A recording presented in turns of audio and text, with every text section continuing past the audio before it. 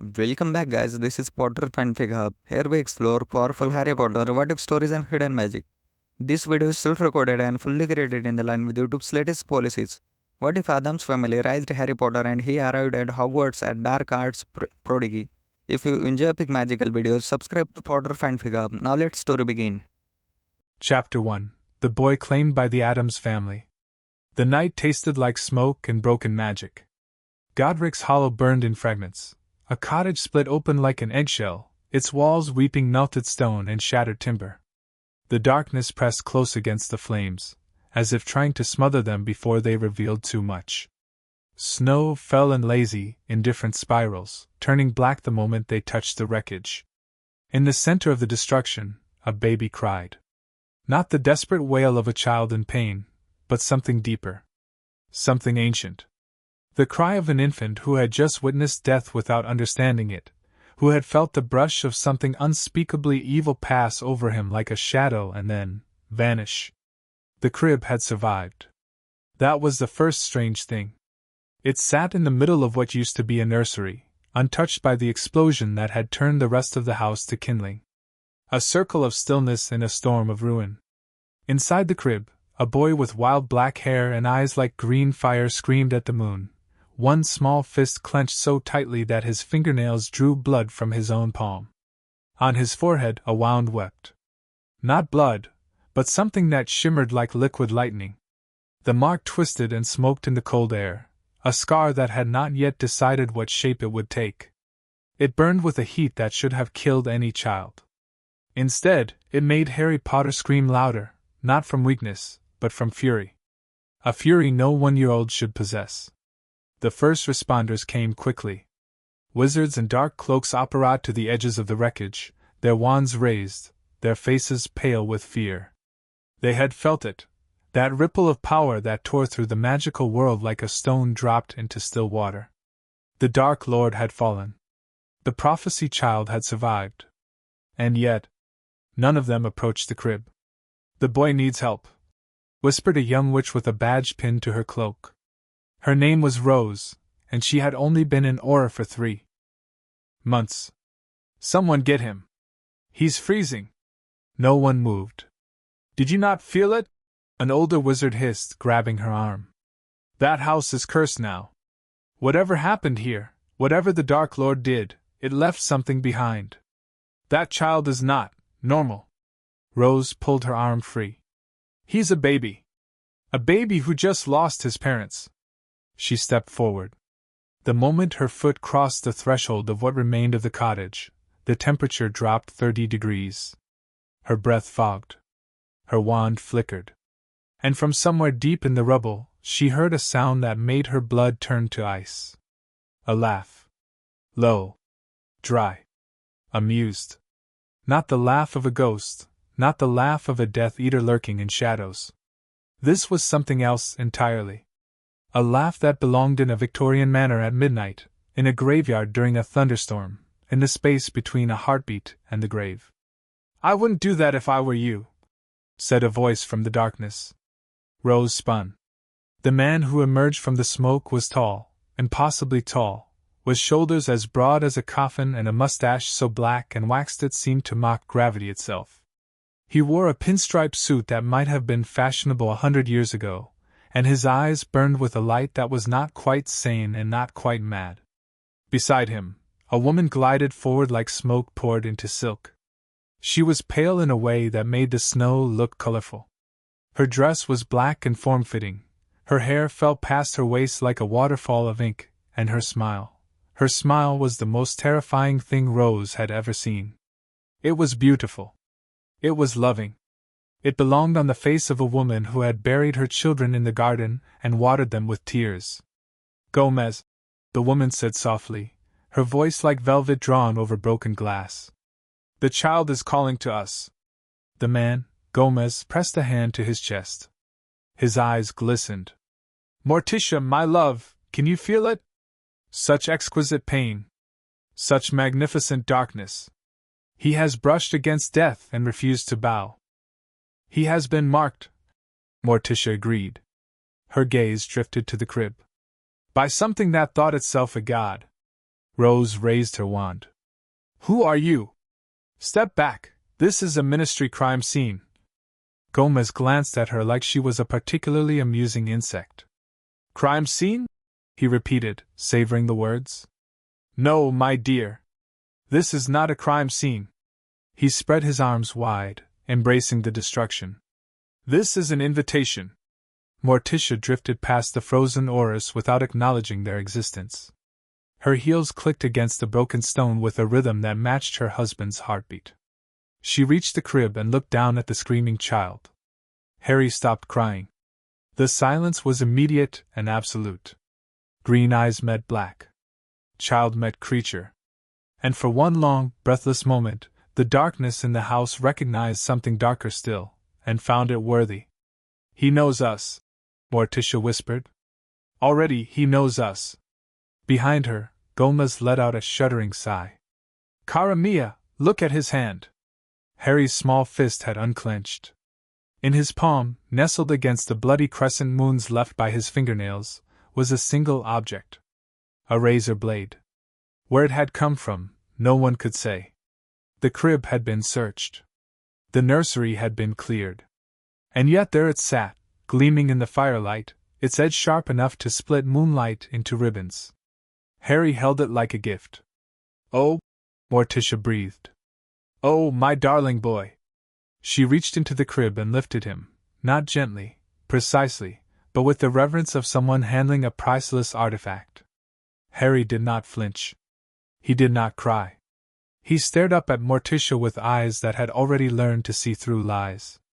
James and Lily are dead, Gomez said quietly. There was no mockery in his voice now, only a strange, respectful sorrow. The wards around this house were meant to send him to the mother's blood.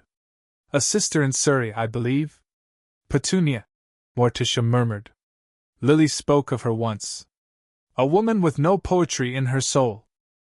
The magic will try to claim him, Gomez continued. But there is another clause. Older than the Fidelius.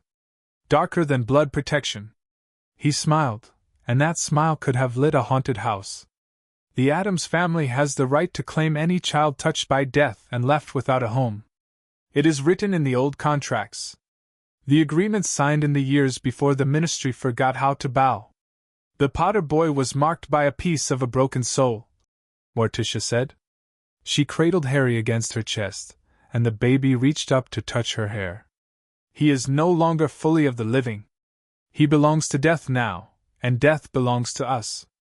Rose tried to move. She couldn't. The older wizards beside her had gone pale as ghosts, their wands trembling in their grip. You can't take him, Rose managed. He's a Potter. He has family. Gomez laughed, that same low, dry sound from before. Family? The Dursleys of number 4, Privet Drive? A woman who would grind the magic out of him like dirt from a rug? A man who fears anything he cannot sell? He shook his head. No, my dear. That is not family. That is a tragedy waiting to be written. He stepped closer to Morticia and placed a hand on Harry's head. The boy's scar flickered, and for just a moment, both of Gomez's eyes reflected the same green fire. We will raise him, Gomez said. We will teach him that darkness is not evil, but a tool. A gift. A language spoken by those brave enough to look into the abyss and name it home. We will give him the one thing no one else can, Morticia added.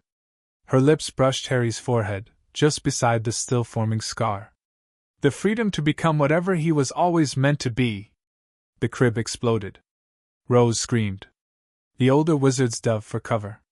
But the explosion was not fire, it was magic. Ancient magic. The kind of power that had not been seen in Britain for centuries. It rose from the ground like a curtain of shadow, wrapped around the Addams family and the child they held, and then silence. When Rose looked up, the cottage was empty. The crib still sat in the middle of the wreckage. The snow still fell. But the boy was gone, and in his place, carved into the stone floor where the crib had stood, was a single symbol. A family crest. The Addams family crest. Rose stared at it for a long time. Then she sat down in the snow and cried, Because she knew, without knowing how she knew, that the wizarding world had just lost Harry Potter forever. Or perhaps they had just found something far more dangerous. The journey to Addams Manor took 3 hours. Not because the distance was great, but because the manor did not want to be found. It existed in a space between spaces, a pocket dimension carved out of the English countryside by witches who had been burned at the stake and laughed while the flames consumed them. The road to the manor changed depending on who sought it. For those with pure intentions, it was a pleasant drive through rolling hills. For those with darkness in their hearts, for those, it was a shortcut. Gomez drove the hearse with one hand on the wheel and the other wrapped around Morticia's fingers. In the back seat, secured in a car seat that had been designed to hold a child through cannon fire, Harry slept. Not the sleep of the innocent. The sleep of the exhausted. His small face was peaceful now, the screams forgotten, the fury banked like embers waiting for oxygen. "He will be powerful," Morticia said quietly. "More powerful than us, perhaps." "Cara mia," Gomez said, his voice thick with emotion. "You say that as if it is a concern." "It is not a concern." Her lips curved. "It is a promise." The hearse passed through a gate made of wrought iron and human bones, the bones of the last wizard who had tried to exorcise the Addams property. The gate swung open without being touched, and beyond it, rising against a sky that had never quite decided whether it was night or twilight, stood Addams Manor. The house was beautiful in the way a funeral was beautiful. Towers twisted toward the sky like grasping hands. Windows glowed with candlelight that flickered even when no candles burned. The garden was filled with plants that grew toward the darkness rather than the light, and in the distance, something howled with joy rather than pain. The front door opened before the hearse stopped rolling. Wednesday Addams stood on the threshold. She was 6 years old, with braids so tight they pulled her eyes into a permanent glare. Her dress was black. Her expression was blank. In her hands she held a doll that had been decapitated and reattached backwards. "You're late," she said. Gomez leaped from the hearse and swept his daughter into a crushing embrace. "Wednesday! My little storm cloud! We brought you a surprise!" Wednesday tolerated the embrace for exactly 3 seconds before pushing away. "If it's another uncle, I want to specify that I will not share my room." "Better than an uncle." Morticia emerged from the hearse with Harry in her arms. "A brother." Wednesday stared. She walked forward slowly, her footsteps making no sound on the gravel. When she reached Morticia, she stood on her toes and examined Harry's face with the intensity of a coroner examining a body. "He has a fresh scar," Wednesday observed. "It's still bleeding a little." "It will heal," Morticia said, "and leave something beautiful behind. He smells like smoke and death." "Yes." Wednesday tilted her head. "I like him." She reached out one small hand and poked Harry's cheek. The baby stirred, opened his eyes, and smiled. Not a baby's gummy smile, the kind that meant nothing and everything. This was an knowing smile. A smile that said, "I see you, and I am not afraid." Wednesday's lips twitched. For her, it was the equivalent of a scream of joy. "What's his name?" she asked. "Harry," Gomez said. "Harry James Potter." Wednesday considered this. "That's a boring name. We can give him a middle name," Morticia suggested. "Something with more weight." "Harry Addams." Gomez tested the words on his tongue, and his eyes lit up. "Yes. Harry Addams. It sounds like a thunderstorm approaching a graveyard." "It sounds like a poem about dying young," Morticia agreed. Wednesday nodded once. "He'll need a room next to mine, in case he has nightmares." "My darling, he won't have nightmares," Gomez said, placing a hand on her head. "He will be the nightmare." Inside the manor, the rest of the family gathered. Uncle Fester stood by the fireplace, sparks crackling between his fingers as he grinned with all 7 teeth. "A new child? Does he bite?" "Probably," Morticia said. "Excellent!" Lurch groaned from the corner, a sound that meant both welcome and warning. He was 7 feet tall and made entirely of angles, his skin the color of old paper and his eyes the color of nothing at all. He held out one massive hand, and Harry reached for him without hesitation. "He likes lurch," Gomez observed. "Most children scream. Most children are boring," Wednesday said. Cousin Ike appeared in a blur of blonde hair and high-pitched chatter, spinning around Morticia's legs before disappearing into the shadows. Things scurried across the floor, a severed hand that moved like a spider, and climbed up the side of the crib to examine the newcomer. Harry watched Thing with intense curiosity. Then he reached out and grabbed the hand by one finger. Thing tapped twice against Harry's palm. "He says the boy has good grip strength," Wednesday translated. "And that he smells like death." "He would know," Morticia said serenely. The family gathered around the crib as the night deepened outside. The candles in the manor burned green and purple and blue, casting shadows that moved when no one was looking. In the corner, a portrait of Grandmama Addams snored loudly, occasionally waking to mutter something about boiling points and Eye of Newt. Gomez stood at the head of the crib, Morticia at his side. Wednesday had positioned herself like a guard at the foot. And Pugsley, who had been hiding behind the curtain, waiting for the right moment, squeezed forward to stare at Harry with wide, wondering eyes. "He's so small," Pugsley whispered. "Can we keep him?" "We already have," Gomez said. "Forever." He reached into his jacket and withdrew a silver dagger.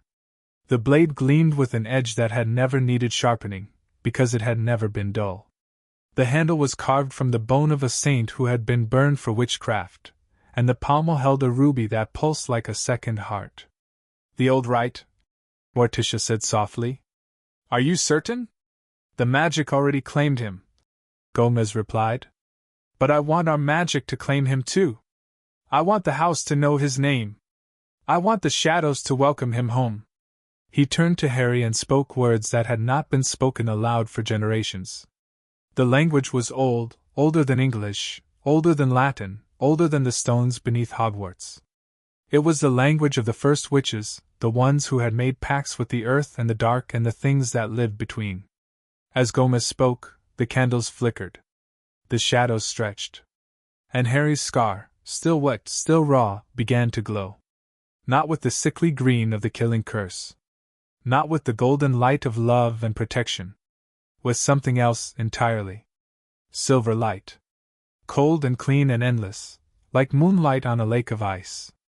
It spread from his forehead across his face, down his neck, pooling in his chest like a second heartbeat. For a moment, Harry was not a baby at all. He was a doorway, a threshold, a promise written in fire and shadow. Then the light faded. The scar remained, a lightning bolt, sharp and jagged and permanent, but it was no longer just a wound. It was a symbol. A mark of two legacies colliding, the Dark Lord who had tried to kill him, and the family who had claimed him anyway. Harry opened his eyes. They were still green.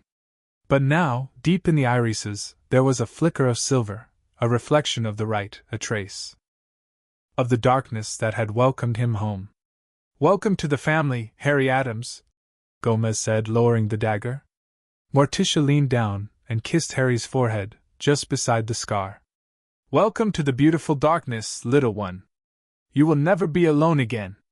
Wednesday climbed down to the edge of the crib and sat cross-legged, staring at her new brother with an expression that might have been affection on anyone else. On her, it looked like a death sentence. "I'm going to teach you everything I know," she said quietly. "About poisons.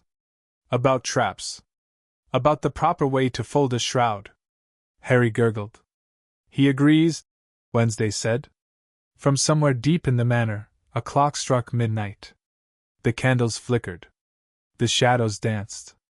And outside the garden howled with something that might have been the wind, or might have been the dead, welcoming a new soul into their embrace. The boy who had been marked for greatness, or destruction, slept peacefully in his crib.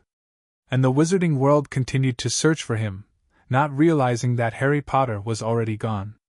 Harry Addams had taken his place. 3 days later, the Ministry of Magic officially closed the case of Harry Potter's disappearance. he was presumed dead. The funeral was held at Godric's Hollow, with empty coffins and weeping mourners and a statue that would later be defaced by children who didn't understand the truth. Dumbledore stood at the grave and spoke beautiful lies about sacrifice and love. The wizarding world wept.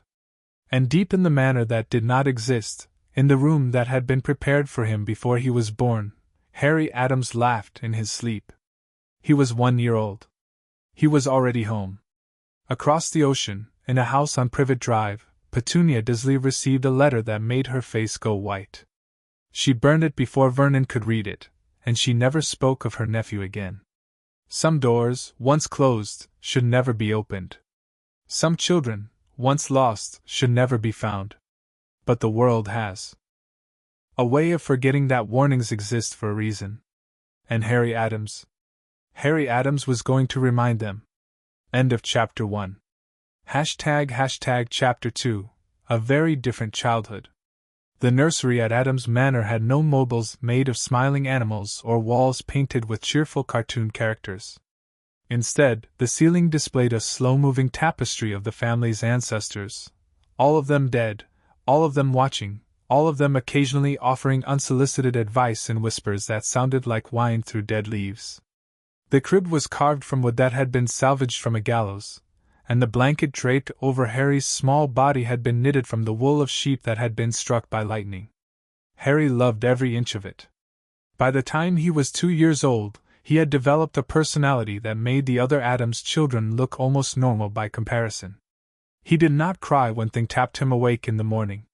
He did not scream when Lurch's groan echoed through the halls like a foghorn in a haunted swamp. He did not flinch when Uncle Fester demonstrated his electrical abilities by lighting Christmas trees with his tongue. Instead, Harry laughed. Not the innocent giggle of a normal toddler, but a low, bubbling sound that seemed to come from somewhere deeper than his lungs. It was the laugh of someone who found joy in unexpected places. The laugh of a child who had already decided that darkness was not frightening but fascinating.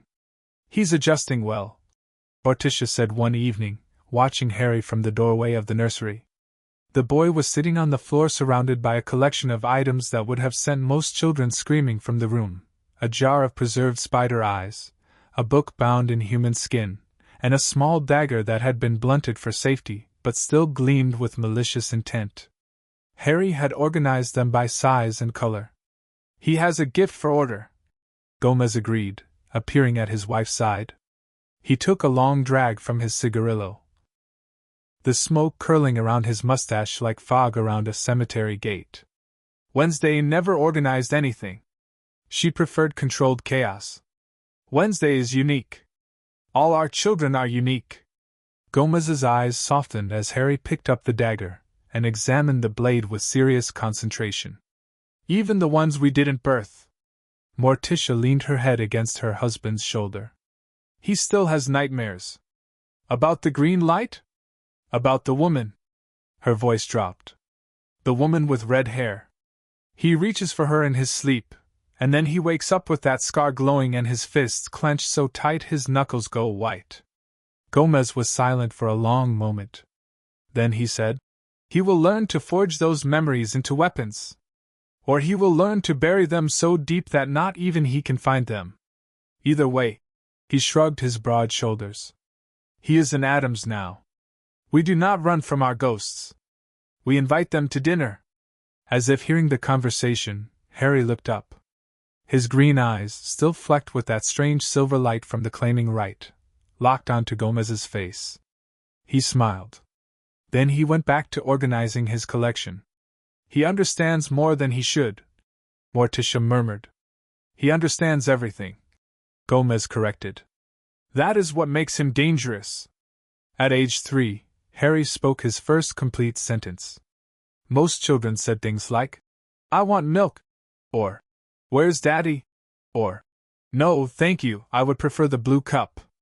Harry looked directly at Wednesday, who was teaching him how to properly fold a napkin into the shape of a funeral shroud, and said, "Death is not the end, is it?" Wednesday did not pause. "No. It's just the beginning of the boring part." "Then why do people fear it?" "Because they're stupid." Harry considered this. Then he nodded, as if the explanation made perfect sense, and returned to his napkin folding. From that day forward, Harry's vocabulary expanded at an alarming rate. He learned words that had no business being in a 3-year-old's mouth: entropy, necromancy, patrimony, exsanguination. He learned them the way other children learned colors and animals, with casual, almost bored ease. Language acquisition is a form of magic, Morticia explained to a visiting tutor who had been hired to assess Harry's development. The tutor was a young witch from a respected magical family, and she had been recommended by a contact in the French ministry. She lasted exactly one afternoon. He asked me about the ethical implications of blood wards. The witch shrieked as she fled the manor. He's 3. 3-year-olds should be asking for cookies. Gomez watched her go with an expression of profound disappointment. I was hoping she would last longer. The last one made it to dinner before running. Perhaps we should stop hiring tutors from conventional backgrounds, Morticia suggested. Perhaps. Gomez pulled out a pocket watch and examined it. Or perhaps we should simply accept that Harry will terrify anyone who isn't an Addams. It's a useful skill, Wednesday agreed. She had begun taking Harry on walks through the manor grounds, pointing out the various dangers and explaining how to avoid them, or, in some cases, how to weaponize them. That patch of mushrooms, she said one afternoon, gesturing to a cluster of purple caps growing beneath a dead oak. They cause hallucinations if eaten. The ones next to them, the green ones, cause paralysis. If you mix them together, you get a poison that looks like a heart attack. Harry studied the mushrooms with intense focus. Can you reverse it? Only if you have the antidote. Wednesday reached into her pocket and pulled out a small vial filled with clear liquid. This one. But you have to administer it within 6 minutes, or the damage is permanent. Harry took the vial and examined it. Then he looked back at the mushrooms. What if you boiled the green ones in milk and served it as a soup? Wednesday's lips twitched, the closest she came to a genuine smile. That's a good idea. We'll test it on Pugsley later. Pugsley, who was 8 years old and had long since accepted his role as the family's unofficial test subject, was digging a hole in the garden. He looked up with a cheerful wave. What are we testing? Nothing important, Wednesday said. Okay. Pugsley went back to digging. Harry watched him for a moment. Then he asked, Why does Pugsley never say no? Wednesday shrugged. He's an optimist. It's a mental condition. We've learned to accommodate it. Is it contagious? No. Optimism requires a level of ignorance that the rest of us simply don't possess. Harry nodded seriously. I don't think I want to be an optimist. Good. Wednesday began walking again, her small boots crunching on the gravel path. Optimists die first. Harry followed, carefully avoiding the mushrooms as he went. At age 4, Harry's magical abilities began manifesting in ways that even the Addams family found interesting. It started small. Objects would move when Harry looked at them, not with the wild, uncontrolled bursts of accidental magic that most magical children experience, but with deliberate, focused intention. He could make candles flicker on command. He could make doors open without touching them. He could make Lurch's favorite armchair slide across the room to exactly the right spot in front of the fireplace. It's not accidental, Morticia said one night, watching Harry demonstrate his abilities for the family. Watch. He's not expressing emotion, he's casting. Gomez leaned forward in his chair. Show me, pequeño. Harry stood in the center of the drawing room, surrounded by the assembled family. Wednesday sat on the stairs, her chin resting on her knees. Pugsley had stopped digging long enough to watch from the doorway. Uncle Fester's eyes glowed with excitement as he hovered near the chandelier. Harry raised one small hand. The candles in the room, all 47 of them, extinguished at once. Then, one by one, they relit themselves in a pattern that traced the Addams family crest in the air before settling back into their holders. The room was silent. Then Gomez began to applaud. Bravo! Brava! Bravissimo! It's not just wandless magic. Morticia said, her dark eyes gleaming. It's controlled wandless magic. At 4 years old, he's performing spells that most adult wizards couldn't manage without a wand and hours of practice. He's not performing spells, Wednesday said quietly. Everyone turned to look at her. Wednesday's expression was unreadable. He's not casting anything. He's just asking the magic to move. And it's listening. Harry looked at Wednesday with something like gratitude. It likes me, he said simply. The magic likes him, Morticia repeated. She exchanged a glance with Gomez. That's unusual. The Potters were known for their affinity for magical creatures, Gomez said slowly. Perhaps that affinity extends beyond creatures to magic itself. Or perhaps, Uncle Fester chimed in, sparks dancing between his fingers. The boy is just special. Can't we just accept that he's special without turning it into a whole thing? The Addams family does not do anything without turning it into a whole thing, Morticia reminded him. It's what makes us charming. Harry ignored the conversation. He had returned to his spot on the floor and was now levitating a small knife in lazy circles around his head, watching the blade catch the candlelight with detached curiosity. Should we be concerned? Pugsley whispered to Wednesday. Wednesday didn't answer. She was watching Harry with an expression that Pugsley had learned to recognize, the expression she wore when she was calculating odds. What are you thinking? Pugsley pressed. I'm thinking, Wednesday said slowly, that Harry is going to be more powerful than any of us. And I'm wondering what that will mean when he's old enough to understand what power actually is. Will he turn evil? Wednesday finally looked at her brother. Evil is a word invented by people who are afraid of the dark. Harry isn't evil. He's not anything yet. He's just potential. She paused. Potential wrapped in a very disturbing package. Pugsley nodded sagely. So he's an Addams. Exactly. By the time Harry turned 5, he had developed a daily routine that would have broken most children. Wake at dawn. Spend an hour with Thing, learning to read. The Hand had been teaching Harry since he was 3, using books from the Manor's vast library that most wizards would have burned on sight. Harry devoured them like candy, histories of dark magic, biographies of infamous witches and wizards, treatises on blood magic and soul magic and the kinds of rituals that required sacrificing something precious to gain something precious in return. After reading, Harry would join Wednesday for what she called practical education. This included everything from basic potion making, using ingredients harvested from the garden, to self-defense, using techniques that would have made ministry hors blanche, to what Wednesday called the proper way to conduct oneself at a funeral. Funerals are theater.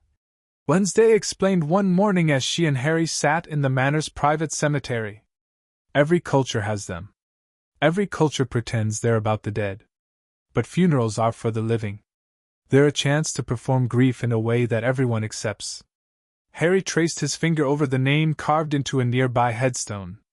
The stone belonged to an Addams ancestor who had died in 1789, under circumstances that the family still refused to discuss.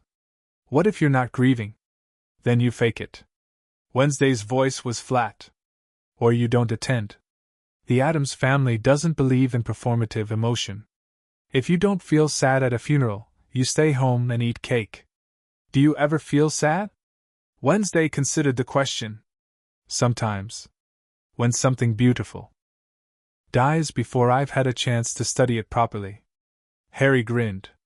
His teeth were small and white and slightly pointed, a trait that had emerged around his 4th birthday and that Morticia had declared absolutely adorable. You're strange, Wednesday.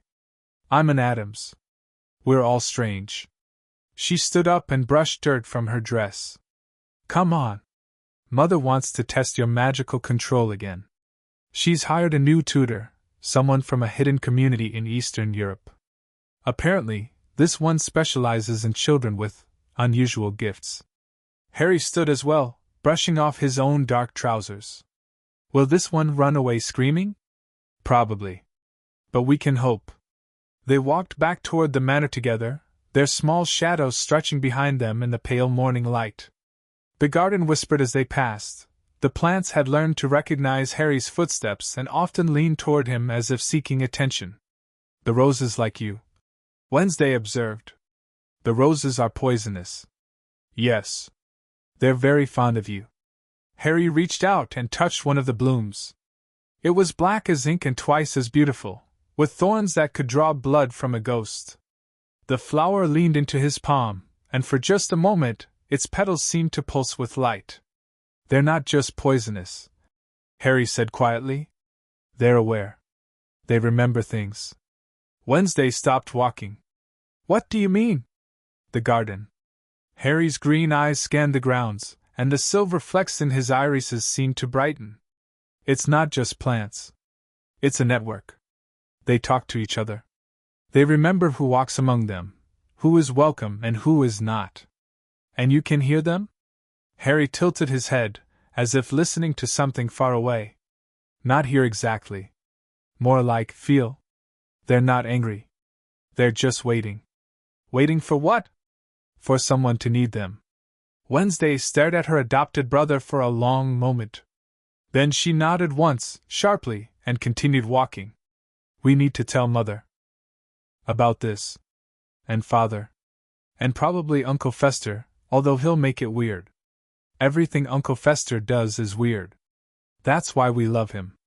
They entered the manor through the kitchen door, where Grandmama Addams was stirring a large cauldron filled with something that smelled like burnt sugar and regret. She looked up as they entered, her ancient eyes narrowing. The boy's aura is changing again, she said, her voice like gravel grinding against stone. It's getting darker. Is that bad? Harry asked. Grandmama cackled, a sound that sent rats scurrying from their hiding places. Bad? Child, darkness isn't bad. Darkness is just the absence of light. And light. She leaned closer, her breath smelling of herbs and secrets. Light burns. Darkness simply waits. Grandmama, Wednesday said impatiently, is his aura changing in a dangerous way? All change is dangerous. Grandmama returned to her cauldron. But no. The boy's magic is growing. It's reaching for something. Something old. Something that's been sleeping beneath this manor for longer than the family has lived here. Harry's heart, if it could still be called a heart, after everything it had survived, beat faster. Beneath the manor? Beneath everything. Grandmama waved a gnarled hand. But you're not ready for that yet. None of you are. Now go. Your mother's waiting in the study, and she hates to be kept waiting. Harry and Wednesday exchanged a glance, the kind of glance that said we will discuss this later in detail, and left the kitchen. Behind them, Grandmama continued stirring her cauldron, muttering to herself in a language that hadn't been spoken aloud since before the pyramids were built. The child of shadows. She whispered to the steam rising from the pot. The boy who was marked and claimed and remade. I wonder if he knows what he's becoming. The steam swirled, forming shapes that might have been faces, might have been warnings, might have been prophecies written in vapor and forgotten by time. I wonder if any of us do. The study was Harry's favorite room in the manor. It wasn't the largest room. It wasn't the most lavishly decorated. But it was the room where Morticia kept her private collection of magical texts, books that weren't available in the main library because they were too dangerous, too volatile, or simply too strange for casual readers. Harry had been sneaking into the study since he was 4. Morticia knew. She had never said anything about it because, as she explained to Gomez one evening, if he's clever enough to find them, he's clever enough to read them. The new tutor was waiting in the study when Harry and Wednesday arrived. She was tall, taller than Morticia, which was saying something, with skin the color of aged parchment, and hair that moved like smoke in a confined space. Her eyes had no pupils, only a pale gray iris that seemed to reflect light that didn't exist in the room. You are the child, the woman said. Her voice was flat, emotionless, like a knife being sharpened on stone. The one who speaks to magic. Harry stood in the doorway, studying the woman with the same intensity she was studying him. I'm Harry. I know who you are.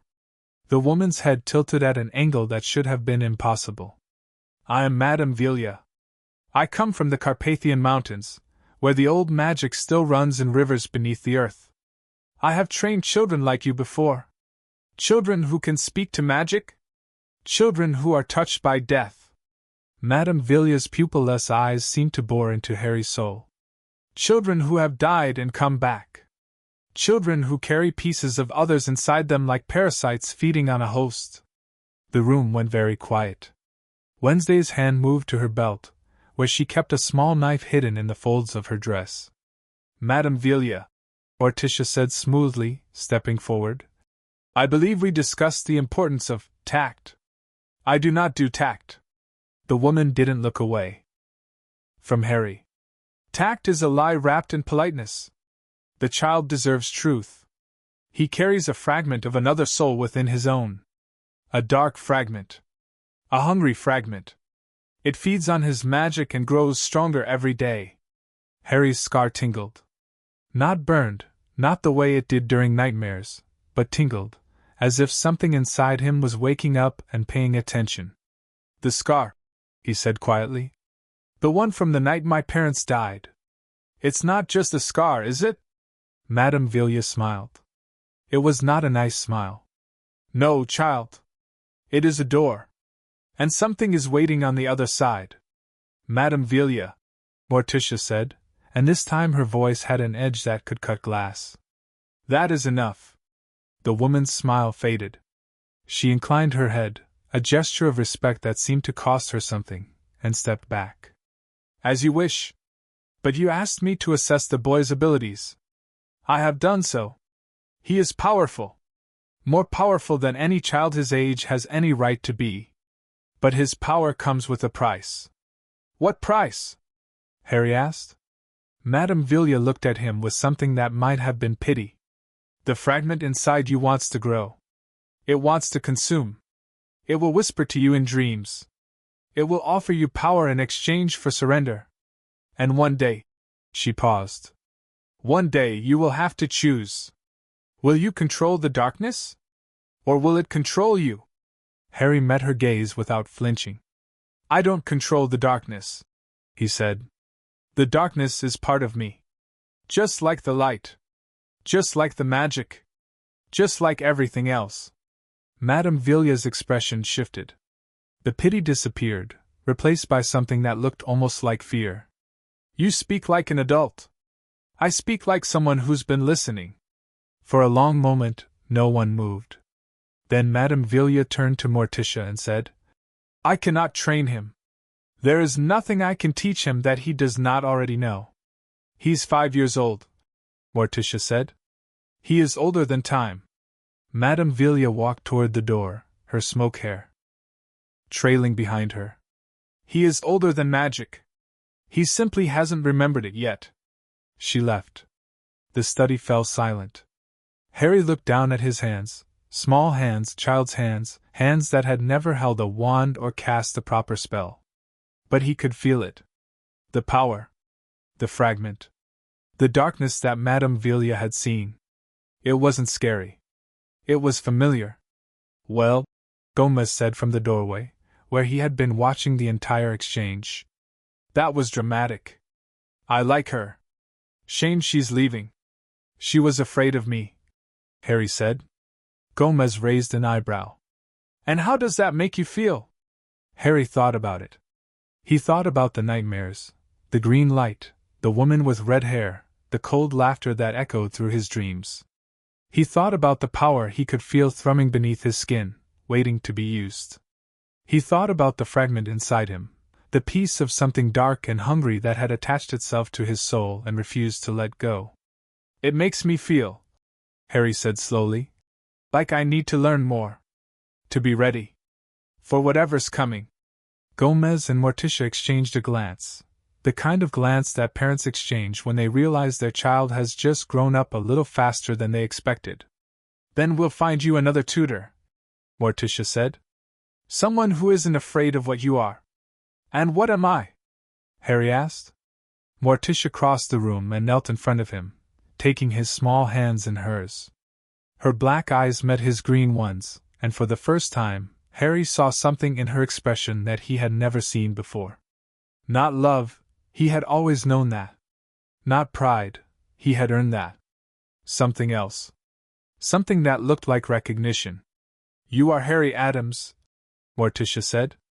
"You are a child of 2 legacies and 3 bloodlines. You carry death inside you and magic around you like a cloak. You are the boy who was marked by a monster and claimed by a family that monsters fear." She squeezed his hands. "You are exactly what the world needs, whether the world knows it yet or not." Harry stared at his mother, his adopted mother, the woman who had lifted him from the wreckage of his former life and brought him home, and felt something settle in his chest. Not peace. Peace was for people who weren't paying attention. But acceptance. He was an Addams. He was a Potter. He was something new. And one day soon, the world would learn what that meant. End of Chapter 2. Chapter 3, The Child of Shadows.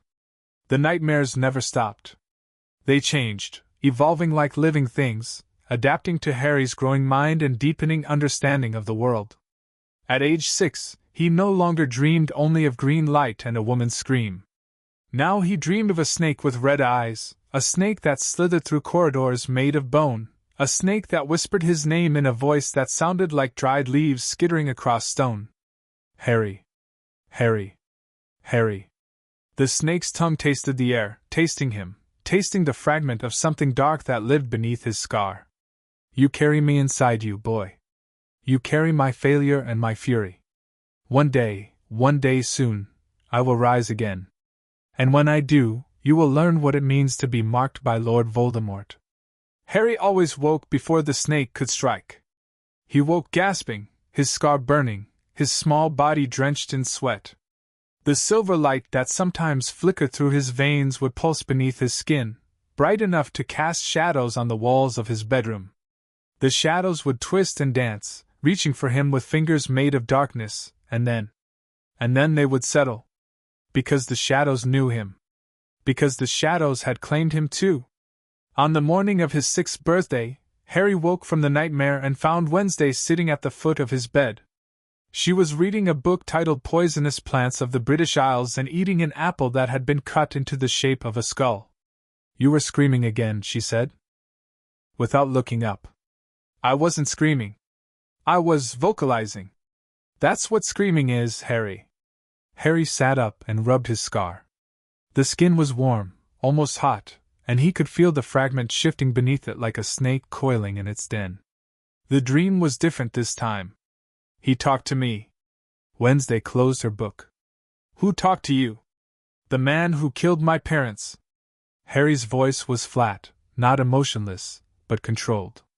He had learned control early, because the alternative was letting the fragment take over, and he had learned very quickly that the fragment was not his friend. "He said he would rise again. He said I would learn what it meant to be marked by him." Wednesday was silent for a long moment. Then she said, "Mother and Father have been looking into the fragment. The piece of soul attached to yours. They think it's connected to something called a Horcrux." "A what?" "A Horcrux is an object that contains a piece of a wizard's soul. It anchors them to life. Even if their body is destroyed, they cannot truly die." Wednesday's voice was clinical, detached, as if she were discussing a recipe rather than the darkest magic imaginable. "Making a Horcrux requires murder. The act of killing splits the soul, and the wizard can then encase the fragment in an object." Harry's stomach turned. Not from disgust, from understanding. "The man who killed my parents, he made Horcruxes. Multiple Horcruxes, according to Father's sources. He wanted to live forever." Wednesday's eyes met Harry's. "But something went wrong the night he tried to kill you." The killing curse rebounded. It destroyed his body, but his soul fragment survived. And it attached itself to the only living thing in that room. "You." Harry touched his scar again. The skin pulsed with heat, and for just a moment, he thought he heard the snake whisper. "Yes. Me. We are connected now, boy. You and I, forever." "Can it be removed?" Harry asked. Wednesday shrugged. Mother is researching. But most of the books on Horcruxes are hidden or destroyed. The ministry considers the subject forbidden, too dangerous for general study. Since when has the Addams family cared about what the ministry considers dangerous? A ghost of a smile crossed Wednesday's lips. Since never. But even Mother is being careful with this. Soul magic is unpredictable. The wrong spell could kill you, or worse, leave you trapped inside your own mind while the fragment takes over your body. Harry thought about that. He thought about the snake with red eyes. He thought about the voice that whispered through his dreams. He thought about the fragment that fed on his magic and grew stronger every day. I want to learn more, he said. About Horcruxes. About soul magic. About everything. The books are in the vault beneath the manor. The vault? Wednesday nodded. Father's been waiting until you were old enough to handle it. The vault contains things that even the family doesn't discuss. Artifacts older than Hogwarts. Books that were written before wizards learned to write. Secrets that have been buried for centuries. Harry's heart, the real one, not the metaphorical one that poets wrote about, began to beat faster. Will you show me? I can't. Wednesday's face was unreadable. Only Father can open the vault. It's key to the Addams bloodline, and I'm not the heir. Not yet. But I'm not blood. I was adopted. The claiming right changed that. As far as the magic is concerned, you are as much an Addams as I am. Maybe more. Wednesday's eyes flickered with something that might have been jealousy, but Wednesday didn't do jealousy. She did calculation. The right marked you, Harry. Not just with our family crest, with our family magic. You carry something that I don't. Something that even Father doesn't fully understand. Harry swung his legs over the side of the bed and stood. He was small for his age, malnutrition in infancy had stunted his growth, and the fragment's constant feeding on his magic hadn't helped. But what he lacked in size, he made up for in presence. People noticed when Harry entered a room. They felt it in their bones, the way they felt a storm coming. Let's find Father, he said. Wednesday closed her book and stood as well. Happy birthday, by the way. Is it? Probably not. But the family has plans for you. Mother is baking a cake with real spiders this time, not the fake ones. Harry almost smiled. Almost. I prefer the real ones. They taste better.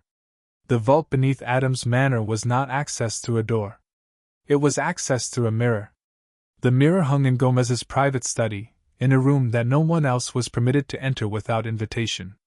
It was an antique, framed in black oak carved with scenes of battle and sacrifice and resurrection, images that shifted when you looked at them directly, showing different versions of the same terrible events. Gomez stood before the mirror as Harry and Wednesday entered the study. He was wearing a suit that had been tailored from fabric woven in the Shadow Realm, a substance that absorbed light rather than reflecting it, making him look like a three-dimensional shadow with a mustache. Ah, my children, he said, turning with a flourish. You've come at exactly the right moment. The mirror is restless today. It knows something is about to happen. The mirror knows? Harry asked. The mirror knows many things. Gomez gestured, and the surface of the mirror rippled like water disturbed by a stone. It has been in the Addams family for 11 generations. It has seen the rise and fall of empires. It has watched wizards who thought themselves gods crumble into dust. And it has been waiting for you, Harry. Why me? Because you are the first child in our bloodline, adopted or otherwise, who carries the mark of a true immortal. The fragment inside you is a piece of something that refused to die. The mirror wants to study it. Wants to understand it. Gomez's eyes gleamed. Wants to help you use it. Harry stepped closer to the mirror. The surface continued to ripple, and deep within the silver depths, he thought he saw faces. Shadows. Shapes that moved and whispered and reached for him with hands that had no fingers. What do I have to do? Touch the glass. Gomez's voice was soft now, almost reverent. The mirror will do the rest. Harry raised his hand. Wednesday grabbed his wrist. Wait, she said. I want to test something first. She pulled a small knife from her belt, the same knife she always carried, and pricked Harry's finger. A single drop of blood welled up, dark and thick, and fell onto the surface of the mirror. The mirror screamed. Not a human scream, a sound like metal tearing, like glass breaking, like the death cry of something that had been alive for too long.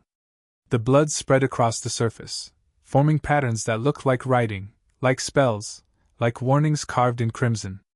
Then the screaming stopped. And the mirror opened. The glass dissolved, revealing a staircase that descended into darkness.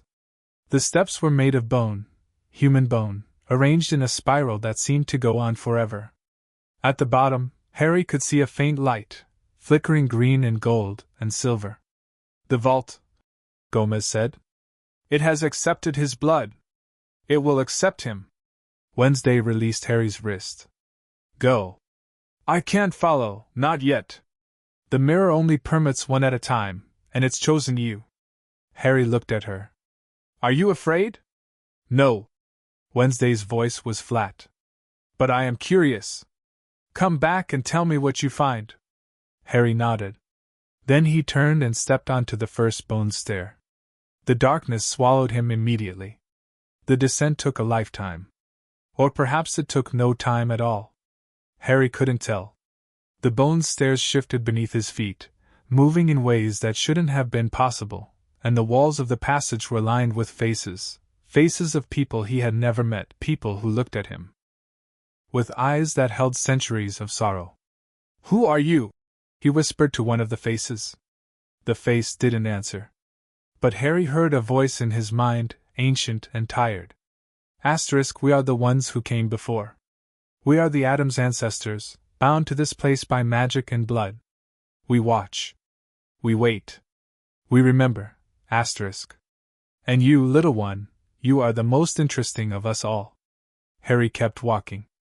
The stairs ended at a door made of iron, black iron, scarred with symbols that looked like the ones on his claiming scar. The door had no handle, no keyhole, no obvious way to open it.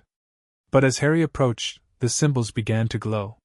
Silver light, like the light that sometimes pulsed through his veins when the fragment stirred. The door swung open. The vault was not a room. It was a cavern. A cavern that stretched beyond sight, filled with shelves and tables and pedestals and display cases, each one containing something that made Harry's heart race. Books bound in leather that still breathed. Jewelry that pulsed with stolen magic. Weapons that hummed with the desire to kill. Potions and bottles that swirled with colors that didn't exist in the natural world. And in the center of the cavern, a pedestal. And on the pedestal, a book. The book was huge, larger than any book Harry had ever seen, larger than the encyclopedias in the Manor's main library, larger than the grimoires that Morticia kept locked in her private collection. The cover was made of something that looked like skin, human skin, stretched and cured and inscribed with words in a language that made Harry's eyes water when he tried to read them. He walked toward it. The book opened by itself.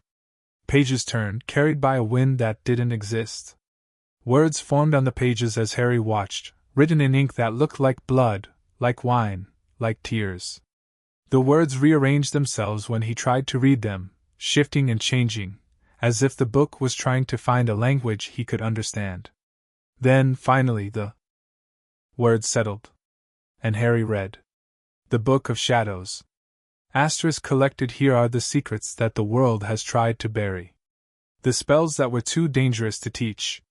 The rituals that were too powerful to permit. The truths that were too terrible to speak aloud. You who read this have been chosen by blood and shadow. You carry death within you, and magic around you. You are the heir to two legacies, the Potters, who thought themselves heroes, and the Addams, who know themselves monsters. But you are more than both. You are the child of shadows. And this book belongs to you. Harry reached out and touched the page. The moment his fingers made contact, the world exploded into light. He saw everything. He saw the founding of Hogwarts, for witches and wizards who had dreamed of a school that would unite the magical world. He saw their arguments, their betrayals, their slow descent into hatred. He saw Salazar Slytherin build the Chamber of Secrets, and fill it with a monster that would sleep for centuries, waiting for an heir to wake it. He saw the creation of the first Horcrux, a wizard named Herpo the Foul, who had torn his soul apart and hidden the pieces in objects that would never die. He saw the madness that followed, the slow decay of a mind that had been split too many times. He saw the rise of Grindelwald and the fall of Dumbledore's sister, and the blood pact that bound two wizards who should have been enemies. He saw the Potters, generations of them, heroes and fools and martyrs, all of them believing that they were fighting for something that mattered. He saw James Potter fall in love with Lily Evans, saw their marriage, saw their deaths. He saw the fragment attached to his own soul, a piece of Tom Riddle, the wizard who had renamed himself Lord Voldemort. He saw the fragment's hunger, its patience, its absolute certainty that one day it would consume him and rise again. And then, he saw something else. Something deeper. Something that had been buried beneath the vault for longer than the Addams family had existed. A prophecy. Not the one that had been made about him and Voldemort, the one that had sent his parents into hiding. A different prophecy. Older. Stranger. Asterisk, when the child of shadows walks the earth, the old magic will wake. The bonds that bind death to life will weaken. And the door between worlds will open. Asterisk. Some will call him savior. Some will call him destroyer. He will be both. He will be neither. He will be what he chooses to be. But choice requires knowledge. And knowledge requires sacrifice. Asterisk, what are you willing to give, child of shadows? What are you willing to lose? Asterisk. Harry pulled his hand back from the book. The vision stopped. He was standing in the cavern again, alone, surrounded by artifacts that whispered secrets he wasn't ready to hear. The book had closed itself, the cover dark and still, as if it had never opened at all. But Harry knew. He knew that his life was not his own. That he had been marked by fate and magic and the choices of people who had died before he was born. That he carried inside him the soul of a monster who would never stop trying to destroy him. And he knew, with a certainty that terrified him and thrilled him in equal measure, that he didn't care. He was Harry Addams. He was the child of shadows. And he would not be defined by prophecies or fragments, or the expectations of dead men. He would define himself. He turned and walked back toward the bone stairs, the book of shadows still calling to him from its pedestal. He would return. He would read every page. He would learn every secret. But not today. Today, he was 6 years old. And 6-year-olds had birthday cake to eat. The party was waiting for him when he emerged from the study. Gomez and Morticia stood at the head of the dining table, their arms linked, their eyes bright with pride. Wednesday sat in her usual seat, expressionless but watchful. Pugsley bounced in his chair, covered in what looked like dried mud but was probably something worse. Uncle Fester had attached electrodes to his head and was attempting to light the candles with his own electrical discharge. "The boy returns," Gomez bellowed, raising a glass of blood-red wine. "The boy who descended into darkness and emerged unchanged." "Unchanged?" Harry asked, taking his seat at the table. The chair was perfectly sized for him, carved from the same black oak as the mirror frame, inscribed with the Addams family crest. "I don't think unchanged is the right word." Morticia smiled, her rare, genuine smile, the one that made her look almost human. "No child ever returns from the vault unchanged. That's the point of the vault. It shows you who you really are." "And who am I?" Harry asked. Morticia leaned down and kissed his forehead, just beside the scar. The scar pulsed once, a greeting, a warning, a reminder, then settled. "You are my son," Morticia said. "That is all you need to be." The cake arrived. It was enormous, 3 tiers of black velvet, covered in icing that looked like spider silk and decorated with candied beetles and crystallized rose petals. On top, in letters made of dark chocolate, someone had written, "Happy birthday to the boy who lived through death." Harry blew out the candles. He didn't use his breath. He used his magic. The flames extinguished with a soft whoosh, and for just a moment, the room went dark. When the candles relit themselves, green flames this time, because the Addams family didn't do ordinary, everyone was staring at Harry. "Wandless magic," Uncle Fester breathed. "At 6 years old. Without a word. Without a gesture. Happy birthday," Harry said. He cut the first slice of cake and gave it to Wednesday. She looked at the slice, black velvet with chocolate filling, decorated with a single candied spider, and said, "You're going to be trouble, Harry Addams. I know. You're going to change things. I know. And you're going to need allies. People who understand what you are. Who won't run away when they see the shadows." Harry met her eyes. "Will you be one of those people?" Wednesday took a bite of cake. Chewed. Swallowed. Then she said, "I'm your sister. That means I don't have a choice. You always have a choice. Then I choose to be your ally." She took another bite. "But I reserve the right to mock you when you're being dramatic." There.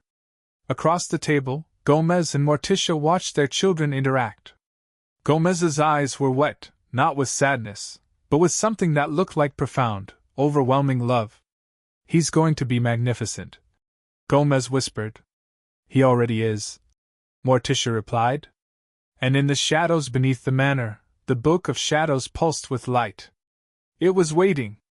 It had always been waiting. And now, finally, someone had come who was worthy of its secrets. That night, after the party ended and the candles burned down to nothing, Harry sat in his bedroom and stared at the ceiling. The ancestral tapestry moved slowly above him, the dead watching him with eyes that held no judgment, only curiosity. The fragment in his scar whispered, "Asterisk, you saw the vault. You saw the book. You saw what you could become, asterisk." "Yes," Harry thought back. "Are you afraid?" "No." "Why not?" Harry considered the question. He thought about the green light that had killed his parents. He thought about the snake with red eyes. He thought about the fragment that fed on his magic and whispered promises of power. And then he thought about the Addams family, Gomez and Morticia, Wednesday and Pugsley, Uncle Fester and Grandmama and Lurch and Thing. He thought about the birthday cake with real spiders. He thought about the bone stairs and the Book of Shadows and the prophecy that said he could be savior or destroyer. Because, Harry thought back to the fragment, "Fear is for people who don't know what they are. And I know exactly what I am." The fragment went quiet. The scar stopped burning. And Harry Addams, child of shadows, heir to 2 legacies, the boy who lived through death, closed his eyes and slept without dreaming. For the first time in 6 years. The darkness inside him was still hungry. But Harry was hungrier. And he had just begun to feed. End of Chapter 3. Chapter 4. The Secrets Beneath Addams Manor. The vault was not a single place. Harry learned this truth during the months following his 6th birthday, as he descended again and again into the darkness beneath the manor.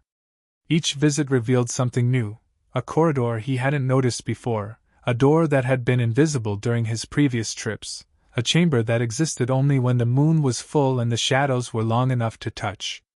The Book of Shadows had opened a door inside his mind.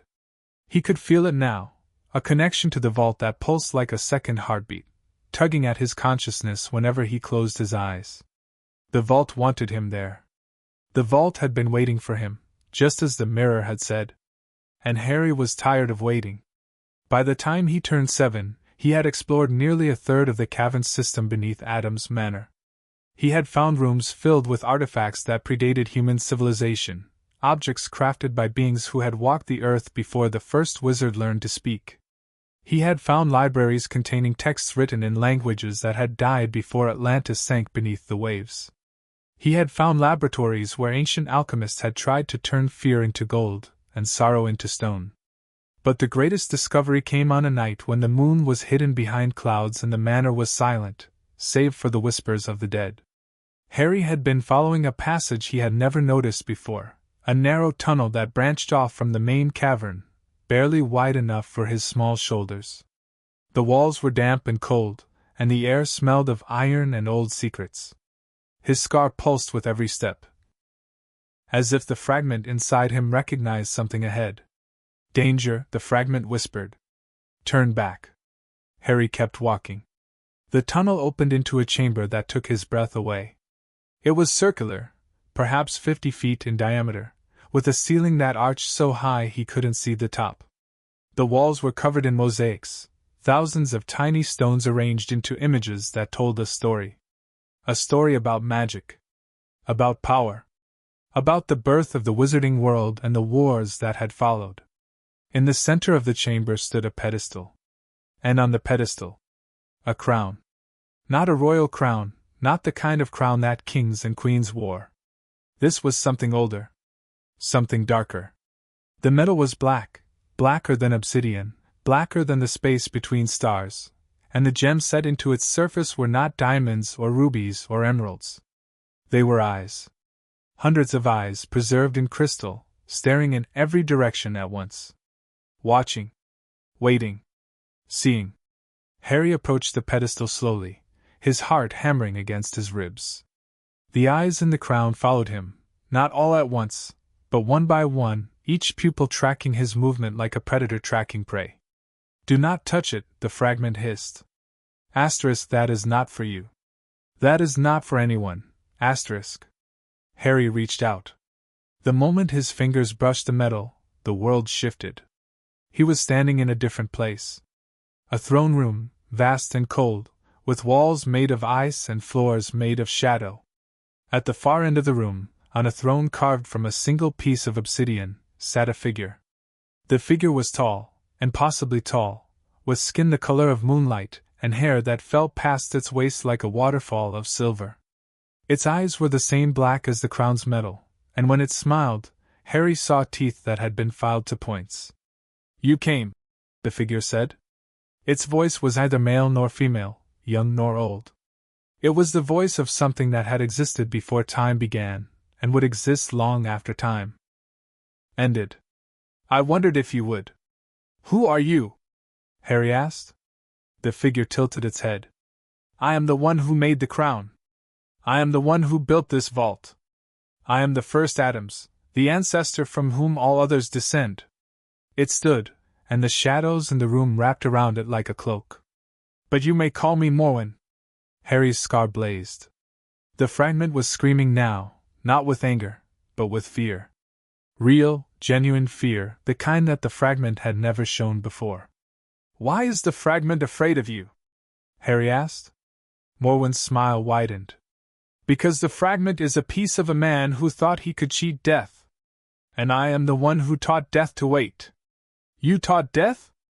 I am older than death, little one. I existed before the first creature drew its final breath. I watched as the universe learned what it meant to end. Morwen stepped closer, and the shadows followed, clinging to its feet like devoted pets. The crown you touched is a key. A key to a door that has been sealed for 10,000 years. And you... It reached out and touched Harry's scar with a finger that felt like ice and fire at the same time. You are the one who was meant to open it. Harry wanted to pull away. His body wouldn't move. Why me? Because you carry death inside you. Because you have been marked by a soul that refused to end. Because you were raised by shadows and darkness and taught that fear is a choice, not a destiny. Morwen's black eyes bored into his. You are the child of shadows. The prophecy was written about you, not the one you saw in the book, but an older one. A truer one. Morwen waved a hand, and the throne room vanished. In its place appeared images, flashes of futures that might be, paths that Harry could choose or reject. He saw himself at Hogwarts, surrounded by students who looked at him with fear and awe. He saw himself facing Voldemort, wand raised, magic crackling between them like lightning.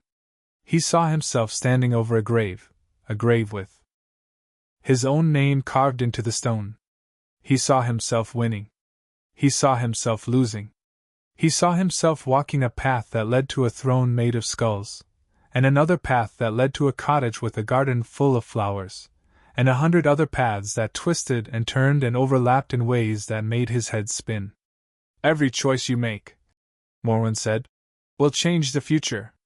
Every spell you cast. Every friend you make. Every enemy you create. The world is a web of possibilities, and you are the spider at the center. I don't want to be a spider, Harry said. I just want to be me.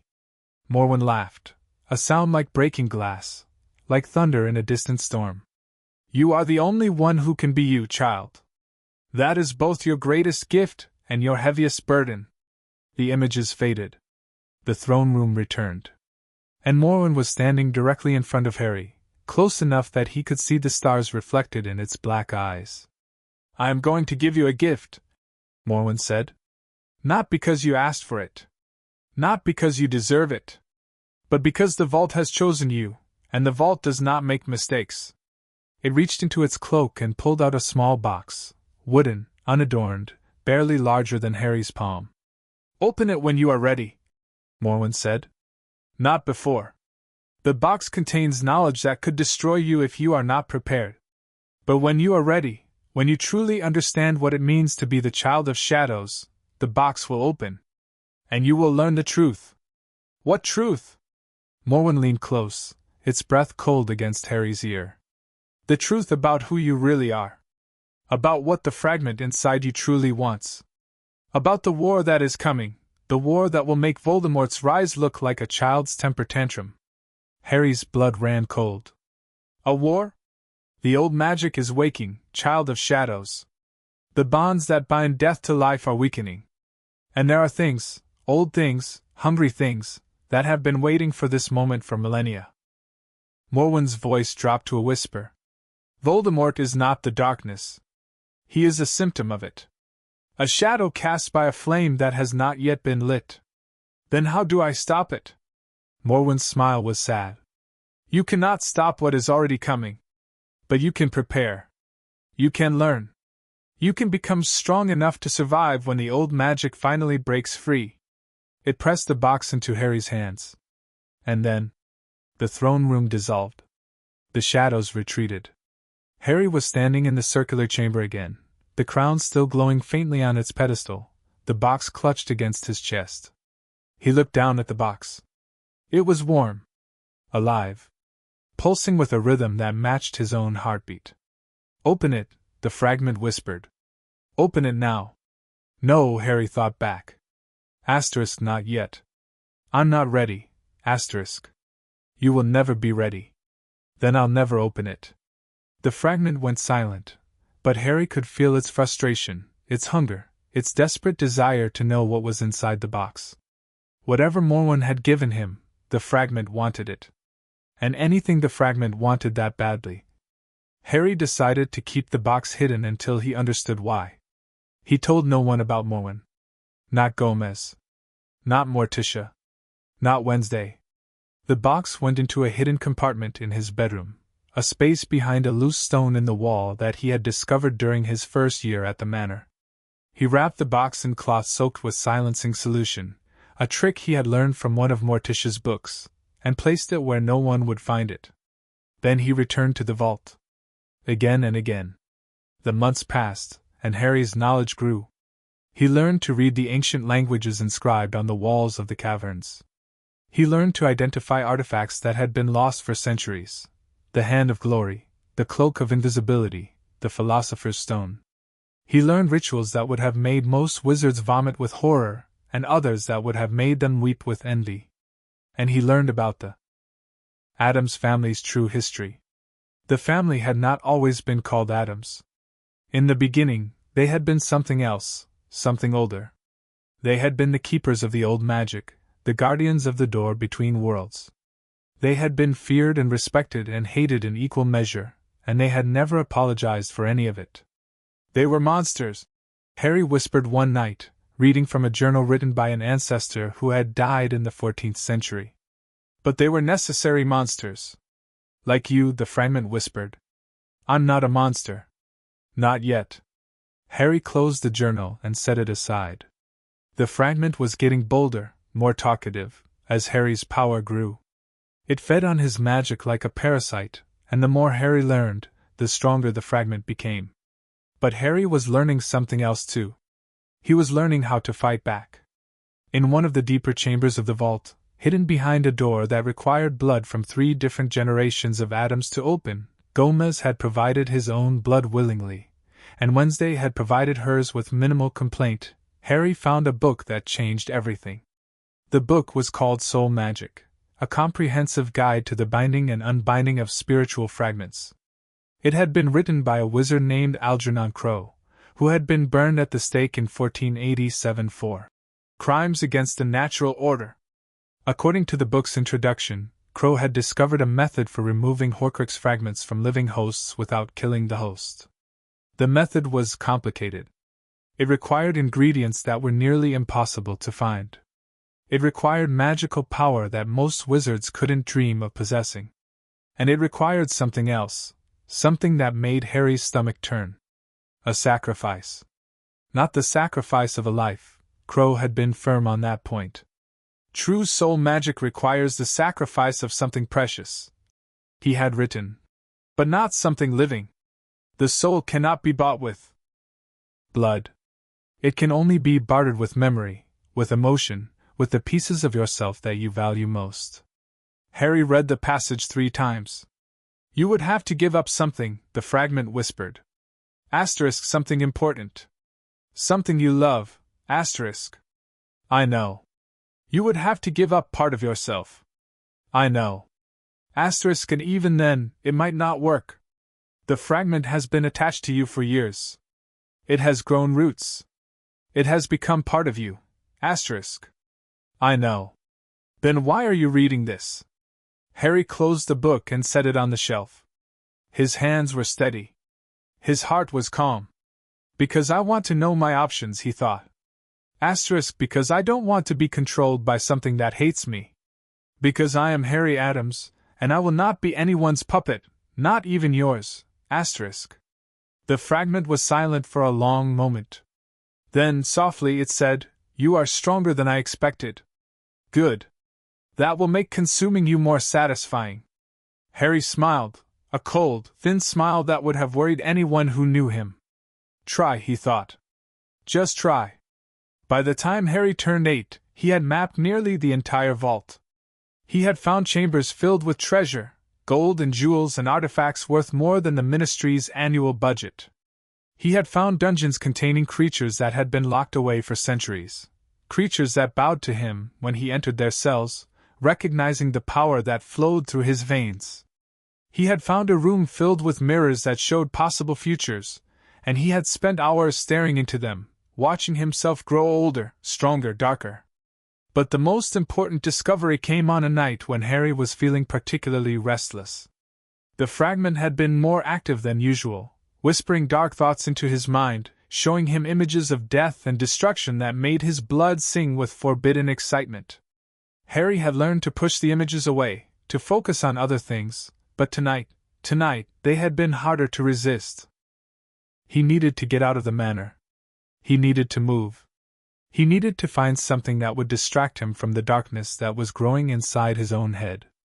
So he descended into the vault, deeper than he had ever gone before, past the chambers he knew, past the corridors he had mapped, past the doors he had opened and the ones he had left closed. And there, at the very bottom of the cavern system, he found a door that was different from all the others. It was made of wood, simple, unadorned wood, with a single word carved into its surface. Memento mori. Remember that you will die. Harry reached for the handle. The door swung open before he could touch it.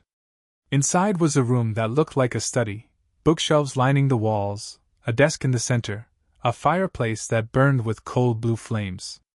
And behind the desk, sitting in a chair that had been designed for someone much larger than Harry, was a man.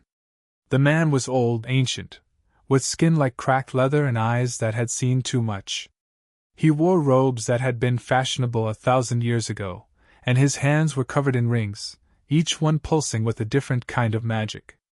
Ah, the man said, looking up from the book he was reading. You've finally arrived. I was beginning to think you would never find this place. Harry stepped into the room.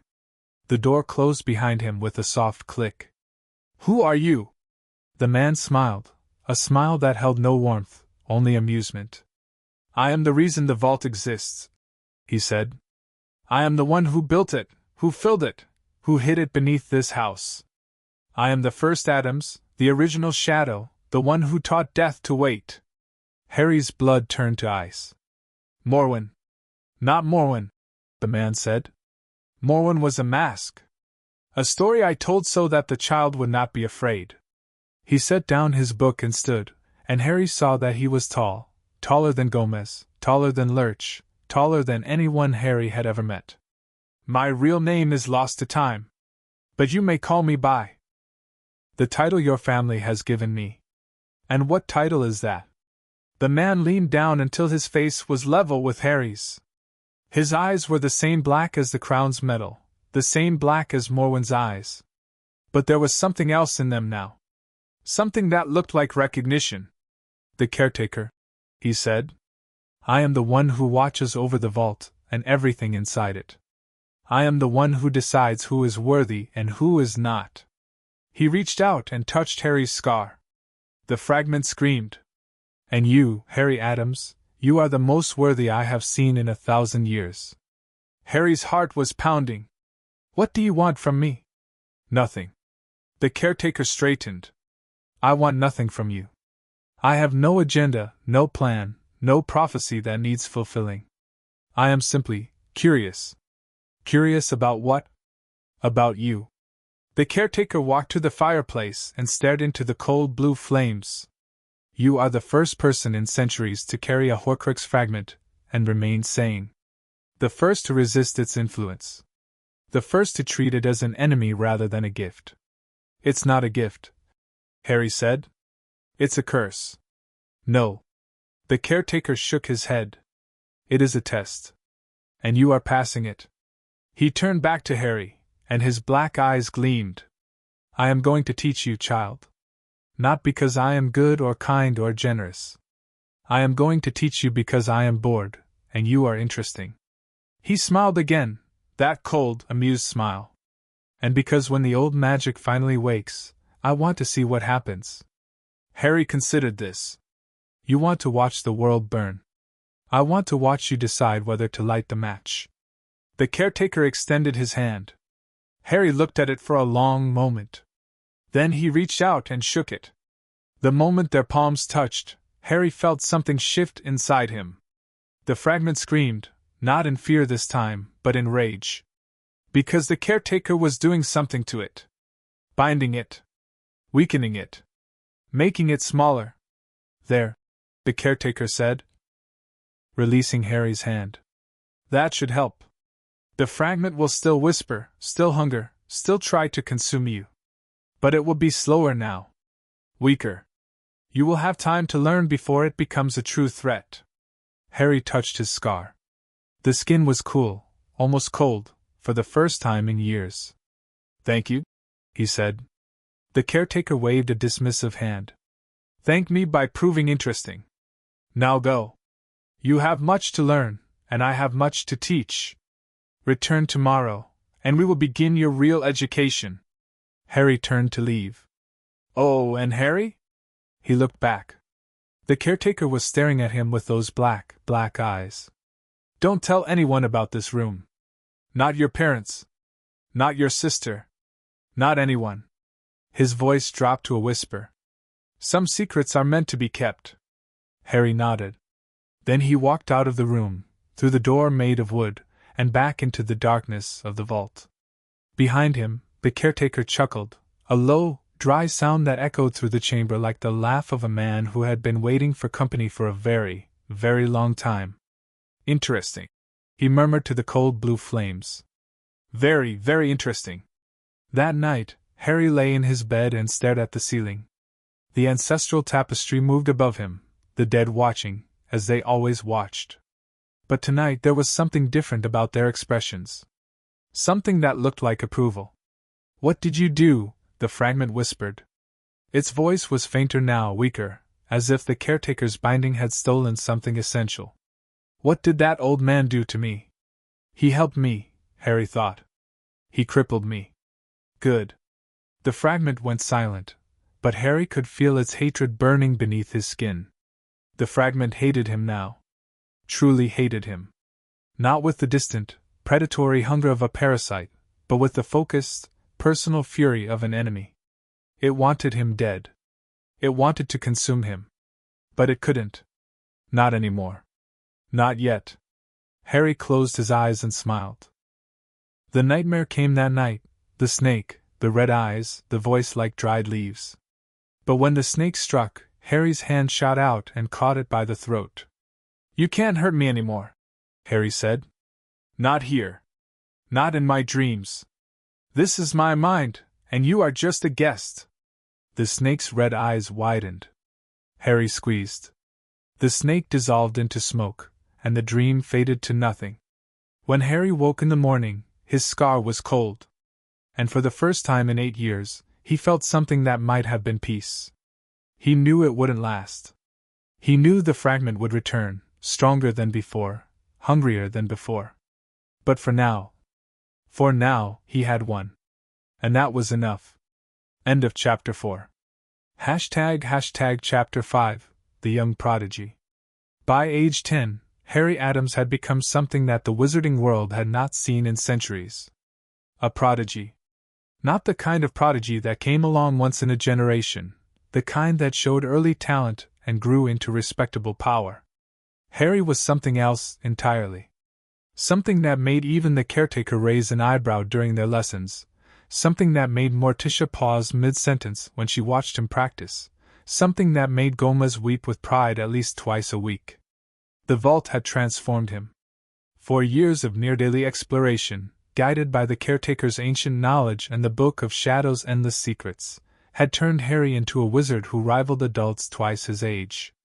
He had mastered wandless magic before most children learned to tie their shoes. He had memorized the theory behind rituals that hadn't been performed in millennia. He had practiced defensive spells until his fingers bled and then practiced some more. But the caretaker had not only taught him magic. The caretaker had taught him control. Power without control is just destruction, the ancient being said during one of their sessions, watching Harry levitate a dozen objects simultaneously while maintaining a conversation in Latin. Destruction is easy. Any fool can break things. True mastery, true artistry, requires precision. Harry lowered the objects gently to the floor. So I should be a surgeon, not a hammer. The caretaker's black eyes gleamed. Exactly. A hammer smashes. A surgeon cuts exactly where needed and leaves the rest intact. You want to be a surgeon, Harry. Because the problems you will face cannot be solved with brute force. What problems? The caretaker didn't answer. He never answered questions about the future directly. He preferred to let Harry discover things on his own. But sometimes, just sometimes, he would give hints. The old magic is waking faster than I anticipated, the caretaker said one afternoon, staring into his cold blue flames. The bonds that bind death to life are weakening. And there are things, old things, hungry things, that have been waiting for this moment. You've said that before? I know. The caretaker turned to look at Harry. But I haven't told you the most important part. The part that concerns you directly. Harry set down the book he was reading. Tell me. The old magic is waking because of you, Harry. Your presence in this world, your power, your potential, your very existence, is accelerating the process. The fragment inside you is not just a parasite. It is a beacon. A signal that something has changed. Harry's blood ran cold. I'm causing this? You are the catalyst. The spark that ignites the fire. The caretaker's voice was gentle, gentler than Harry had ever heard it. But that does not mean you are to blame. The old magic would have woken eventually. You are simply speeding up the timeline. How long do I have? The caretaker shrugged. Years. Decades. Perhaps centuries. Time is not linear when it comes to the old magic. It moves in spirals, in loops, in patterns that human minds cannot comprehend. He paused. But I would guess that you will see the first signs within your lifetime. Perhaps sooner than you expect. Harry absorbed this information. His heart was steady. His hands were still. The fragment whispered something dark and hungry, but Harry pushed it aside. Then I need to be ready, he said. Yes, the caretaker agreed. You do. Harry's education extended beyond the vault. Morticia had hired tutors from across the magical world, specialists in everything from potion making to magical creature handling to the theoretical foundations of spellcraft. Some of them lasted weeks. Some lasted months. A few, the ones who weren't afraid of Harry's power or his family's reputation, stayed for years. Your son is remarkable, said a witch named Alara, who had been hired to teach Harry about ancient runes.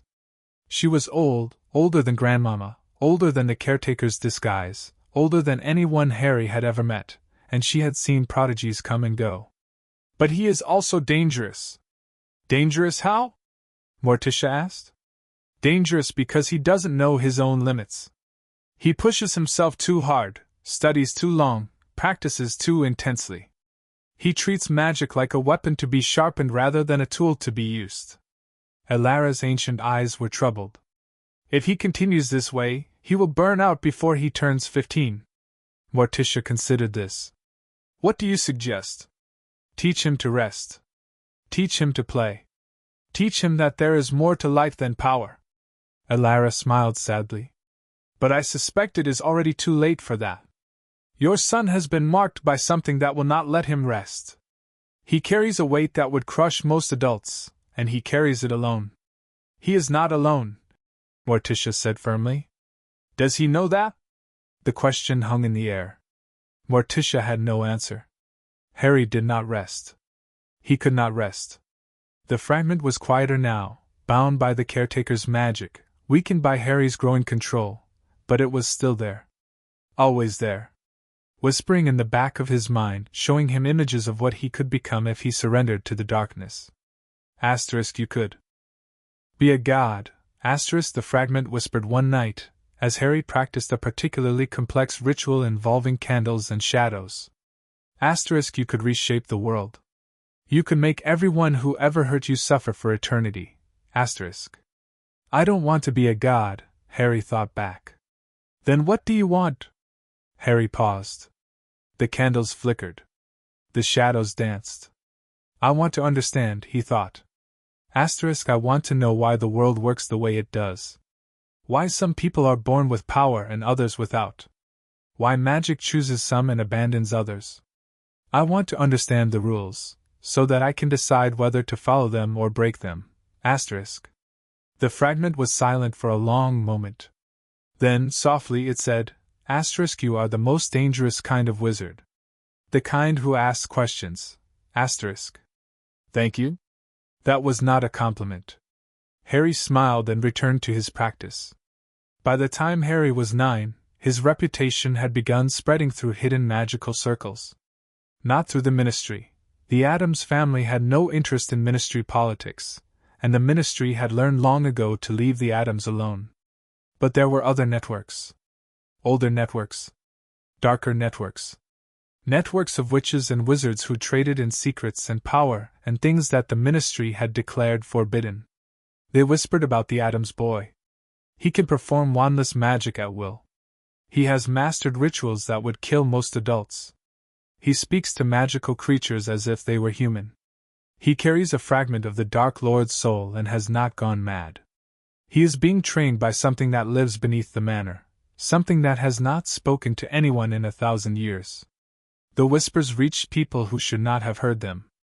People who had served Voldemort during the First War. People who were waiting for his return. People who saw Harry not as a threat, but as an opportunity. If the boy carries a piece of the Dark Lord's soul, said a Death Eater named Lucius Malfoy to his associates, then perhaps the boy can be used to bring the Dark Lord back. Or perhaps, said another, the boy can be made into a weapon, trained to serve the cause. We should approach him, test his loyalty, see where his true allegiances lie. Not yet, Lucius said. He is still a child. Children are unpredictable. We will wait. We will watch. And when the time is right, when he is old enough to understand what we offer, we will make our move. The Death Eaters nodded and dispersed. But the watching had begun.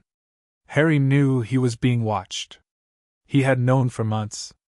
The caretaker had taught him how to sense magical surveillance, how to feel the weight of eyes on his back, the tingle of spells designed to observe from a distance. The Death Eaters were not subtle. They thought they were, because they were used to dealing with ordinary wizards who couldn't sense their presence. But Harry was not an ordinary wizard. He mentioned the surveillance to no one. Not Gomez, not Morticia, not Wednesday.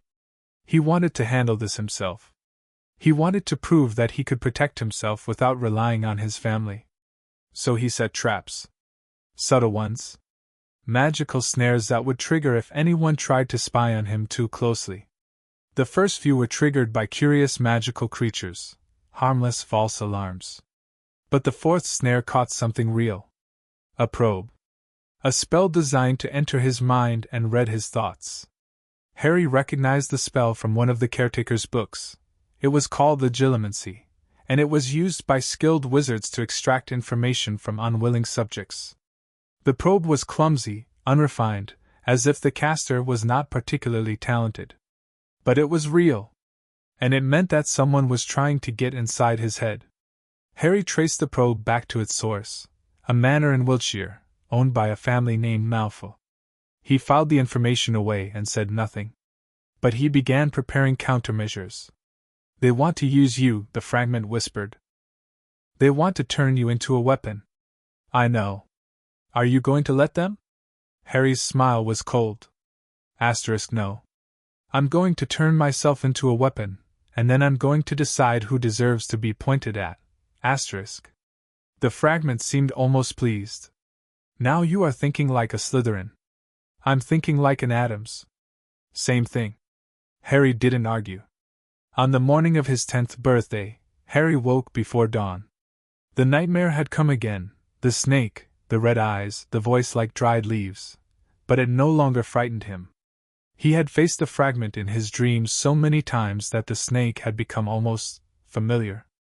Like an old enemy who had become a reluctant ally. You are stronger than you were, the fragment said. Stronger than I expected. I told you. I don't give up. So I see. Harry got out of bed and dressed in his usual clothes, dark trousers, a dark shirt, a dark jacket.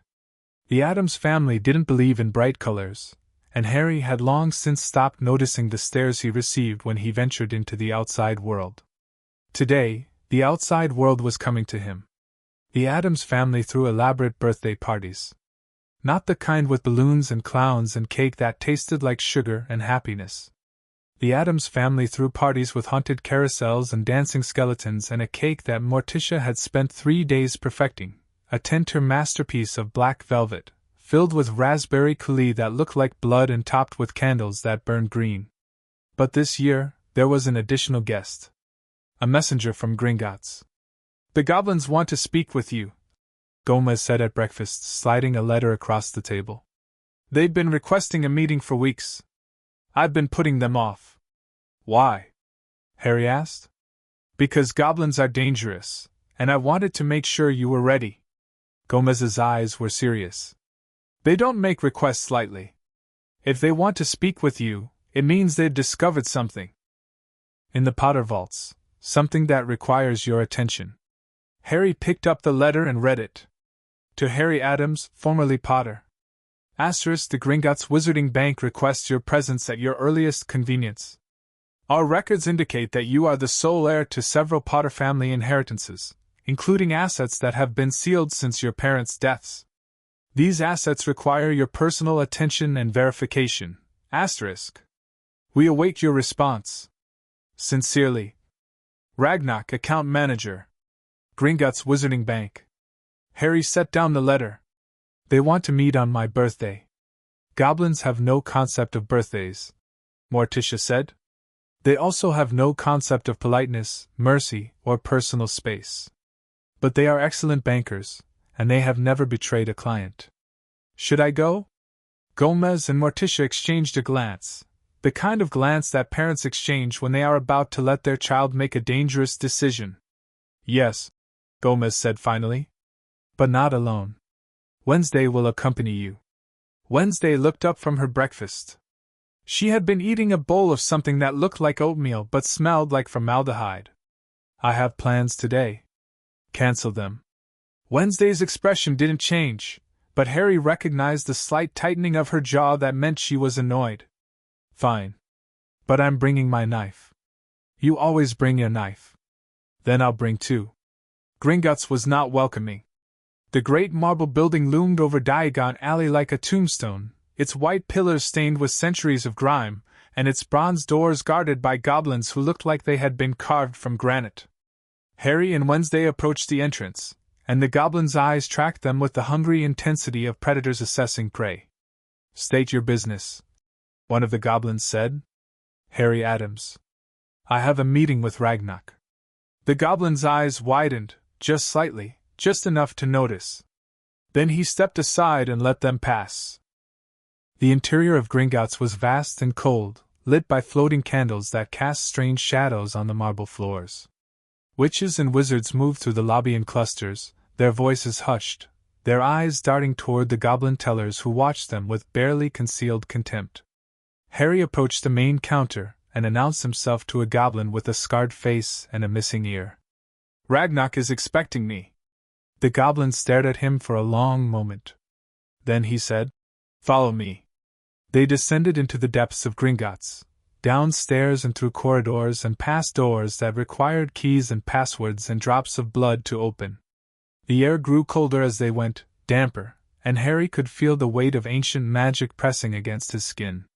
There is something down here, the fragment whispered. Asterisk something old. Something hungry, asterisk. I know. Be careful. Harry was surprised by the warning. The fragment never warned him about danger. It usually encouraged him to take risks, to push boundaries, to embrace the darkness. Why do you care if I live or die? Harry asked. Asterisk because if you die, I die with you. We are connected, boy. For now, your survival is my survival. Asterisk. So you're protecting me out of self-interest. Is there any other kind of protection? Harry didn't answer. The goblin led them to a door made of iron, black iron, scarred with symbols that looked familiar. Harry recognized them from the vault beneath Addams' manor. The same symbols. The same warning. Memento mori. The goblin knocked 3 times. The door opened. Behind it was an office, small, cramped, filled with ledgers and scrolls and the smell of old parchment. Behind the desk sat a goblin who looked older than the caretaker's disguise, with skin like cracked leather and eyes like burning coals. Harry Addams, the goblin said. His voice was surprisingly soft, almost gentle. I am Ragnarok. Please sit. Harry sat. Wednesday stood behind him, her hand resting on the knife hidden beneath her dress. You have questions, Ragnarok said. I will answer them as best I can. But first I must ask you a question of my own. Harry nodded. Ragnarok leaned forward, his burning eyes fixed on Harry's face. Do you know what you are? Harry didn't flinch. I'm the child of shadows. I'm the heir to 2 legacies.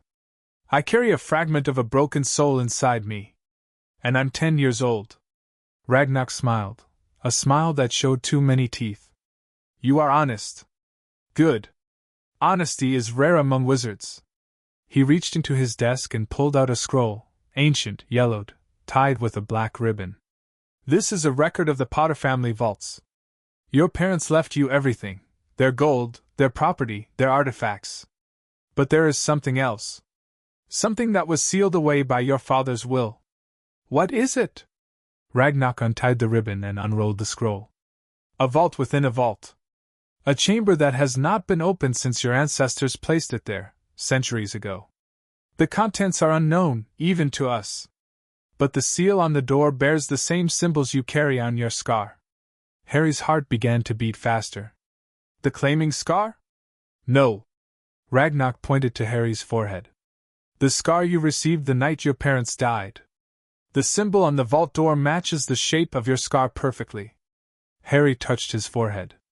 The lightning bolt was warm, not burning, but pulsing with a steady, rhythmic heat. It's calling to me, he said. Yes, Ragnarok agreed. It has been calling to you since the moment you were marked. And now that you are old enough to answer, he rolled up the scroll. The question is, will you? Harry looked at Wednesday. Her expression was unreadable, but she gave a small nod. Take me to the vault, Harry said. Ragnarok's smile widened. I was hoping you would say that. The descent to the Potter vault took 20 minutes. The cart careened through tunnels that seemed to go on forever, past doors and passageways and chambers that Harry could only glimpse before they vanished into darkness. Wednesday sat beside him, her face pale but composed. The goblin driver didn't speak. When the cart finally stopped, they were in a cavern that made the Addams vault look small. The Potter vault was enormous, a vast chamber carved from the living rock, filled with towers of gold and shelves of artifacts, and walls lined with portraits that watched Harry with expressions of curiosity and suspicion. But in the center of the chamber, separate from everything else, was a door. The door was made of stone, black stone, polished to a mirror shine, and carved into its surface was a symbol that matched Harry's scar exactly. The lightning bolt. The mark of the killing curse that had rebounded. The symbol of his survival. Harry walked toward the door. The symbol began to glow, silver light, cold and clean, the same light that sometimes pulsed through his veins when the fragment stirred. Touch it, Ragnarok said from behind him. The door will only open for you. Harry raised his hand. The fragment screamed. Asterisk, do not do this. There is something behind that door, something that could destroy us both. Asterisk. Then why are you afraid? Asterisk, because I do not know what it is. And I have lived for decades by never facing the unknown. Asterisk. Harry smiled. Then he pressed his palm against the door. The symbol blazed with light, so bright that Harry had to close his eyes. He felt the doors shift, felt the stone grind against stone, felt the magic surge around him like a tidal wave. When he opened his eyes, the door was open. Beyond it was darkness. And in the darkness, something waited. Harry stepped through the door. The darkness swallowed him whole. And the fragment screamed. End of Chapter 5. Chapter 6. The Hogwarts letter arrives. The darkness behind the Potter vault door lasted only a moment. Harry blinked, once, twice, and found himself standing in a room that should not have existed. It was circular, perhaps 30 feet in diameter, with walls made of what looked like frozen moonlight. The floor was polished obsidian, reflecting his own image back at him from every angle. And in the center of the room, floating in midair, was a single object. A mirror. Not just any mirror.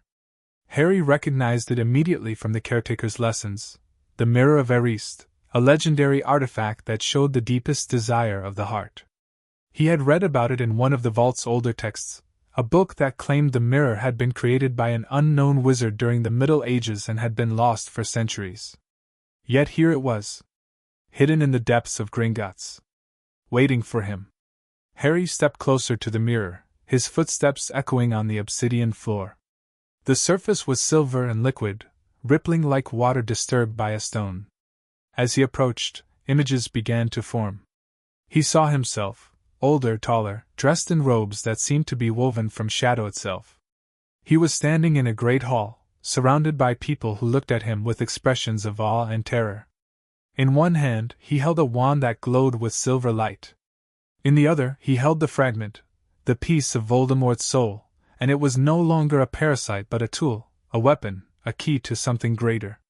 And behind him, watching with proud eyes, stood the Addams family. Gomez with his hand on Morticia's shoulder. Wednesday with a rare smile on her lips. Pugsley, Uncle Fester, Grandmama, Lurch, Thing. All of them proud. Is this what I want? Harry whispered to the mirror. The image shifted. Now he saw something else. A cottage with a garden full of flowers.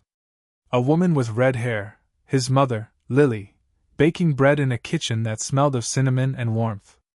A man with messy glasses, his father, James, teaching him to fly on a broomstick that was too big for his small body. A life that could have been. A life that was stolen. Harry's chest ached. He had never known his parents.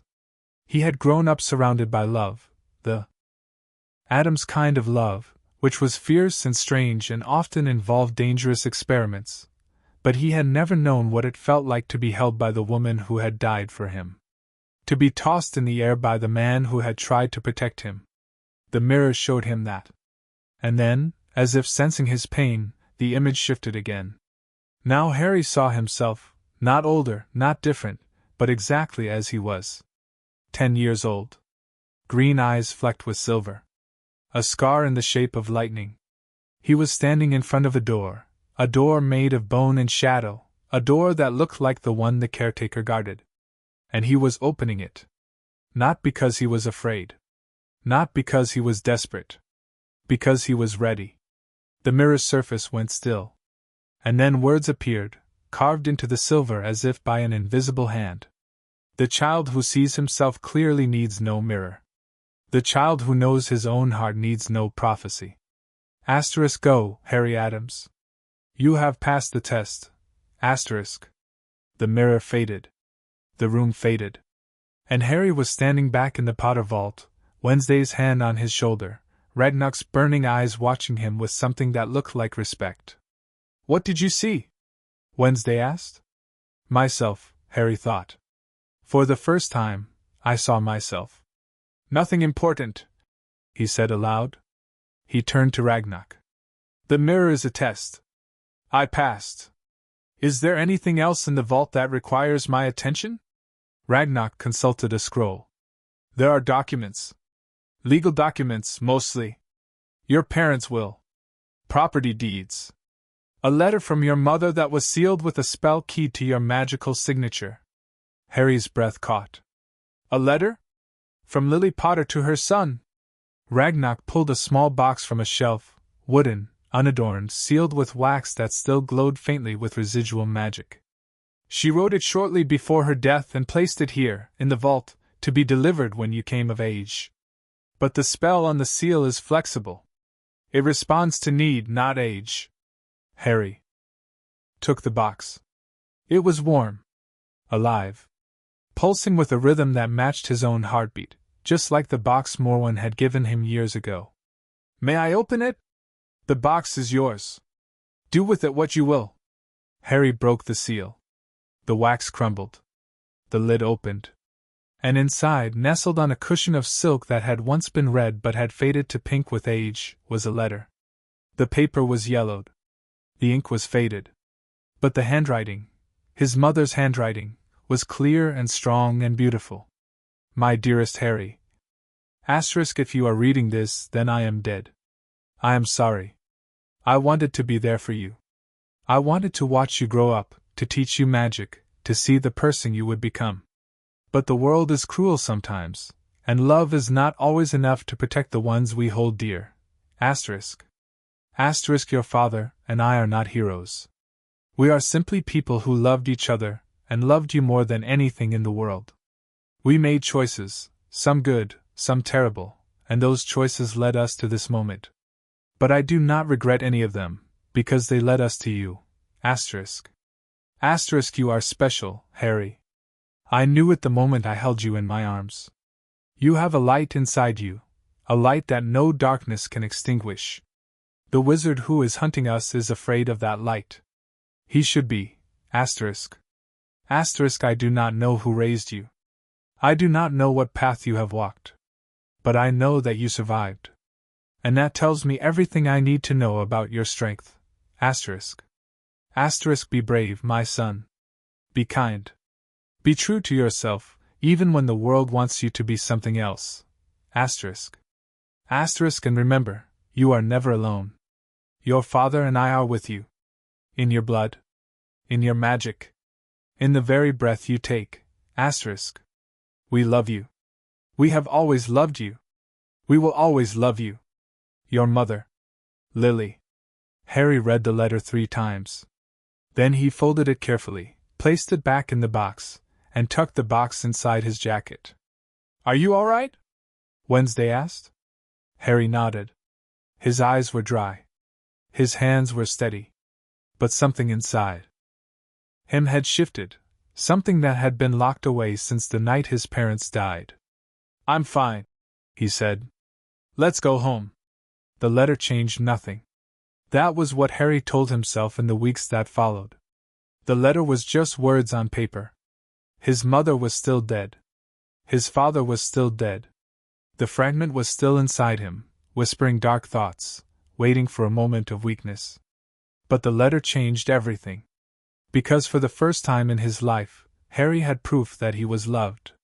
Not the strange, fierce love of the Addams family, which he had always known and always cherished, but the simple, desperate love of a mother who had died to protect him. It made him angry. Not at the Addams family. Not at his parents. At Voldemort. At the fragment.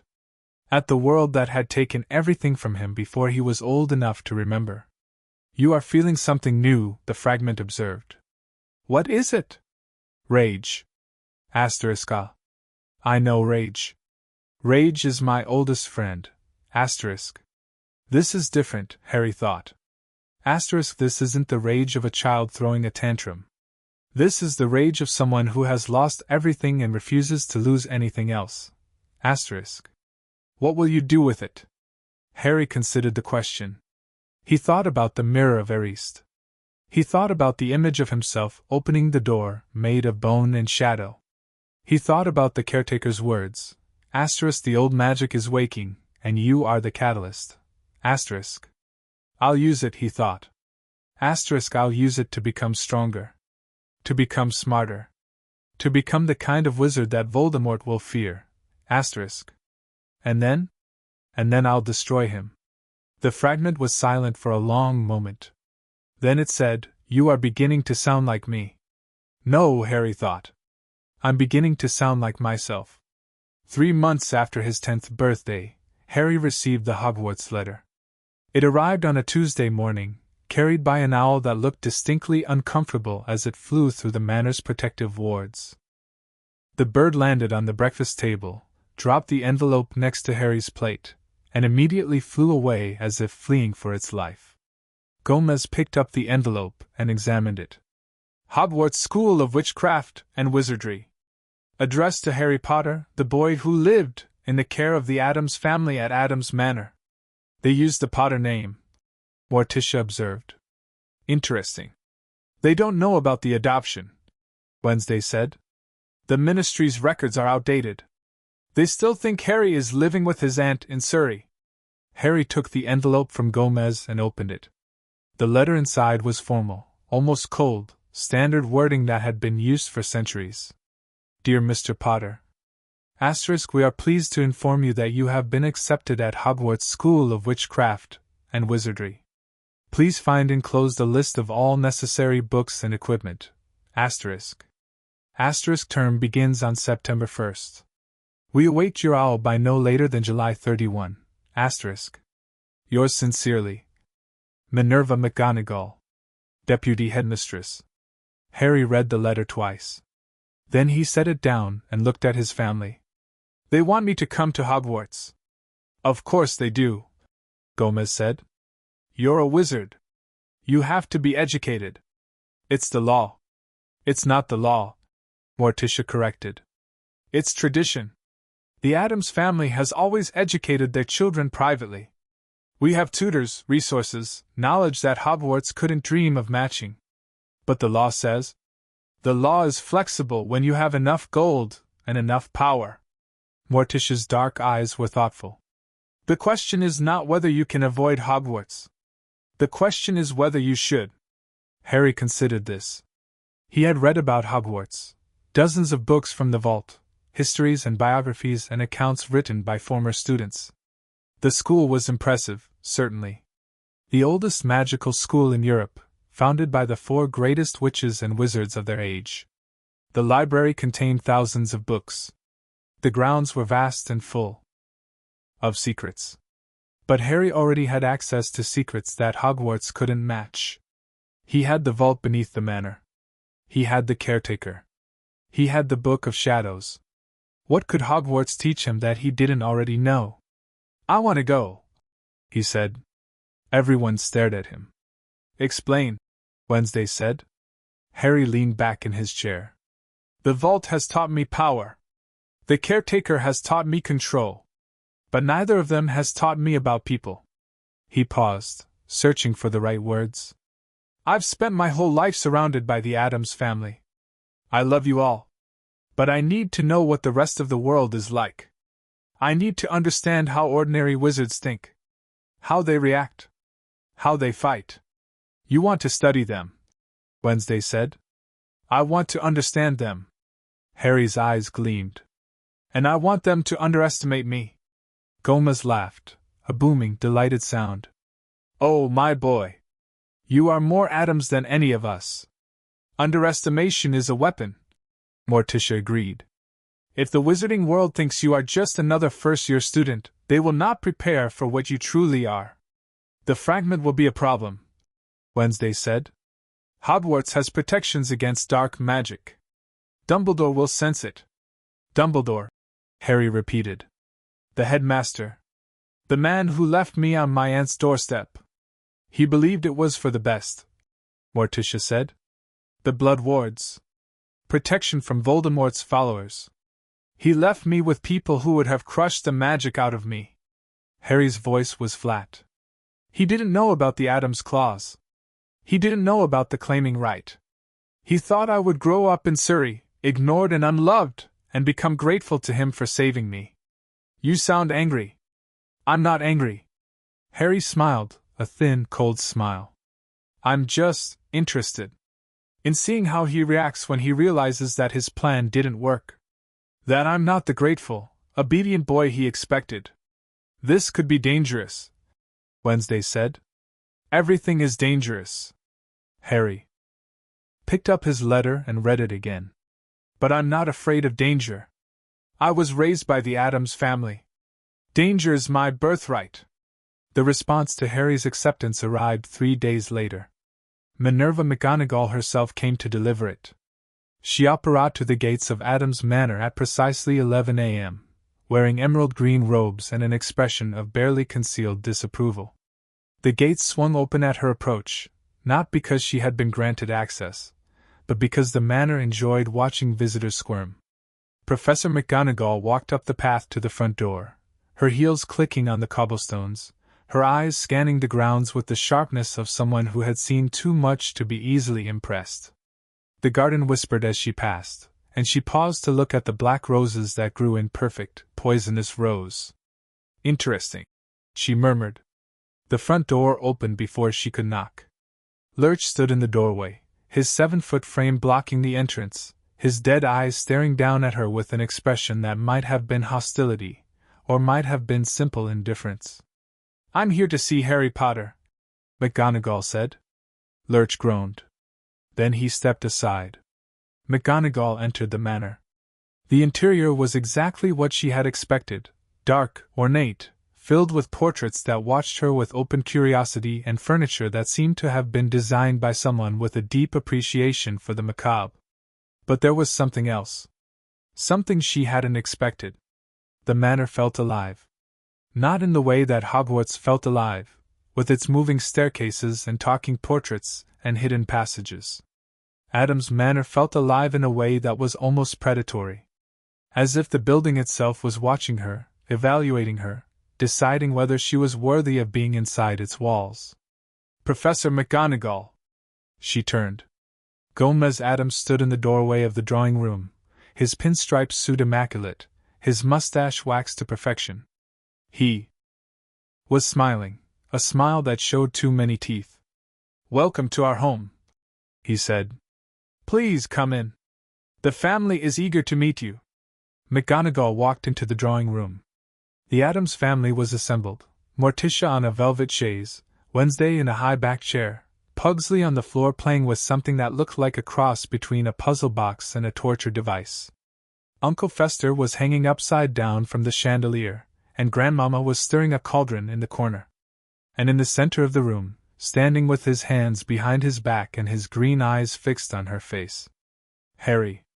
McGonagall had seen photographs of Harry Potter. The papers had printed them endlessly after his parents' deaths. The chubby-cheeked baby with his father's messy hair, and his mother's green eyes. But the boy standing before her bore almost no resemblance to those photographs. He was small for his age, smaller than she had expected, but his presence filled the room. He stood with perfect posture, his dark clothes immaculate, his scar stark against his pale forehead. And his eyes were not the eyes of a child. They were the eyes of someone who had seen too much. Someone who had been forced to grow up too fast. Someone who carried a weight that would have crushed most adults. "Professor McGonagall," Harry said. His voice was polite, calm, measured. "Thank you for coming." McGonagall recovered her composure. "Mr. Potter, I was surprised to receive your response. When you didn't respond to your Hogwarts letter last year, we assumed that I was dead?" Harry's smile was thin. "Or that I was being raised by muggles who would prevent me from attending?" McGonagall's lips tightened.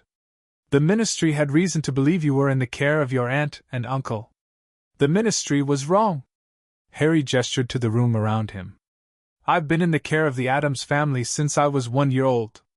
They adopted me, raised me, taught me. Taught you what, precisely?" "Everything." Harry's green eyes flickered with silver light. "Magic, history, defense. The things that Hogwarts doesn't teach because they're considered too dangerous or too dark." McGonagall felt a chill run down her spine. "Mr. Potter, Harry, I need to understand what you're saying. Have you been trained in dark magic?" "I've been trained in all magic." Harry's voice was calm. "Light and dark. Gray and black. The distinctions that wizards make are artificial, designed to control, not to educate. Magic is just magic. It's what you do with it that matters. That is, a dangerous philosophy. Is it?" Harry tilted his head. "Or is it simply honest?" The room was silent. Even Uncle Fester stopped swinging from the chandelier. McGonagall took a breath. "Dumbledore will want to meet you. To assess your abilities. To understand. Dumbledore can assess whatever he likes." Harry's voice hardened, just slightly, just enough to notice. "But I am not his project. I am not the boy who lived. I am Harry Addams. And I will attend Hogwarts on my own terms, or I will not attend at all." "You sound like a Slytherin." "I sound like someone who knows his own worth." Harry stepped closer to her, and McGonagall had to fight the urge to step back. "I have spent 10 years learning magic that most wizards can't dream of. I have explored vaults that have been sealed for millennia. I have spoken with beings who remember the birth of the stars. So if Dumbledore wants to treat me like a child—" He stopped. Shook his head. "I'm sorry," he said, and his voice softened. "That was unfair. You came here in good faith. You don't deserve my anger." McGonagall blinked. The whiplash was almost physical. One moment a dark prince delivering ultimatums, the next a polite young man apologizing for his tone. "I appreciate that, Mr. Addams." "Harry." "Please." "Harry." She studied him. "I won't pretend to understand your upbringing. But Hogwarts has rules. Traditions. A way of doing things. If you attend, you will be expected to follow them. I understand. And Dumbledore will want to speak with you before term begins. He has a personal interest in your well-being. Because of my parents. Because of many things." McGonagall hesitated.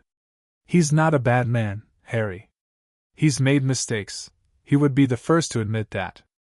But he genuinely cares about the students in his care." Harry's expression was unreadable. "I'll meet with him.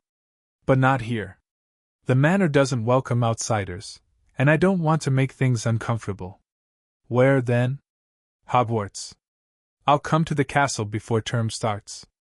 I want to see the library anyway." "The library?" "I've heard it's the finest collection of magical texts in Britain." Harry's smile returned, thin, amused. "I want to see how it compares to my own." McGonagall didn't know what to say to that. So she simply nodded, made her goodbyes to the Addams family, and walked back down the path to the gates. Behind her, the manor watched. And somewhere deep within its walls, the caretaker laughed.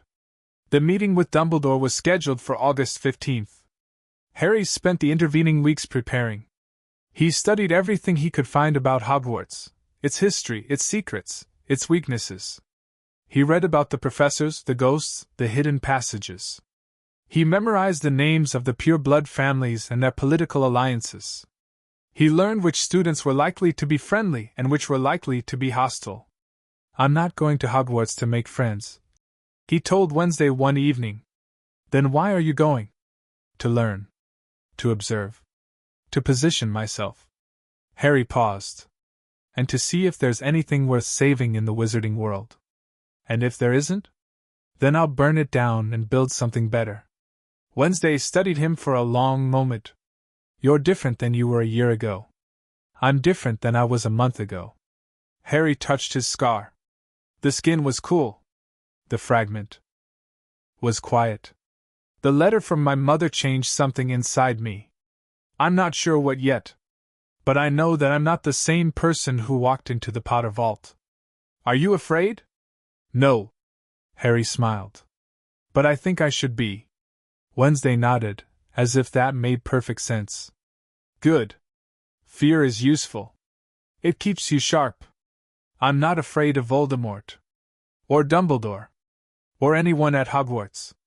Harry's silver-flecked eyes gleamed. "I'm afraid of what I might become if I'm not careful." "And what's that?" "The thing that wizards tell their children about at night. The monster under the bed. The shadow in the corner." Harry's voice dropped to a whisper. "The Dark Lord that even Voldemort fears." Wednesday was silent. Then she said, "If you become that monster, I'll kill you myself." Harry laughed, a real laugh, warm and genuine. "I know. That's why I love you." Wednesday's lips twitched. "Don't get sentimental. It's unbecoming. Would you prefer I express my affection through ritual sacrifice?" "Obviously." They walked back to the manor together, the shadows stretching behind them, the garden whispering as they passed. Inside Harry's jacket, the box containing his mother's letter pulsed with warmth. He was ready. Hogwarts wouldn't know what hit it. End of Chapter 6. Chapter 7. The most unusual trip to Diagon Alley. The morning of August 15th dawned gray and cold, with clouds that hung low over Addams Manor like a shroud. Harry stood at his bedroom window, watching the mist curl around the black roses in the garden, and felt something he hadn't felt in years. Anticipation. Not fear. Not anxiety. The simple, sharp-edged excitement of stepping into unknown territory. Behind him, his trunk sat open on the bed, a battered leather thing that had belonged to Gomez as a boy, reinforced with enough protective charms to survive a dragon attack. Inside, carefully arranged, were his clothes, all dark, all elegant, his books, copied by hand from the vault, because the original texts were too dangerous to bring to Hogwarts, and a small wooden box that contained his mother's letter. He had read it so many times that the words were burned into his memory. Be brave, my son. Be kind. Be true to yourself, even when the world wants you to be something else. I'll try, Harry whispered to the empty room. The fragment stirred but did not speak. The journey to Diagon Alley was an event. The Addams family did not travel lightly. Gomez insisted on taking the hearse, despite Morticia's suggestion that apparition would be faster. "The boy needs to arrive in style," he declared, twirling his mustache. "First impressions are everything." Wednesday sat in the back seat beside Harry, her expression blank, her hands folded in her lap. She had been quiet all morning, quieter than usual, and Harry could sense something simmering beneath her calm surface. "What's wrong?" he asked. "Nothing. Wednesday." She looked at him. Her dark eyes were hard. "I don't like that you're leaving." "I'm not leaving forever. I'll be back for holidays." "It's not the same." She turned to stare out the window. "The manor will be quieter without you. Mother will spend more time in the garden. Father will lock himself in his study. Pugsley will be insufferable. And you?" Wednesday was silent for a long moment. Then she said, I'll miss you. For Wednesday, that was the equivalent of a screaming breakdown. Harry reached over and took her hand. She didn't pull away. All right, he said. Every week. And I'll come home for Christmas. We'll decorate the tree with severed heads, like we always do. The heads were Pugsley's idea. Doesn't matter. They're tradition now. Wednesday's lips twitched. Fine. But if you die at Hogwarts, I'll never forgive you. I won't die. I'm an Addams. We're too stubborn to die. The hearse rolled through the gates and onto the road, and the manor disappeared behind them. Diagon Alley was chaos. Harry had read about the famous wizarding shopping district in dozens of books, but nothing had prepared him for the sensory overload of actually being there. The street was packed with witches and wizards in robes of every color, their voices rising and falling in a cacophony of accents and languages. Shop windows displayed everything from cauldrons to broomsticks to live creatures that hissed and snarled at passers-by. And everywhere, there were children. Children with their parents. Children clutching supply lists. Children staring with wide eyes at the wonders around them. Children who would be his classmates. Harry pulled his cloak tighter around his shoulders, black velvet lined with silver thread, tailored specifically for him by a witch who specialized in Addams family fashion, and stepped out of the hearse. The effect was immediate. People turned to stare. The Addams family was infamous in the wizarding world, known for their dark tastes, their ancient magic, and their complete disregard for social convention. But the boy walking beside them, with his green eyes and his lightning bolt scar and his cloak that seemed to drink the light. That boy was Harry Potter. The whispers started before he had taken 10 steps. Harry Potter? Is that really him? I thought he was dead. He's with the Addams family. Look at his clothes. Look at his face. He looks different than I expected. Dark. He looks dark. Harry ignored the whispers. He had expected them. The caretaker had taught him that attention was a weapon, either you controlled it, or it controlled you. First stop, Morticia said, consulting a list she had pulled from her sleeve. Madame Malkin's robes for all occasions. You need school robes, formal robes, and at least one set of dress robes for special occasions. I don't need dress robes. You'll need them for the Yule Ball. What's the Yule Ball? Morticia smiled, a smile that made the nearby shopkeepers edge away from their windows. You'll find out. Madame Malkin's was a small shop tucked between a bookstore and a cauldron emporium. The bell above the door chimed as Harry entered, and a plump witch with kind eyes and measuring tape draped around her neck hurried over to greet him. Welcome to Madame Malkin's, dear. Are you here for school robes? Yes. Lovely. Just step up onto the stool, and I'll take your measurements. Harry stepped onto the stool. The measuring tape leaped from Madame Malkin's neck and began circling his body, taking measurements with mechanical efficiency. First time at Hogwarts? Madame Malkin asked, making small talk as she worked. Yes. Exciting, isn't it? My son attended Hogwarts. Gryffindor, class of 78. He still talks about it. She paused, frowning at the measuring tape. You're very small for your age, dear. Is everything all right? I'm fine. I had a difficult infancy. Madame Malkin's eyes flickered to his scar. Her face went pale. Oh my. You're Harry Addams? Harry said calmly. Yes. I know. The measuring tape finished its work and fell to the floor. Madame Malkin stared at Harry for a long moment, her hands trembling. Then she took a breath and composed herself. I'm sorry, dear. I didn't mean to stare. It's just, you look so much like your father. But there's something else. Something. Dark? Madame Malkin flinched. I was going to say unusual. But yes. Dark. The Addams family has that effect on people. I didn't mean. It's all right. Harry stepped off the stool. I'm not offended. I know what I look like. I know what people see when they look at me. And I don't particularly care. Madame Malkin nodded slowly. Your robes will be ready in 3 hours. I'll have them delivered to the leaky cauldron. Thank you. Harry walked out of the shop, past the whispering witches and the staring wizards, and rejoined his family. How did it go? Wednesday asked. The seamstress was afraid of me. Already? Apparently. Wednesday nodded with approval. You're adapting quickly. The next stop was Flourish and Blots. The bookstore was packed with students and parents, all of them jostling for position in front of the shelves.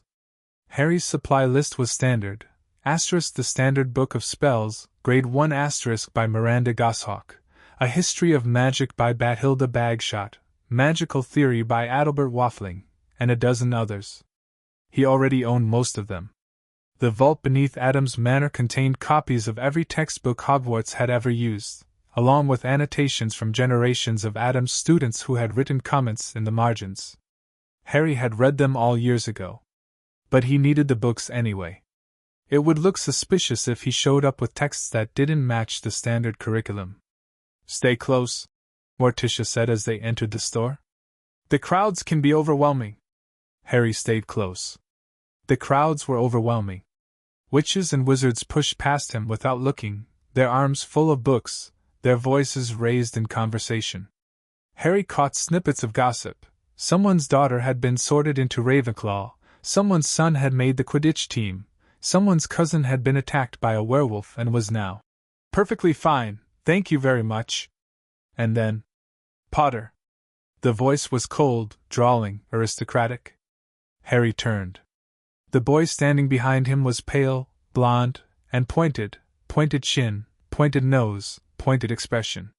He wore robes that looked like they cost more than most families earned in a year, and he was flanked by 2 larger boys who had the look of bodyguards rather than friends. You're Harry Potter, the boy said. It wasn't a question. And you're someone who thinks I should know his name. The boy's eyes narrowed. Draco Malfoy. My father is Lucius Malfoy. Perhaps you've heard of him?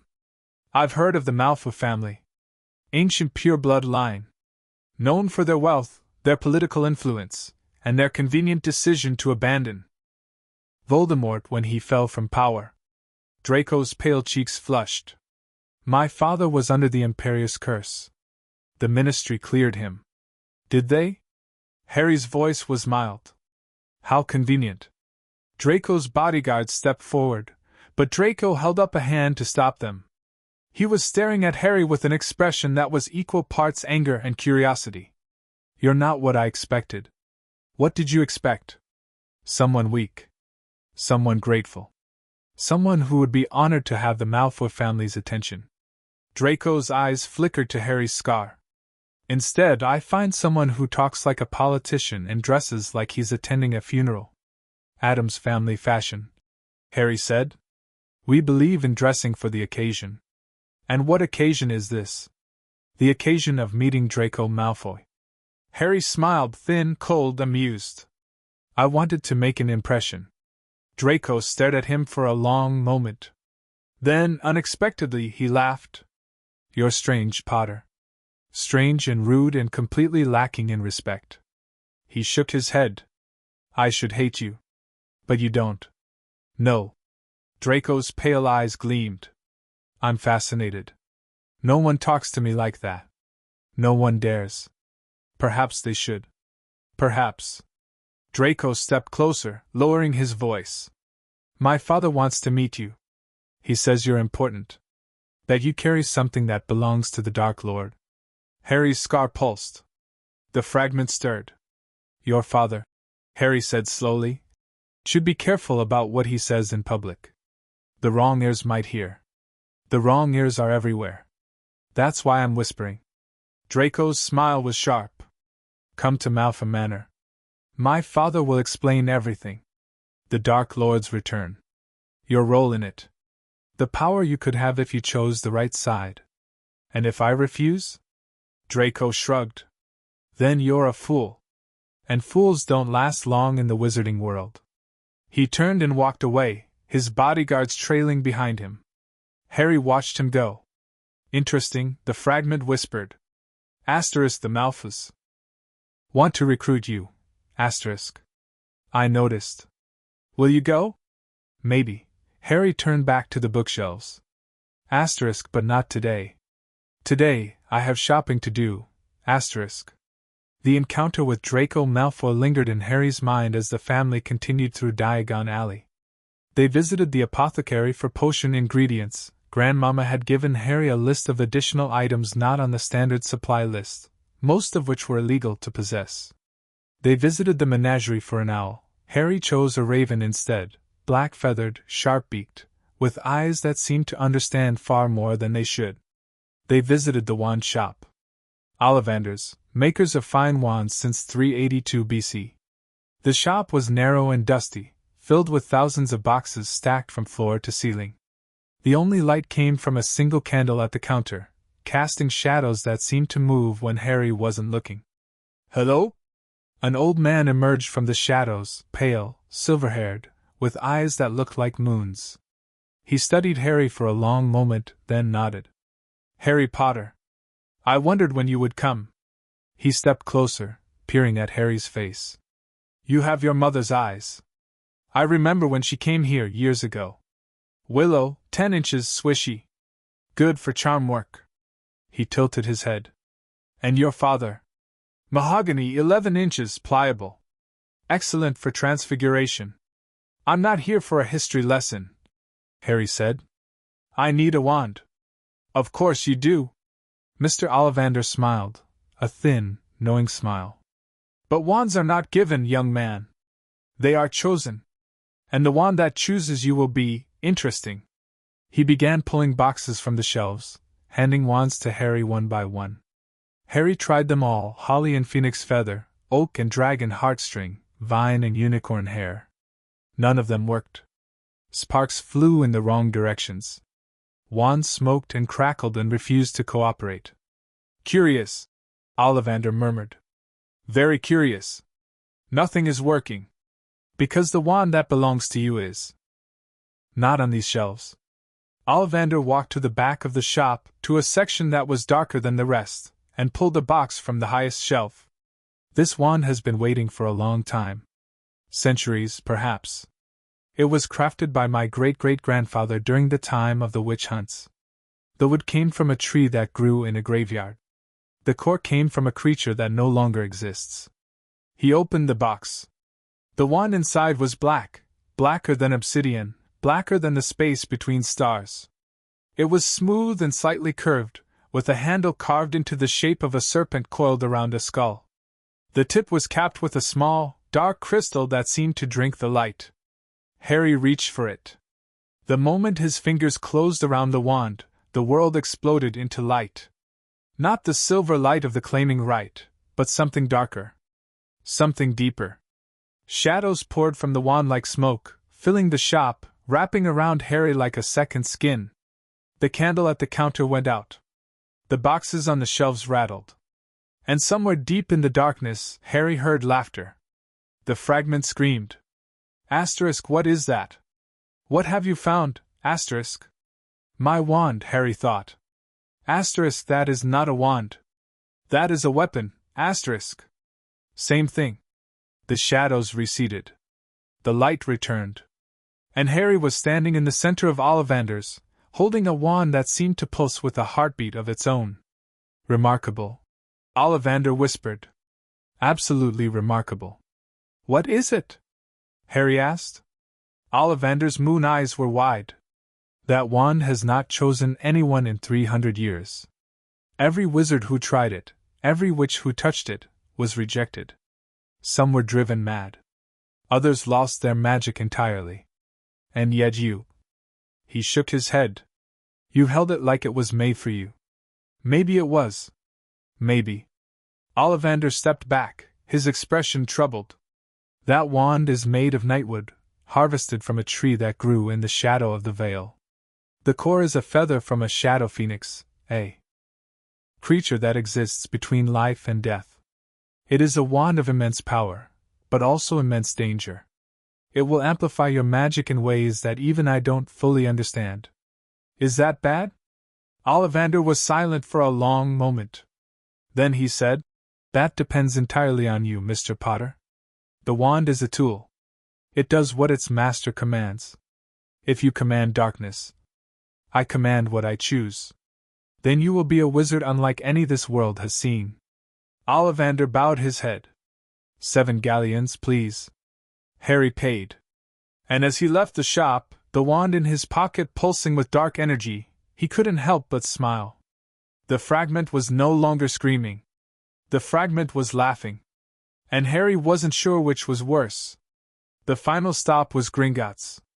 Ragnarok was waiting for them when they arrived, not in his office, but in the main lobby, standing beside a cart that looked like it had been designed for speed rather than comfort. The Potter vaults have been opened, Ragnarok said without preamble. The Mirror of East has been removed to a secure location. And the will of James and Lily Potter has been executed according to their wishes. Their wishes? Harry asked. Ragnarok handed him a scroll.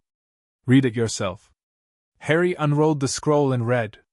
The will was short, shorter than he had expected. James and Lily had left everything to him, the Potter estate, the family vaults, the artifacts and properties and titles that had belonged to their line for generations. But there was something else. A clause at the bottom, written in Lily's handwriting. Asterisk, if something happens to us, we want Harry to be raised by someone who will love him. Not out of obligation, but out of choice. We do not care about blood.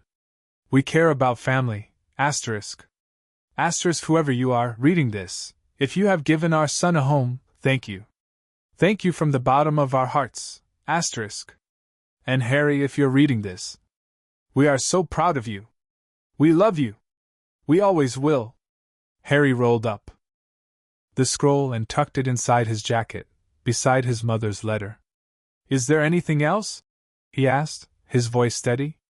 Ragnarok's burning eyes studied him. There is one more thing.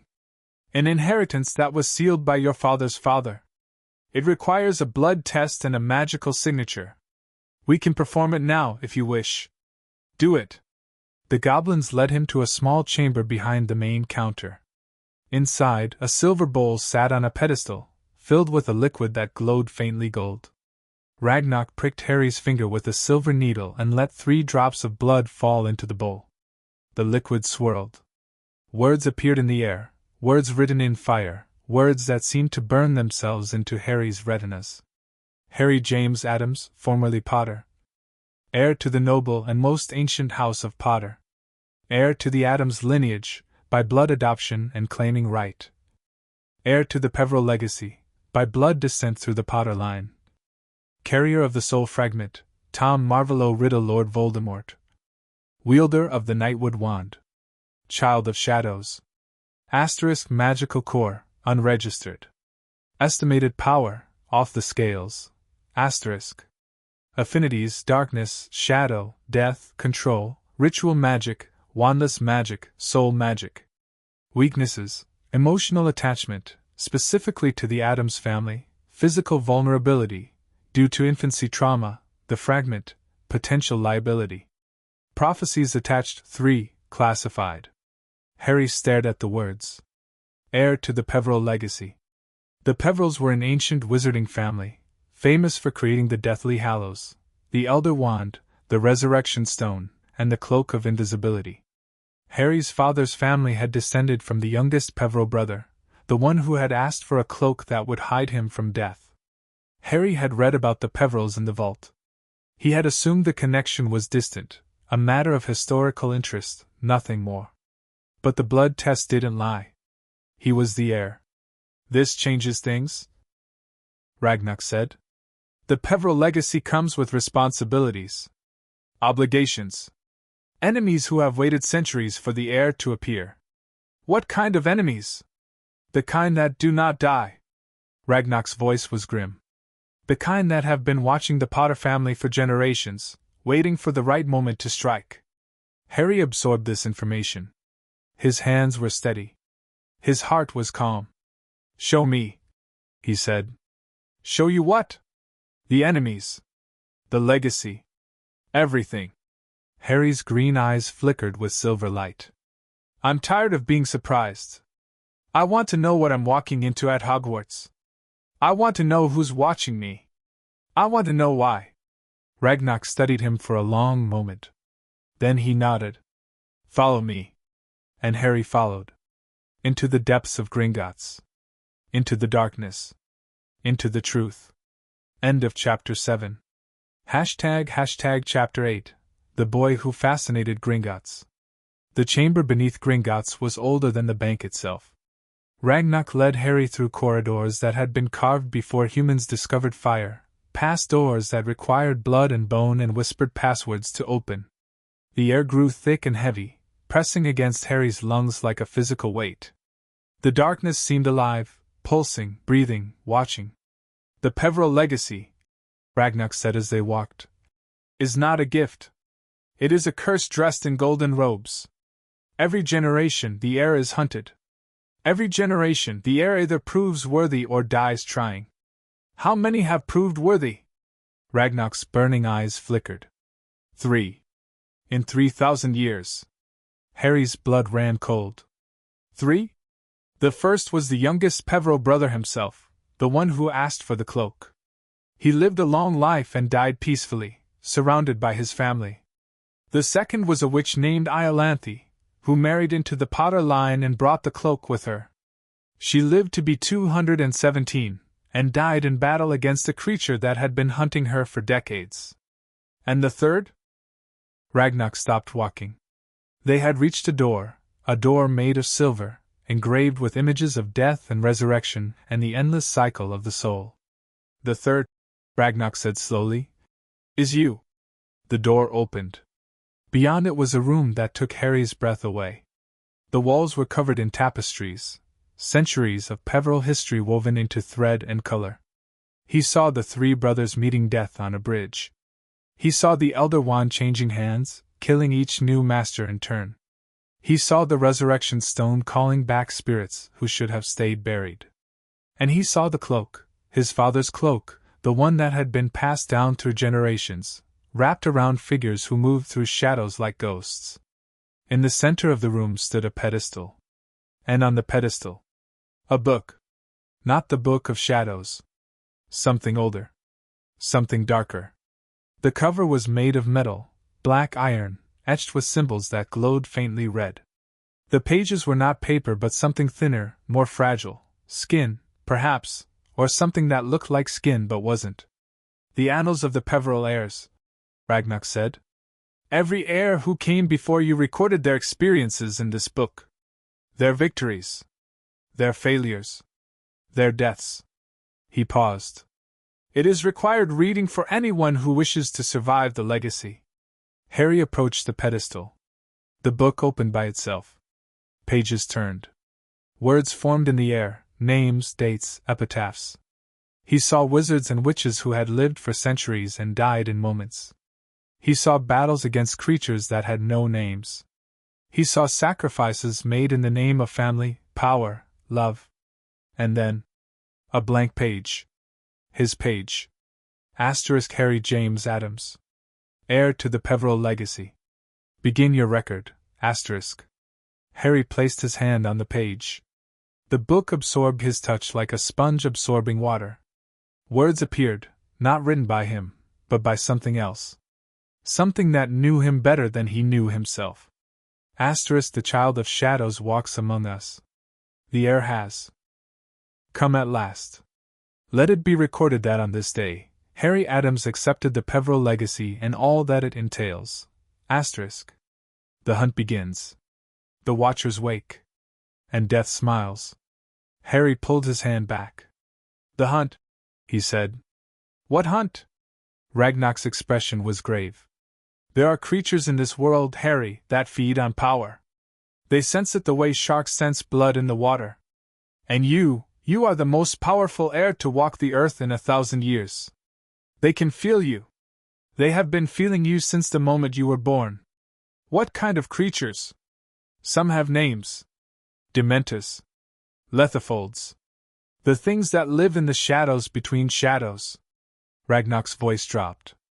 Others have no names, because no one who has seen them has lived to tell the tale.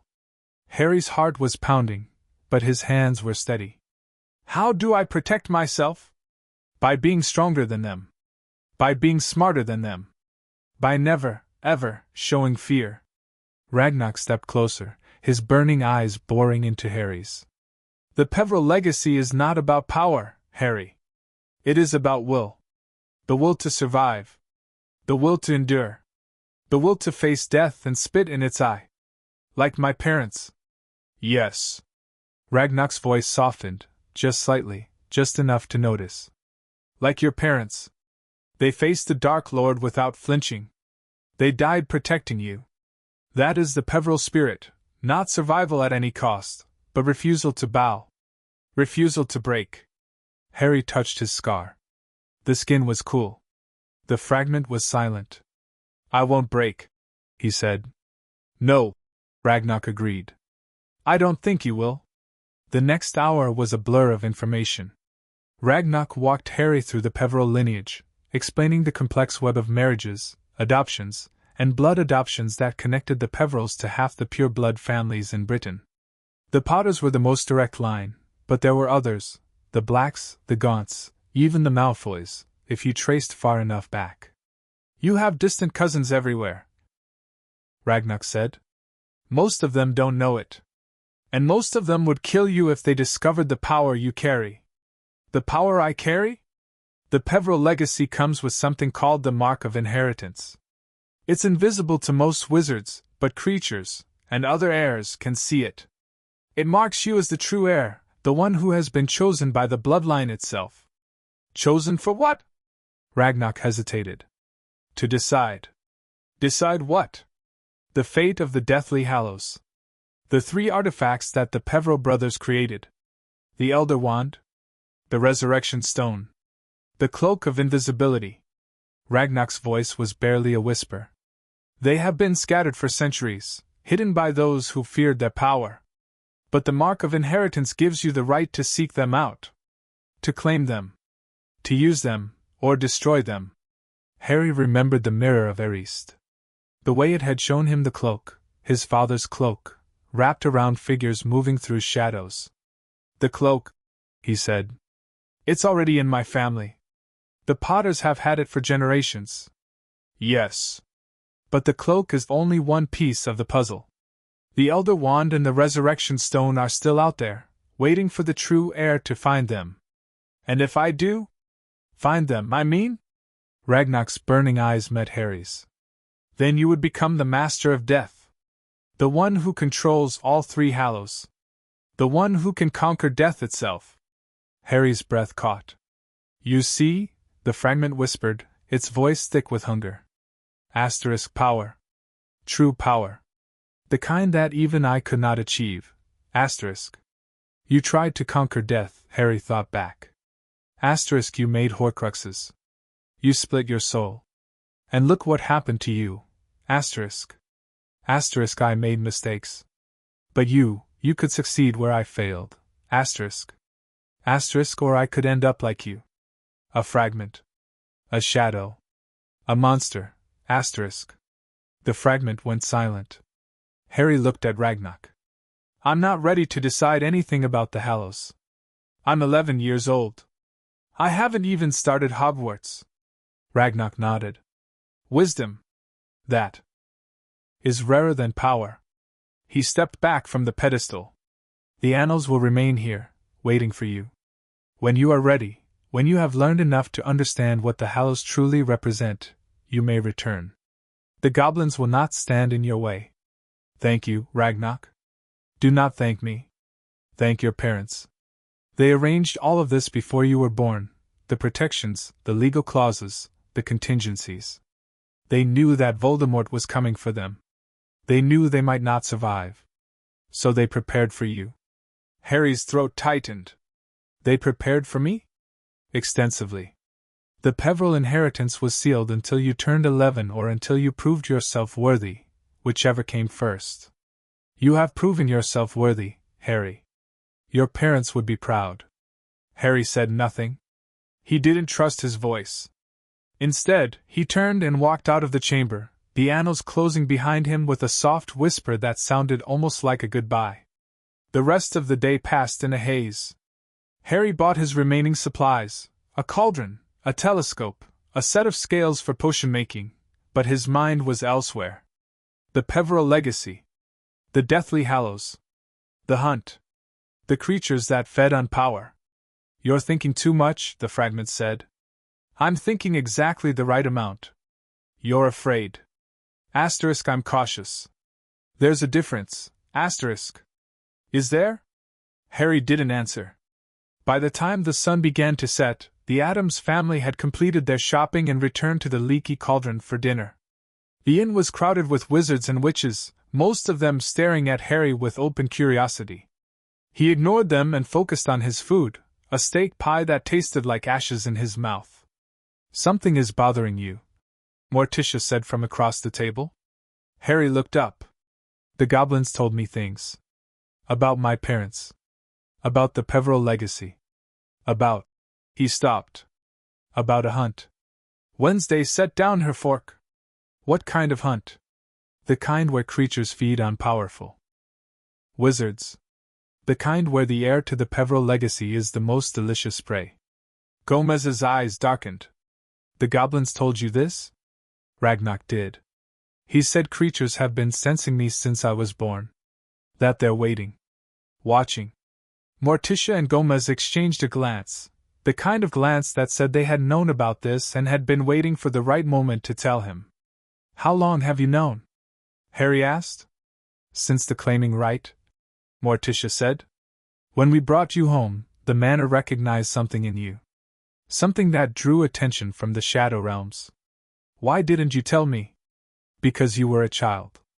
Because you needed to grow strong before you could defend yourself. Because, Morticia paused. Because we were afraid. Harry stared at her. The Addams family doesn't get afraid. The Addams family gets very afraid. We simply don't show it. Morticia reached across the table and took his hand. You are our son, Harry. We love you more than anything in this world. And the thought of losing you. She stopped. Swallowed. Composed herself. We wanted to protect you. For as long as we could. But the goblins are right. The hunt is coming. And you need to be ready. Harry squeezed her hand. I am ready. Or I will be. I have the vault. I have the caretaker. I have the wand. He paused. And I have you. Always, Gomez said.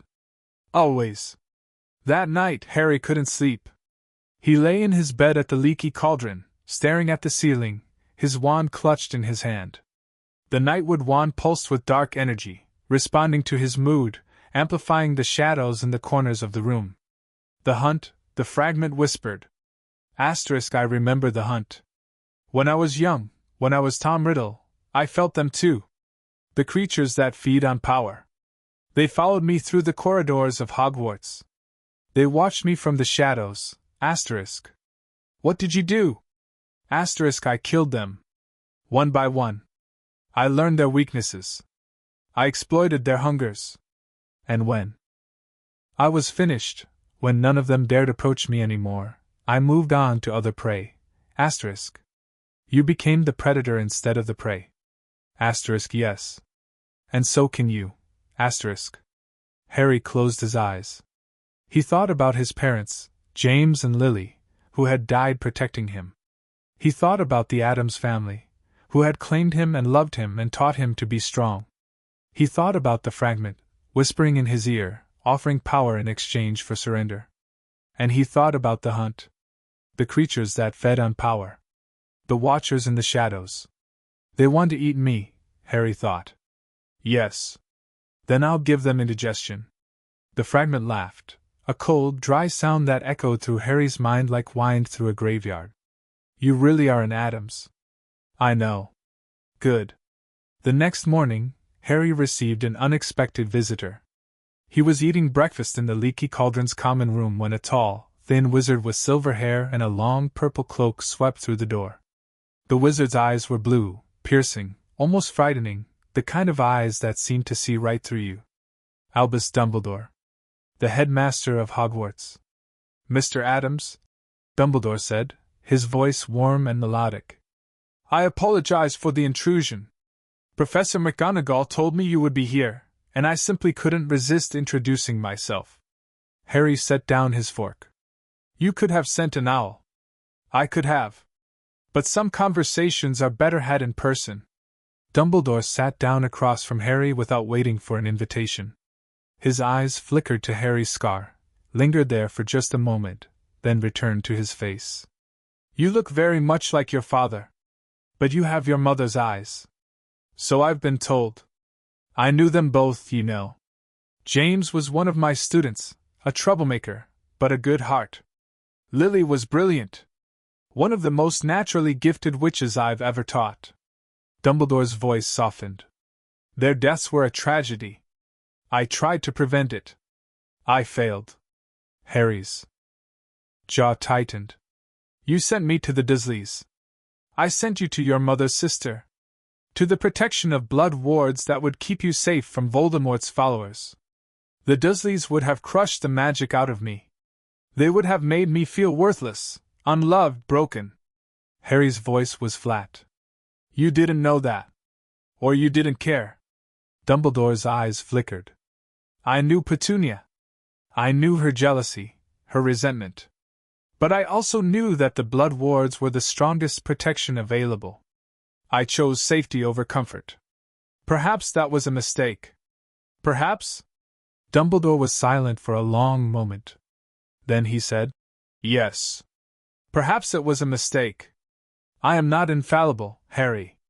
I have made many errors in my long life, errors that have cost people their lives, their happiness, their futures. But I have always tried to do what I believed was right. Trying isn't enough.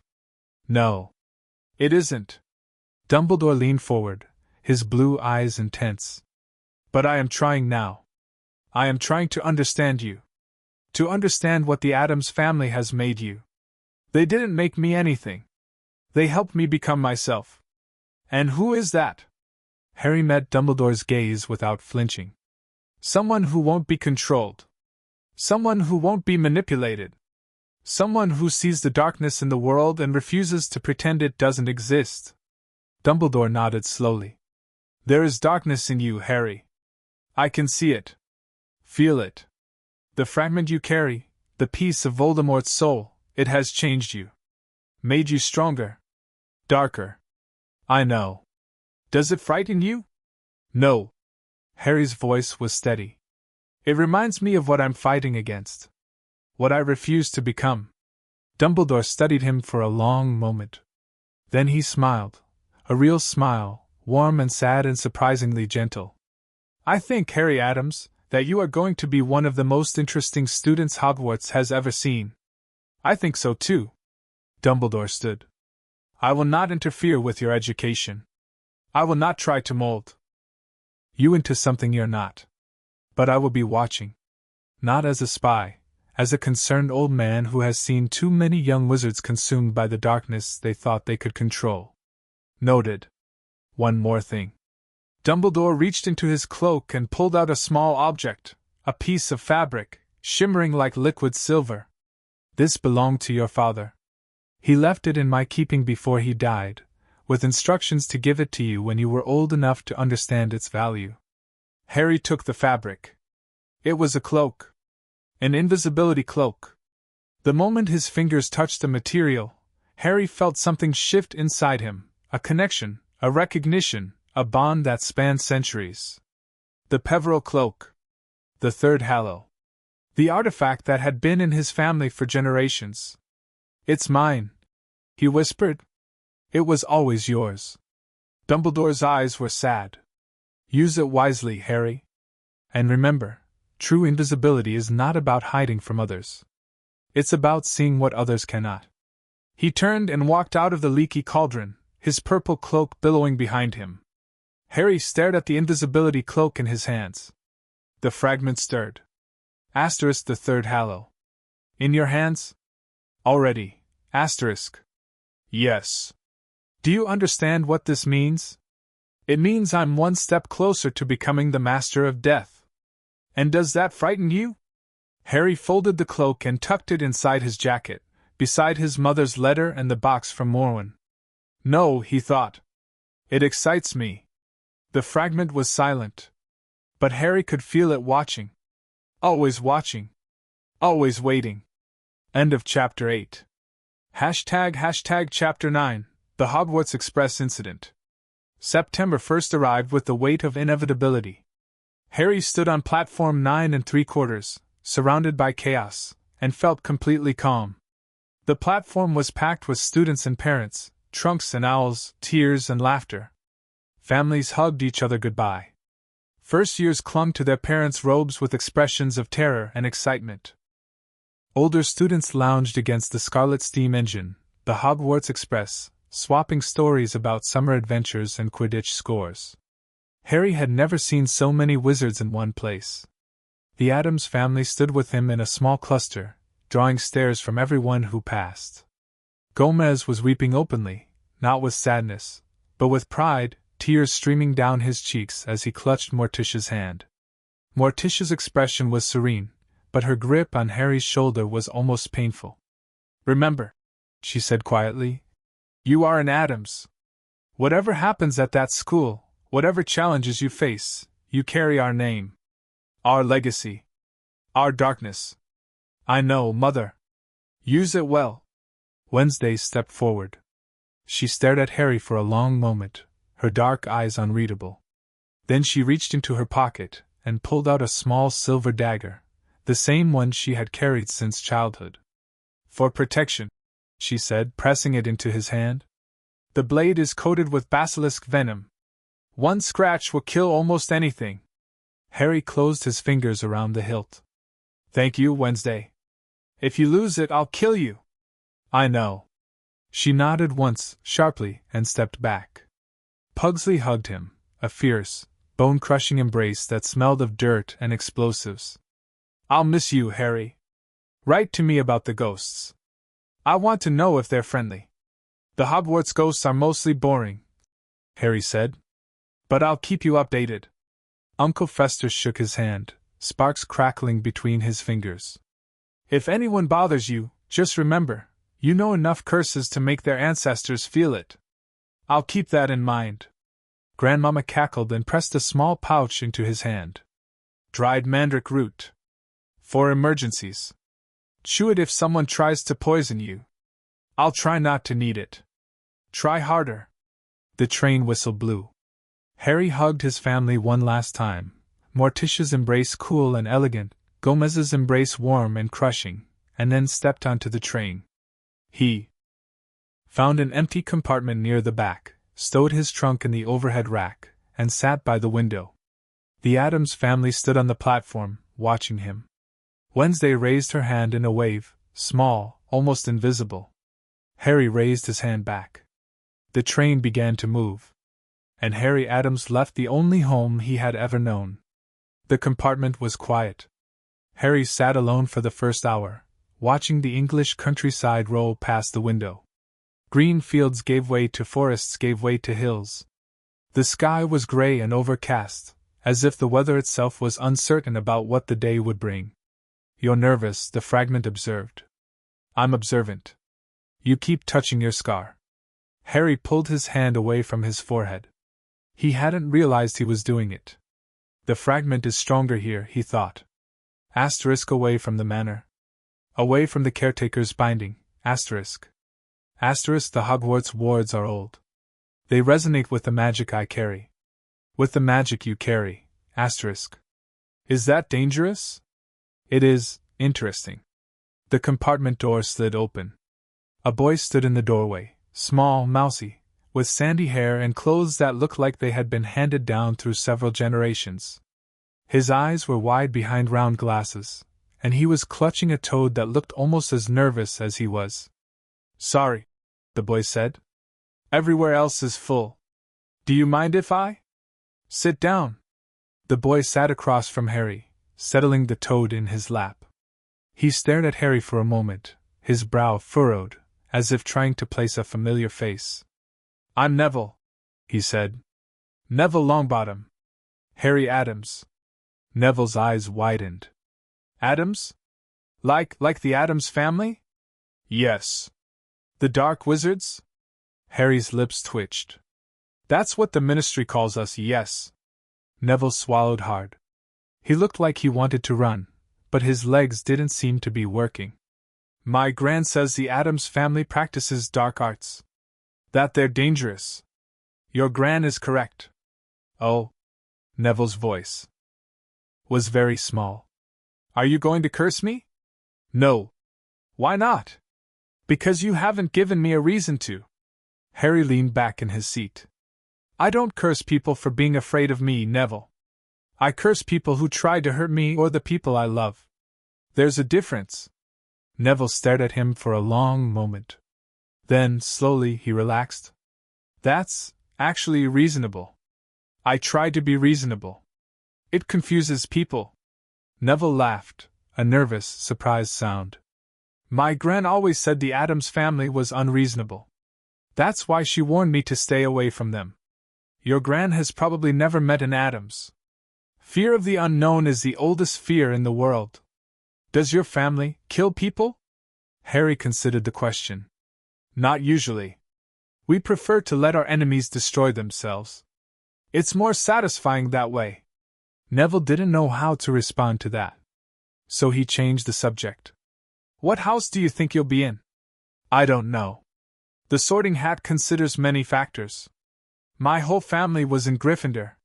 My gran says I have to be in Gryffindor too. But I'm not sure I'm brave enough. Harry studied Neville. The boy was trembling, not from cold, but from fear. Fear of disappointing his family. Fear of not being good enough. Fear of the future. Bravery isn't about not being afraid, Harry said. Bravery is about being afraid and doing the right thing anyway. From what I can see, you've already done that. What do you mean? You came into a compartment with someone you thought was dangerous. You sat down. You asked questions. That takes courage, Neville. More than most people have. Neville blinked. His eyes looked wet behind his glasses. No one's ever said that to me before. Then the people in your life aren't paying enough attention. The compartment door slid open again. This time, the girl who entered was small and bushy-haired, with teeth that stuck out slightly and a voice that carried the weight of someone who had been reading textbooks since before she could walk. Has anyone seen a toad? She asked. A boy named Neville lost his. Neville held up his toad. I found him. Oh. The girl's cheeks flushed. Well, that's good then. She didn't leave. Instead, she looked at Harry, really looked at him, her eyes scanning his face, his scar, his dark clothes. You're Harry Potter. Harry Addams. But your scar. My biological parents were Potters. My adoptive parents are Addams. I carried both names. The girl's eyes widened. I read about you. In modern magical history and the rise and fall of the dark arts and great wizarding events of the 20th century. You're mentioned in all of them. You're the boy who lived. Harry's smile was thin. I'm aware. You don't sound happy about it. Would you be happy if your greatest claim to fame was surviving the murder of your parents? The girl's cheeks flushed deeper. I didn't mean. It's fine. Harry gestured to the seat beside Neville. Sit down. You look like you have questions. She sat. I'm Hermione Granger. Neville Longbottom. Pleasure. Hermione turned back to Harry. I have more than questions. I have theories. About the war, about Voldemort's disappearance, about why you were raised by the Addams family instead of your aunt and uncle. That's a lot of theories for someone who just met me. I've been researching for weeks. Ever since I got my Hogwarts letter and learned about the magical world. Hermione's voice was earnest, almost desperate. I'm Muggle-born, you see. My parents are dentists. I didn't know anything about magic until the letter came. So I've been reading everything I can find. Harry nodded. That's smart. Knowledge is power. That's what I keep telling people. Hermione paused.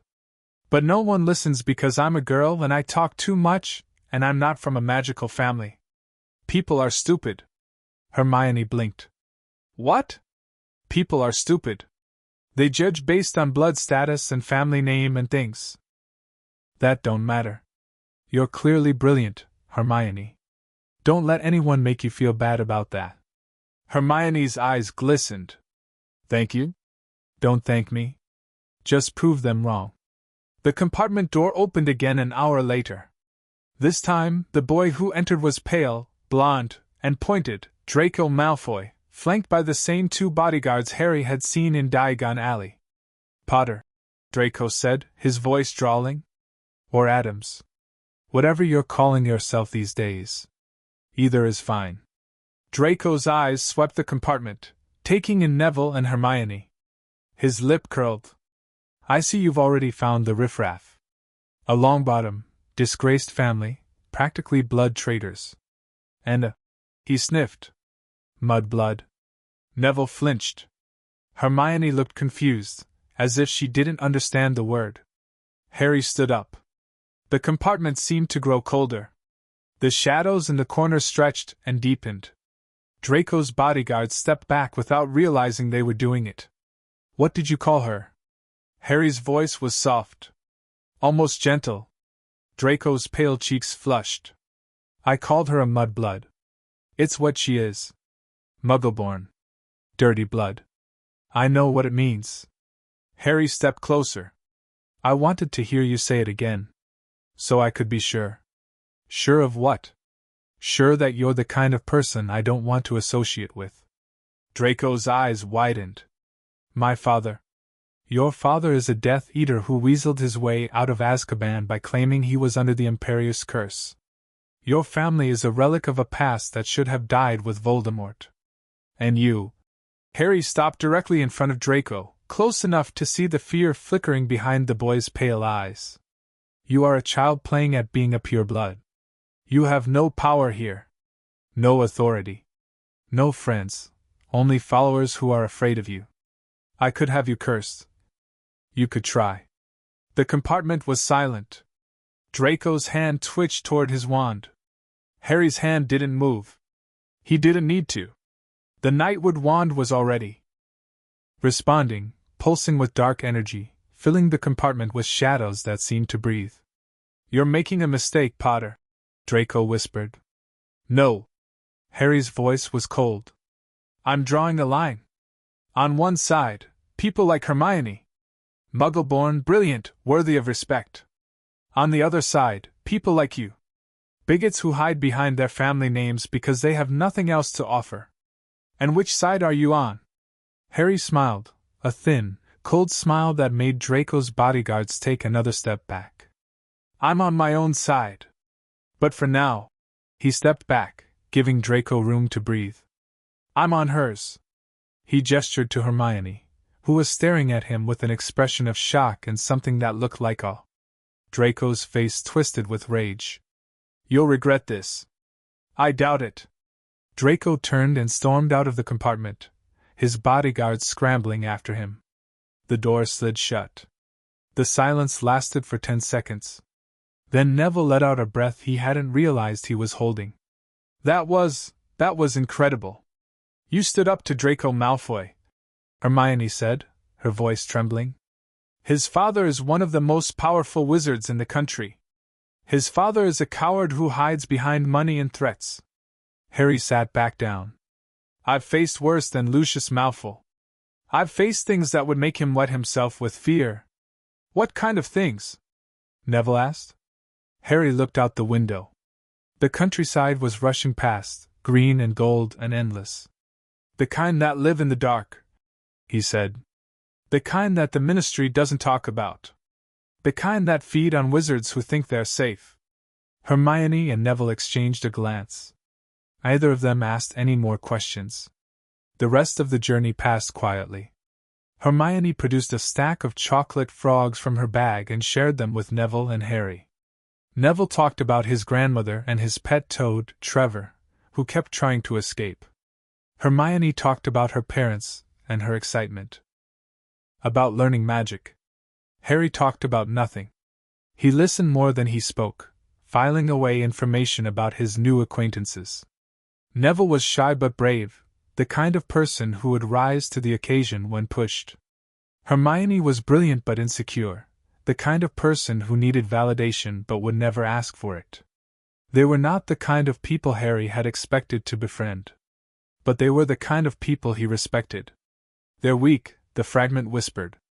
Asterisk, they're not weak. They're untrained. There's a difference. Asterisk. Asterisk, you're wasting your time with them.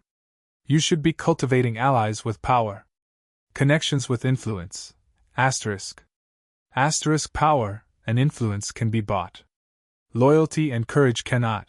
Asterisk. The fragment went silent. Harry knew it didn't understand. The fragment, the piece of Voldemort's soul, had never had friends. Had never trusted anyone.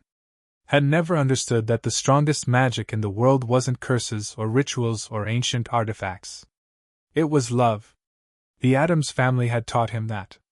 Love was strange. Love was fierce. Love was the willingness to die for someone, or to kill for them, if necessary. Voldemort had never understood that. And that, Harry suspected, was why Voldemort had lost. The train began to slow. The train is stopping, Hermione said, looking out the window. We can't be at Hogwarts yet. It's still light outside. Harry stood. We're not at Hogwarts. We're at the station before Hogwarts. Hogsmeade. How do you know? I read. The compartment door opened. A voice echoed through the corridor, loud, cheerful, slightly rough. First years. First years over here. Follow me. Harry grabbed his trunk and stepped into the corridor. The man calling for the first years was huge, half-giant, Harry realized, with a shaggy beard and hands the size of dinner plates. He was holding a lantern that cast warm light over the crowd of nervous children. Come on, the man boomed. Leave your trunks, they'll be taken up to the castle separately. Follow me, now. Harry followed. The first years trailed after the half-giant, down a dark path, through a forest of towering trees. The air was cold and damp, smelling of pine and earth and something else, something old. The forest is watching us, the fragment whispered. I know. Asterisk, there are creatures in there. Old creatures. Hungry creatures, asterisk. I know. Doesn't that concern you? Harry glanced at the trees. In the darkness between the trunks, he saw eyes, hundreds of eyes, gleaming with ancient hunger. No, he thought. They're more afraid of me than I am of them. The fragment had no response to that. The boats were small, wooden, seemingly held together by magic and hope. 4 students to a boat. Harry ended up with Hermione, Neville, and a dark-haired boy who introduced himself as Ron Weasley, the youngest son of a large, loud, poor family. Blimey, Ron said, staring at Harry's scar. You're really him. Harry Potter. I thought you'd be taller. I'm 11. Right. Yeah. Ron's ears turned red. Anyway. My brothers are at Hogwarts. Fred and George, they're twins. They're insane. You'll like them. I'm sure I will. The boats began to move, gliding across a dark lake toward a castle that took Harry's breath away. Hogwarts. It rose from the cliffs like a dream, towers and turrets and glowing windows, reflected in the water below. The stars were just beginning to appear, scattered across the sky like diamonds on black velvet. Harry had seen pictures of Hogwarts. He had read descriptions. But nothing had prepared him for the reality. The castle was alive.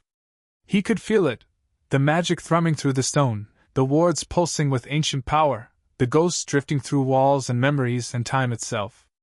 Welcome home, the fragment whispered. This isn't my home. It could be. Harry didn't answer. The boats passed through a curtain of ivy, into a dark tunnel, and emerged in a grotto. Beneath the castle. The first years climbed out, following the half-giant up a flight of rough-hewn stone steps. They stopped in front of a massive oak door. The half-giant raised his fist and knocked 3 times. The door swung open. And Harry Addams stepped into Hogwarts. The great hall was magnificent. Hundreds of candles floated in midair, casting warm light over 4 long tables packed with students. The ceiling was enchanted to look like the night sky, stars and clouds and the occasional shooting star. At the front of the hall, on the raised dais, sat the professors, a collection of faces that Harry recognized from his research. Severus Snape. Dark hair, hooked nose, black eyes. The potions master. Former Death Eater.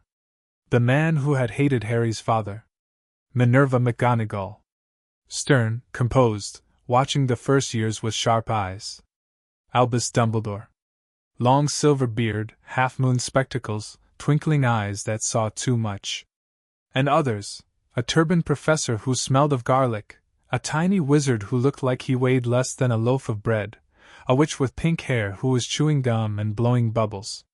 The Sorting Hat sat on a stool in front of the hall, old, ragged, covered in patches and stains. McGonagall stepped forward, unrolling a scroll. "When I call your name, you will come forward, sit on the stool, and place the Sorting Hat on your head." She began to read. Addams, Harry. Harry walked forward.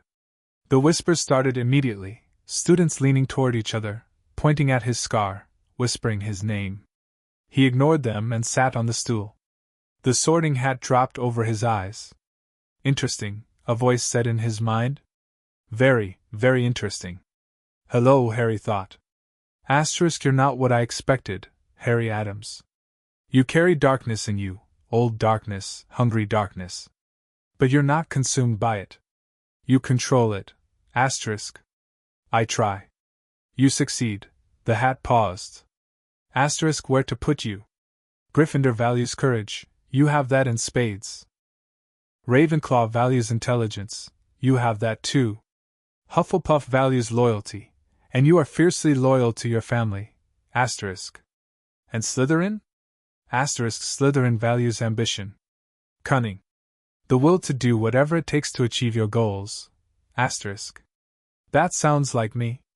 It does, another pause. Asterisk, but Slytherin has a reputation. Dark wizards. Blood purists. Followers of Voldemort. If you go there, people will fear you. They will hate you, asterisk. Asterisk, they already fear me. They already hate me, asterisk. True, the hat chuckled. Asterisk, you know, Harry, I haven't been this uncertain about us sorting in centuries. You could thrive in any house. You could dominate any house, asterisk. Then put me where I belong. And where is that? Harry thought about his family. About the Addams vault. About the caretaker's lessons and the Book of Shadows and the silver light that pulsed through his veins. Slytherin, he thought.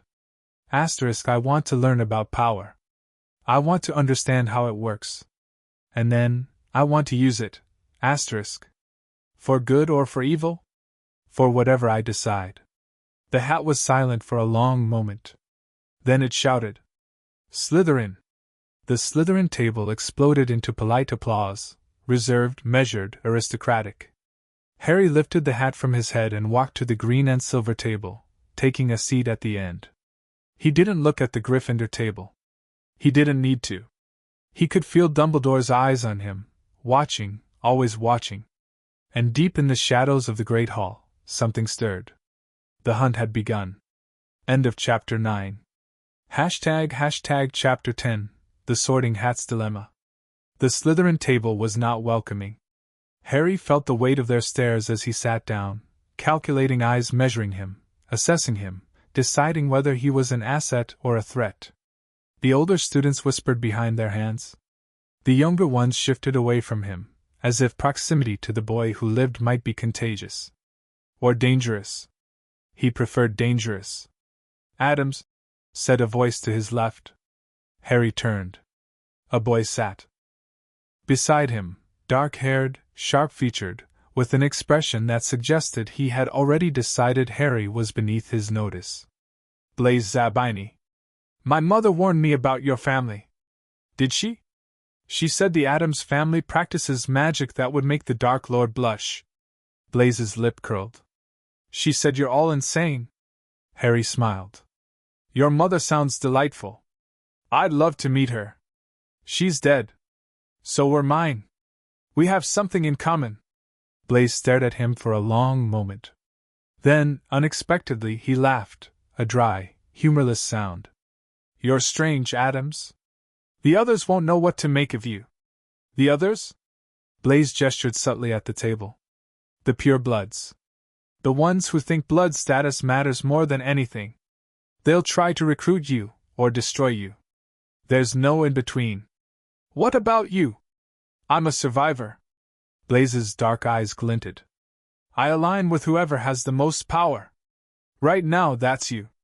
The boy who lived. The heir to the Addams legacy. The one who carries a piece of the Dark Lord's soul. He paused. Yes. I've heard the rumors. Everyone has. The rumors are exaggerated. Are they? Harry didn't answer. The sorting continued, names called, hats placed, houses assigned. Hermione Granger went to Gryffindor, to Harry's quiet satisfaction. She belonged somewhere she would be appreciated. Neville Longbottom also went to Gryffindor, trembling as he walked to the table, and Harry felt a flicker of something that might have been pride. Ron Weasley joined them, the youngest son of the Loud, poor family, and immediately began complaining about something Harry couldn't hear. Draco Malfoy was sorted into Slytherin, of course. He sauntered to the table with the confidence of someone who had never been told no in his life, flanked by his 2 bodyguards. His eyes found Harry immediately, and narrowed. I hope you're happy, Potter, Draco said, sliding onto the bench across from Harry. You've made an enemy today. I've made several enemies today. You'll have to be more specific. Draco's pale cheeks flushed. My father will hear about this. I'm sure he will.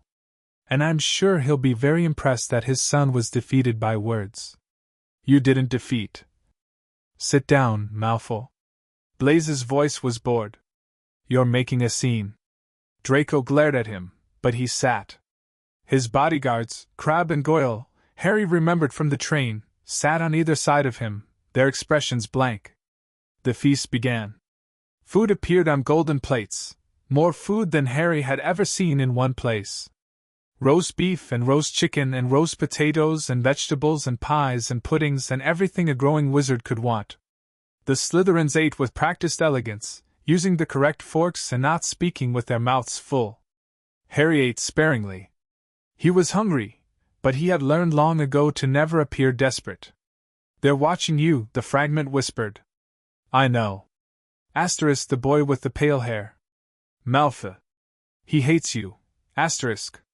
Asterisk he's afraid of me. Hatred is just fear wearing a different mask. Asterisk. Asterisk and the girl across the table? The one with the dark hair and the cold eyes? Asterisk. Harry glanced up. A girl was watching him, older, perhaps 15 or 16, with sharp cheekbones and hair that fell like a curtain of ink. She didn't look away when their eyes met. Instead, she smiled, a slow, dangerous smile. That's Daphne Greengrass, the fragment said. Asterisk her family is neutral in the coming war. They ally with whoever offers the most protection. Asterisk. How do you know that? Asterisk I know many things, Harry. The fragment carries memories. Fragments of fragments. Echoes of conversations that happened decades ago. Asterisk. Asterisk then share them. Don't hoard them. Asterisk. Where would be the fun in that? Harry returned his attention to his plate. The feast ended. Dumbledore stood, his silver beard catching the candlelight, his half-moon spectacles glinting. The hall fell silent. Welcome, he said, his voice warm and melodic, to another year at Hogwarts. Before we begin our feast in earnest, I have a few start-of-term announcements. He listed the usual rules. The Forbidden Forest was forbidden, the third-floor corridor was out of bounds to anyone who didn't want to die a painful death. Please do not magic the stairs because they are sensitive. The third-floor corridor. Harry murmured to Blaise. What's in it? Blaise's expression flickered. No one knows. But a few students have tried to find out. They didn't come back. Dead? Expelled? Which is worse, depending on who you ask. Harry filed the information away. The Sorting Hat has placed you all where you belong. Dumbledore continued. But I would remind you that our differences are less important than our shared goals. We are a school. A community. a family of sorts. His eyes found Harry's, lingered there for just a moment. Let us begin the feast. The food disappeared. Dessert appeared. The hall erupted into chatter. Harry ate a small piece of treacle tart and watched. After the feast, the prefects led the first years to the Slytherin common room. The entrance was hidden behind a stone wall in the dungeons, a wall that looked like any other wall, until someone whispered the password. Parseltongue, the prefect said, and the wall slid open to reveal a passage. Harry followed. The Slytherin common room was beautiful in the way a deep ocean trench was beautiful, dark, mysterious, filled with things that would kill you if you weren't careful. Green lamps cast soft light over velvet sofas and carved mahogany tables. The windows looked out into the black lake, and Harry could see the shapes of merpeople and giant squid drifting past the glass. The girls' dormitories are to the left, the prefect said. Boys to the right. Your trunks are already in your rooms. Settle in. Classes start tomorrow. Harry found his room, a small chamber with 4 beds, each one draped in green and silver. His trunk sat at the foot of the bed nearest the window. Draco Malfoy was already there, standing by the window with his arms crossed. Potter, Draco said. Malfoy, I want you to know that I don't forgive you for what happened on the train. The mudblood. Don't use that word in my presence. It's what she is. It's a slur. And you're better than that. Harry walked to his trunk and began unpacking. Or at least you could be. If you tried. Draco's jaw tightened. You don't know anything about me. I know you're afraid. I know you're trying to live up to your father's expectations. I know you think that blood status matters because it's the only thing your family has left. Harry turned to face him. But I also know that you're 11 years old. You have time to change. To become something more than a copy of your father. My father is a great man. Your father is a man who followed a monster because he was afraid of being on the losing side. Harry's voice was calm. That's not greatness. That's cowardice. Draco's hand twitched toward his wand. Harry didn't move. Go ahead, Harry said. Curse me. Show everyone in this room what kind of person you really are. Draco's hand hovered over his wand. Then he lowered it. This isn't over, Potter. No, Harry agreed. It's just beginning. Draco turned and walked to his bed. Harry returned to unpacking. The first week of classes was interesting. Harry excelled in every subject, not because he was trying to show off, but because he had already learned most of the material years ago. The vault beneath Addams' manor had prepared him for things far more advanced than first-year magic. Professor Flitwick was delighted by Harry's performance and charms. Natural talent, the tiny professor squeaked, after Harry levitated a feather on his first try. Absolutely natural. Professor McGonagall was more reserved. She watched Harry transfigure a matchstick into a needle with cold precision, her lips pressed together in a thin line. Your technique is unusual, Mr. Addams, she said after class. I learned from unconventional sources. I can tell. Her eyes searched his face. Be careful, Harry. Magic is not a toy. And some magic. She paused. Some magic leaves marks. Harry touched his scar without thinking. I know, he said. Professor McGonagall nodded once and dismissed him. Professor Snape was different. The potions master stared at Harry for a long moment when he entered the dungeon classroom, a cold, assessing gaze that made the other students shrink back. Snape's black eyes flickered to Harry's scar, then to his face, then away. Sit down, Snape said. All of you. The class sat. Today, Snape said, his voice barely above a whisper, we will begin with the basics. Who can tell me the difference between a potion and a poison? Harry's hand went up. Snape's eyes narrowed. Yes, Mr. Addams? A potion is designed to create an effect, beneficial or otherwise, with a controlled dosage and predictable outcome. A poison is a subset of potions that cause harm, but the distinction is largely academic. Most potions can become poisons if administered incorrectly. The class was silent. Snape's expression didn't change. And where did you learn that? I read. Clearly. Snape turned away. 5 points to Slytherin. Try not to show off, Mr. Addams. It's unbecoming. Harry didn't respond. But he felt Snape's eyes on him for the rest of the class, watching, always watching. The only class Harry struggled with was flying. Not because he couldn't do it. He had been flying on brooms since he was 5, zooming through the grounds of Addams Manor with Wednesday chasing him on her own broom. But the school brooms were terrible, old, splintered, barely capable of staying in the air. This is a disaster, Draco said, hovering beside Harry on a broom that looked slightly less decrepit than the others. These brooms are older than my grandfather. Your grandfather is dead. Exactly. The flying instructor, Madame Hooch, was a witch with sharp yellow eyes and hair cut so short it looked like stubble. She watched the students with the intensity of a hawk watching mice. Mount your brooms, she barked. Harry mounted. On my whistle, kick off the ground. Hover for 10 seconds. Then land. Harry kicked off. The broom shot into the air, not because Harry was pushing it, but because the broom seemed to want to fly. It rose straight and true, hovering at exactly the right height, responding to Harry's commands without hesitation. Excellent, Mr. Addams! Madame Hooch called. 5 points to Slytherin! Draco shot Harry a glare. Harry landed and dismounted. The fragment stirred. You're making enemies, Harry. Asterisk, I'm making allies too. The ones who matter, asterisk. And the ones who don't? Asterisk, the ones who don't can hate me all they want. It won't stop me, asterisk. The first sign that something was wrong came on Thursday night.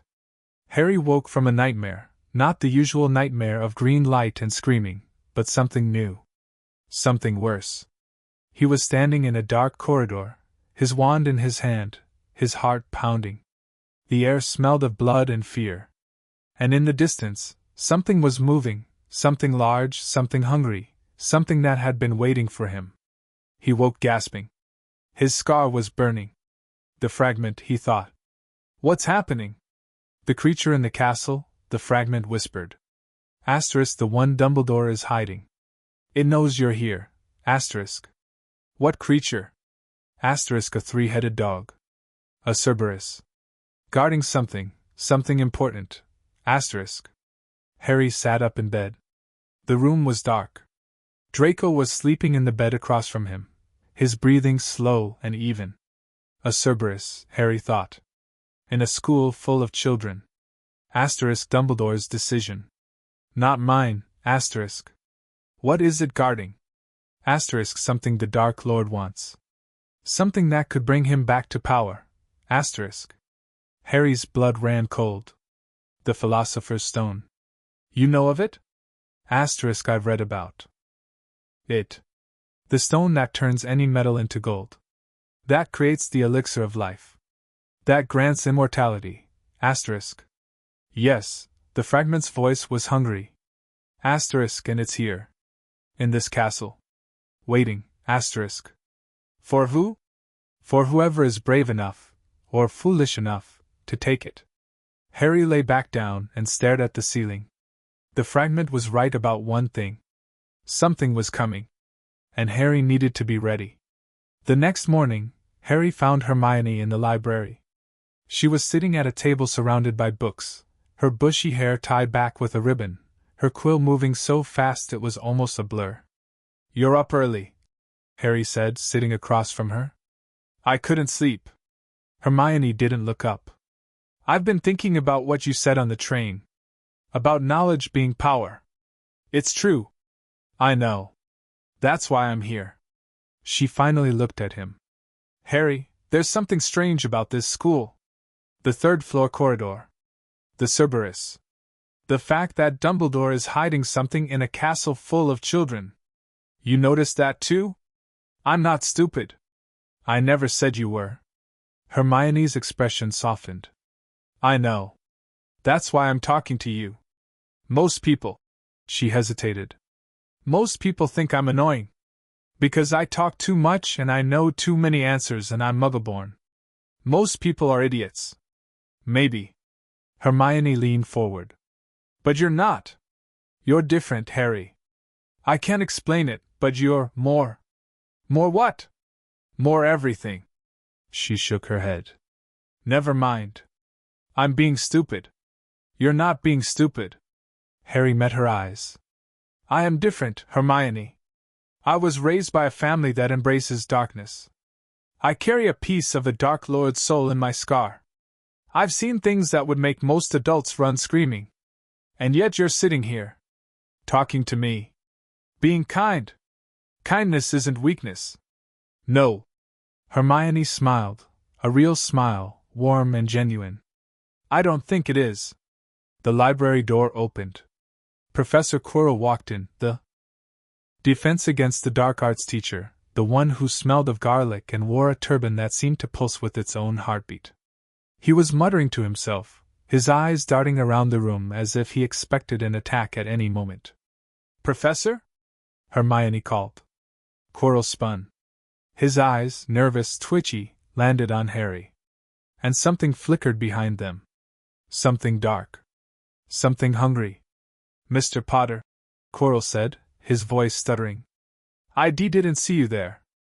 Addams. My name is Addams. Of course. Of course. Quirrell backed away. I'll just be going. Lots to prepare. Lots to do. He hurried out of the library. Harry watched him go. Did you feel that? The fragment whispered. Yes. Asterisk, there's something wrong with that man. Something hiding beneath his skin. Asterisk. Something like a fragment? Something like a master. Harry's heart stopped. Voldemort, he thought. Asterisk, he's here. At Hogwarts. Asterisk. Yes. Possessing Quirrell? Or riding him like a parasite? The fragment's voice was cold. Asterisk, he's weak. Desperate. He needs the stone to regain a body. Asterisk. Then we have to stop him. We? Asterisk, you want to survive, don't you? If Voldemort returns, he'll try to reclaim the fragment inside me. He'll try to absorb me.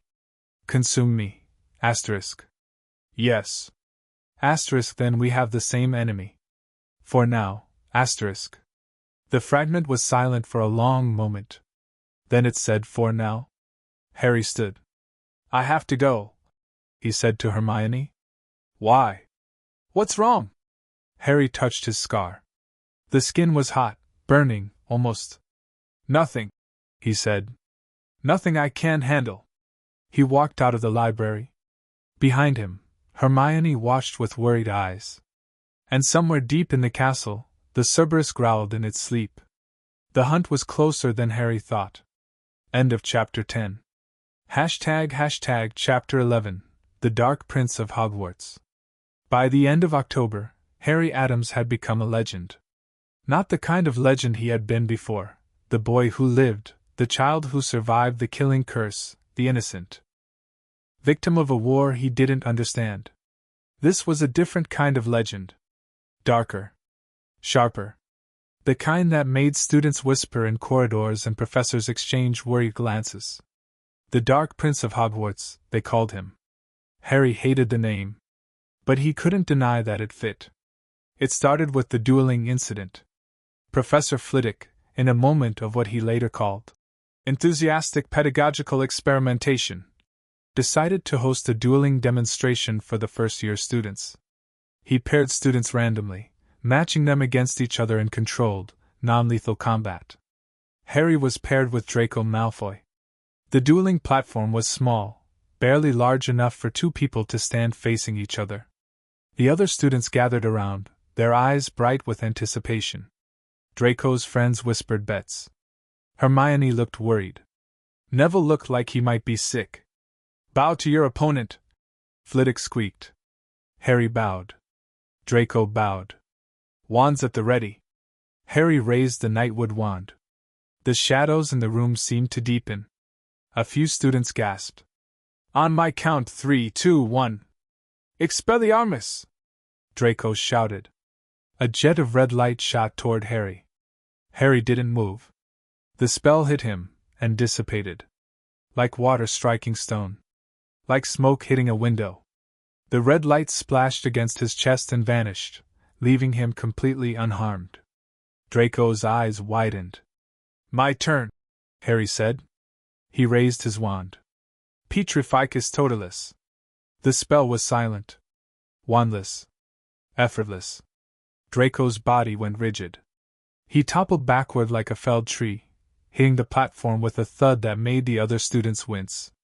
His arms snapped to his sides. His legs locked together. His mouth froze mid-scream. The room was silent. Professor Flitwick hurried forward, his wand already moving. "Finite incantatum!" Draco gasped, his body relaxing, his face pale with shock and fury. He scrambled to his feet, pointing at Harry. "He cheated. He didn't even use his wand. He used wandless magic," Flitwick said slowly, his voice filled with wonder. "At 11 years old. Without an incantation. Without visible effort." He turned to Harry. "Mr. Addams, where did you learn to do that?" "I taught myself." "Remarkable." Flitwick shook his head. "Absolutely remarkable." The other students stared at Harry with expressions ranging from awe to terror. The Dark Prince of Hogwarts had drawn his first blood. After the dueling incident, everything changed. The Slytherins, who had been cautious around Harry, began to treat him with something approaching respect. Blaise Zabini started sitting beside him at meals. Daphne Greengrass started smiling at him across the common room. Even Draco, though still hostile, was more careful, more measured, in his insults. The other houses were less accepting. Gryffindors glared at him in the corridors. Hufflepuffs whispered behind their hands. Ravenclaws watched him with the cold, analytical eyes of students who were trying to figure out how he did what he did. "He's dangerous," Harry heard a Gryffindor say in the library. "Someone should tell Dumbledore." "Dumbledore already knows," another student replied. "He's the one who let him in." "Maybe Dumbledore isn't as wise as everyone thinks." The conversation ended when Harry walked past their table. He didn't say anything. He didn't need to. His reputation spoke for him. The first time Harry visited the restricted section, he went alone. The library was empty at midnight, lit only by the soft glow of enchanted candles. The restricted section was cordoned off by a rope that looked mundane but pulsed with warning magic, wards designed to alert the librarian if anyone crossed. Harry crossed anyway. His wand pulsed, and the wards parted for him like curtains. The Nightwood wand was old, older than Hogwarts, older than the wards themselves. The magic recognized it. Respected it. Feared it, perhaps. The restricted section was smaller than Harry had expected, just a few shelves of books, each one chained to the wall with links of silver and iron. He ran his fingers over the spines, reading titles that would have made most wizards recoil. Secrets of the Darkest Art. Magic Most Evil. The Grimoire of Morgan Le Fay. He pulled the last one from the shelf. The book was warm. Alive. Pulsing with a heartbeat that matched his own. He opened it. The pages were written in a language that hadn't been spoken in 1,000 years, but Harry understood it. The fragment translated the words as he read, whispering in the back of his mind. "You are learning quickly. I have a good teacher." "The book or me?" "Both." Harry read for an hour. Then 2. The information poured into him like water into a cracked vessel. Rituals, curses, protections, theories of magic that modern wizards had forgotten or abandoned. When he finally closed the book and returned it to the shelf, he felt different. Stronger. More complete. "The fragment is growing," the caretaker had warned him. Every time you use dark magic, it feeds. Every time you read a dark book, it grows. Harry touched his scar. The skin was warm, not burning, not yet. Let it grow, he thought. I'll grow faster. November brought rain and cold and the first Quidditch match of the season. Harry didn't care about Quidditch. He had watched games at Addams Manor, Wednesday was a fanatical fan of the Wigton Wanderers, but the idea of flying around on a broom chasing a tiny golden ball seemed pointless. But the school cared. The entire castle buzzed with excitement for weeks before the match. Gryffindor versus Slytherin. The rivalry that defined Hogwarts. "I don't understand," Hermione said during one of their library sessions. "It's just a game. Why does everyone care so much?" "Because it's not just a game," Harry said. "It's a proxy war. Gryffindor versus Slytherin. Light versus dark. Good versus evil. That's ridiculous." "Is it?" Harry leaned back in his chair. "The houses were founded by 4 witches and wizards who couldn't stand each other. Their arguments have been poisoning this school for 1,000 years. Quidditch is just the latest battleground." Hermione frowned. "Then why do you watch?" "Because I want to understand." Harry's green eyes flickered. "You can't defeat an enemy you don't understand. Are Gryffindors your enemies?" "Not all of them." Harry glanced at her. "You're a Gryffindor. Are you my enemy?" Hermione's cheeks flushed. "Of course not." "Then the answer is no." He stood. "The match starts in an hour. Are you coming?" Yes. I suppose I am." They walked to the Quidditch pitch together, Harry in his Slytherin scarf, Hermione in her Gryffindor robes. The other students stared at the unlikely pair, whispering behind their hands. Harry ignored them. Hermione tried to ignore them and mostly succeeded. The match was chaos. Harry had never seen anything like it. The screaming crowds, the flashing lights, the players diving and soaring with a reckless abandon that bordered on suicidal. The Slytherins cheered when their teams scored. The Gryffindors booed. The Hufflepuffs and Ravenclaws watched with the detached interest of people who had seen it all before. And then, Harry felt it.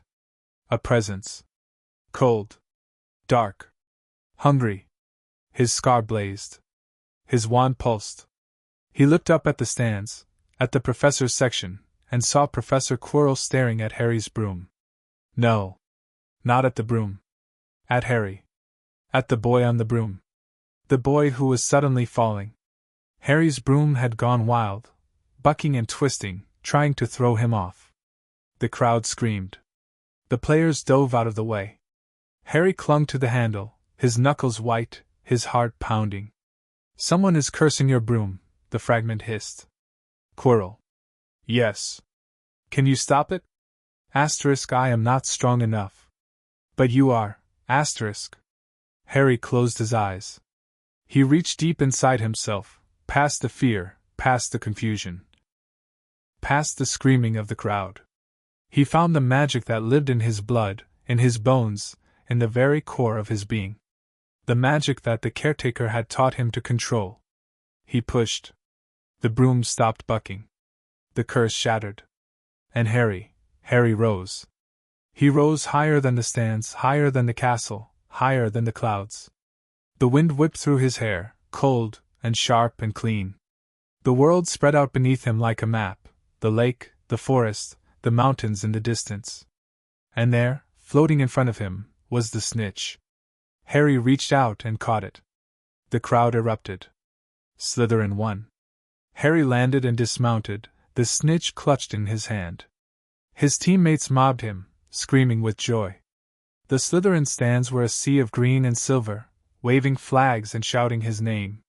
Harry didn't celebrate. He looked up at the professor's section. Quirrell was gone. "I'm telling you, something is wrong with Quirrell."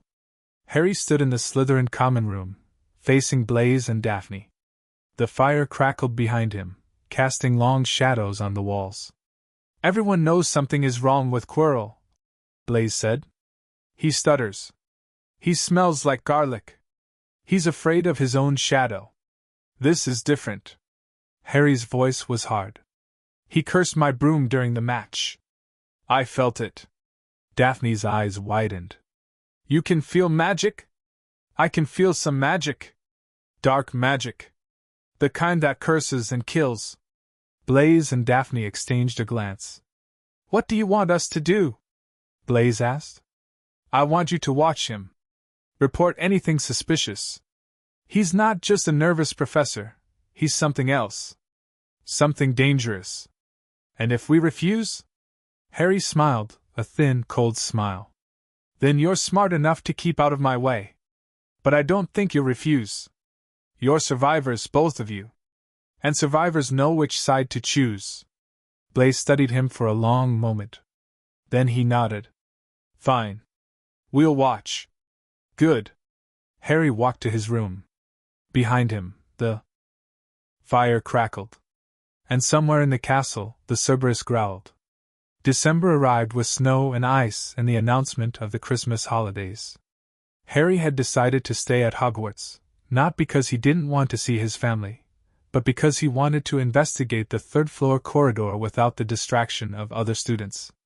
Hermione and Neville were staying too. Ron Weasley was staying, because his family was going to Romania to visit his older brother, and he didn't want to go. I hate Romania, Ron said at breakfast. It's cold and Charlie talks about dragons the whole time. Dragons are fascinating, Hermione said. Dragons are boring. Harry ignored the argument. He was watching the professor's table, watching Quirrell, who was eating his breakfast with trembling hands, his turban pulsing slightly with every bite. He's getting worse, the fragment said. Or stronger. Perhaps both. Christmas Eve arrived. Harry sat in the common room, alone, staring into the fire. The other Slytherins had gone home or to bed. The castle was quiet, so quiet that he could hear the snow falling against the windows. A sound. Footsteps. Harry turned. Hermione stood in the entrance to the common room, her bushy hair wild, her eyes wide. Harry, she said, you need to come with me. Why? I found something. In the library? About the stone. Harry stood. Show me. The library was dark. Hermione led Harry to a table in the back, where Neville and Ron were sitting. A book lay open in front of them, an old book, bound in cracked leather, with pages that looked like they might crumble at a touch. I was researching Nicholas Flamel, Hermione said. The alchemist. The one who created the Philosopher's Stone. You found him? I found him. Hermione pointed to the book. He's over 600 years old. He created the stone in the 14th century. It's the only one in existence. And Dumbledore is hiding it here, Ron said. At Hogwarts. Under a three-headed dog. Why? Harry asked. Because someone wants to steal it. Hermione's voice was grim. Someone who needs the elixir of life to survive. Someone like... Neville trailed off. Someone like Voldemort. Harry finished. The room went cold. The candles flickered. Harry, Hermione said slowly, what happened to your scar? Harry touched his forehead. The skin was burning, hot enough to blister, hot enough to scar. It's him, Harry said. He's here. In the castle. Who? Voldemort. Harry stood. And I know where to find him. He walked to the door. Harry, wait. Stay here.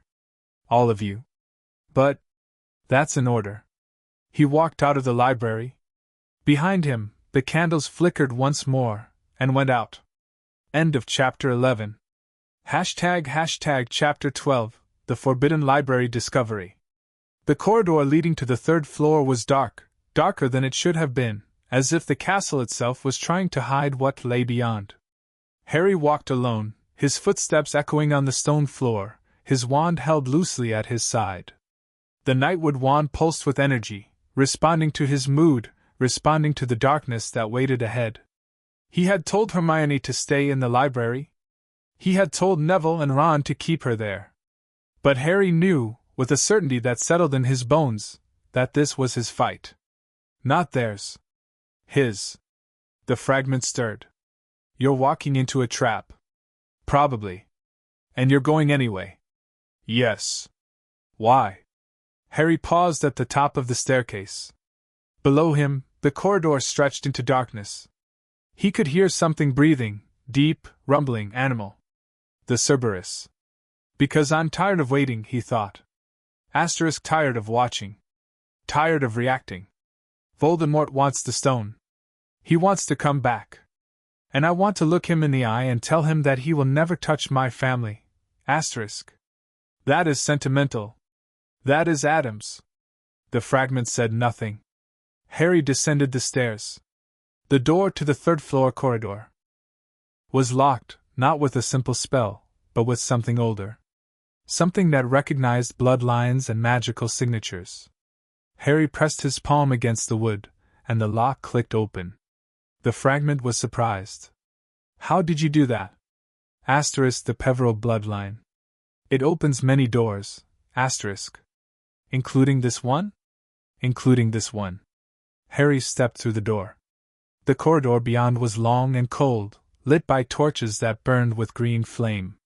The walls were lined with tapestries depicting scenes of battle and sacrifice, wizards fighting monsters, monsters devouring wizards, the endless cycle of death and rebirth. At the end of the corridor, a door. And behind the door, the Cerberus. Harry could hear it now, 3 voices, growling in 3 different pitches, harmonizing into a sound that made his bones vibrate. The beast was huge, filling the chamber beyond the door, its 6 eyes glowing red in the darkness. You can't fight that, the fragment said. Asterisk I don't need to fight it. I need to get past it. Asterisk. How? Harry smiled. He raised his wand and played a soft, lilting melody, notes that floated through the air like mist, like dreams, like the memory of something beautiful. The Cerberus's growls softened. Its head swayed. Its eyes drooped. The music stopped. The beast was asleep. Harry walked past it, through another door, into darkness. The next chamber was filled with Devil's Snare, a tangle of vines that writhed and reached for him as he entered. Harry had read about Devil's Snare. It strangled anything that moved. It hated light and heat. He raised his wand. Lumos Solum. The light that burst from his wand was blinding, white-hot, brilliant, the kind of light that burned shadows from the walls. The Devil's Snare shrieked and recoiled, retreating into the corners, leaving a clear path to the next door. Harry walked through. The third chamber was small, barely larger than a broom closet, with a single door at the far end and a key floating in the air between. Not just any key. A winged key. A key that fluttered and darted like a hummingbird, dodging any attempt to catch it. Harry studied the key for a moment. Then he raised his wand. Accio key? The key shot toward his hand, struggling against the summoning charm, but unable to break free. Harry closed his fingers around it and unlocked the door. The fourth chamber was a chessboard, a giant chessboard, with pieces that stood twice his height, their stone faces carved into expressions of grim determination. Wizard's chess, Harry murmured. Do you know how to play? Asterisk Wednesday taught me. She's a grandmaster. Asterisk. Harry walked onto the board. The pieces moved. The game was brutal. Harry lost his bishop in the first minute. His knight in the second. His rooks crumbled to dust as enemy pieces charged across the board, their stone swords gleaming in the torchlight. But Harry had learned from Wednesday. He thought 3 moves ahead. 5 moves ahead. 10. He sacrificed his queen to take the enemy king. The board went still. The door opened. Harry walked through. The fifth chamber stank of troll. Harry had never smelled a troll before, but he recognized the odor immediately.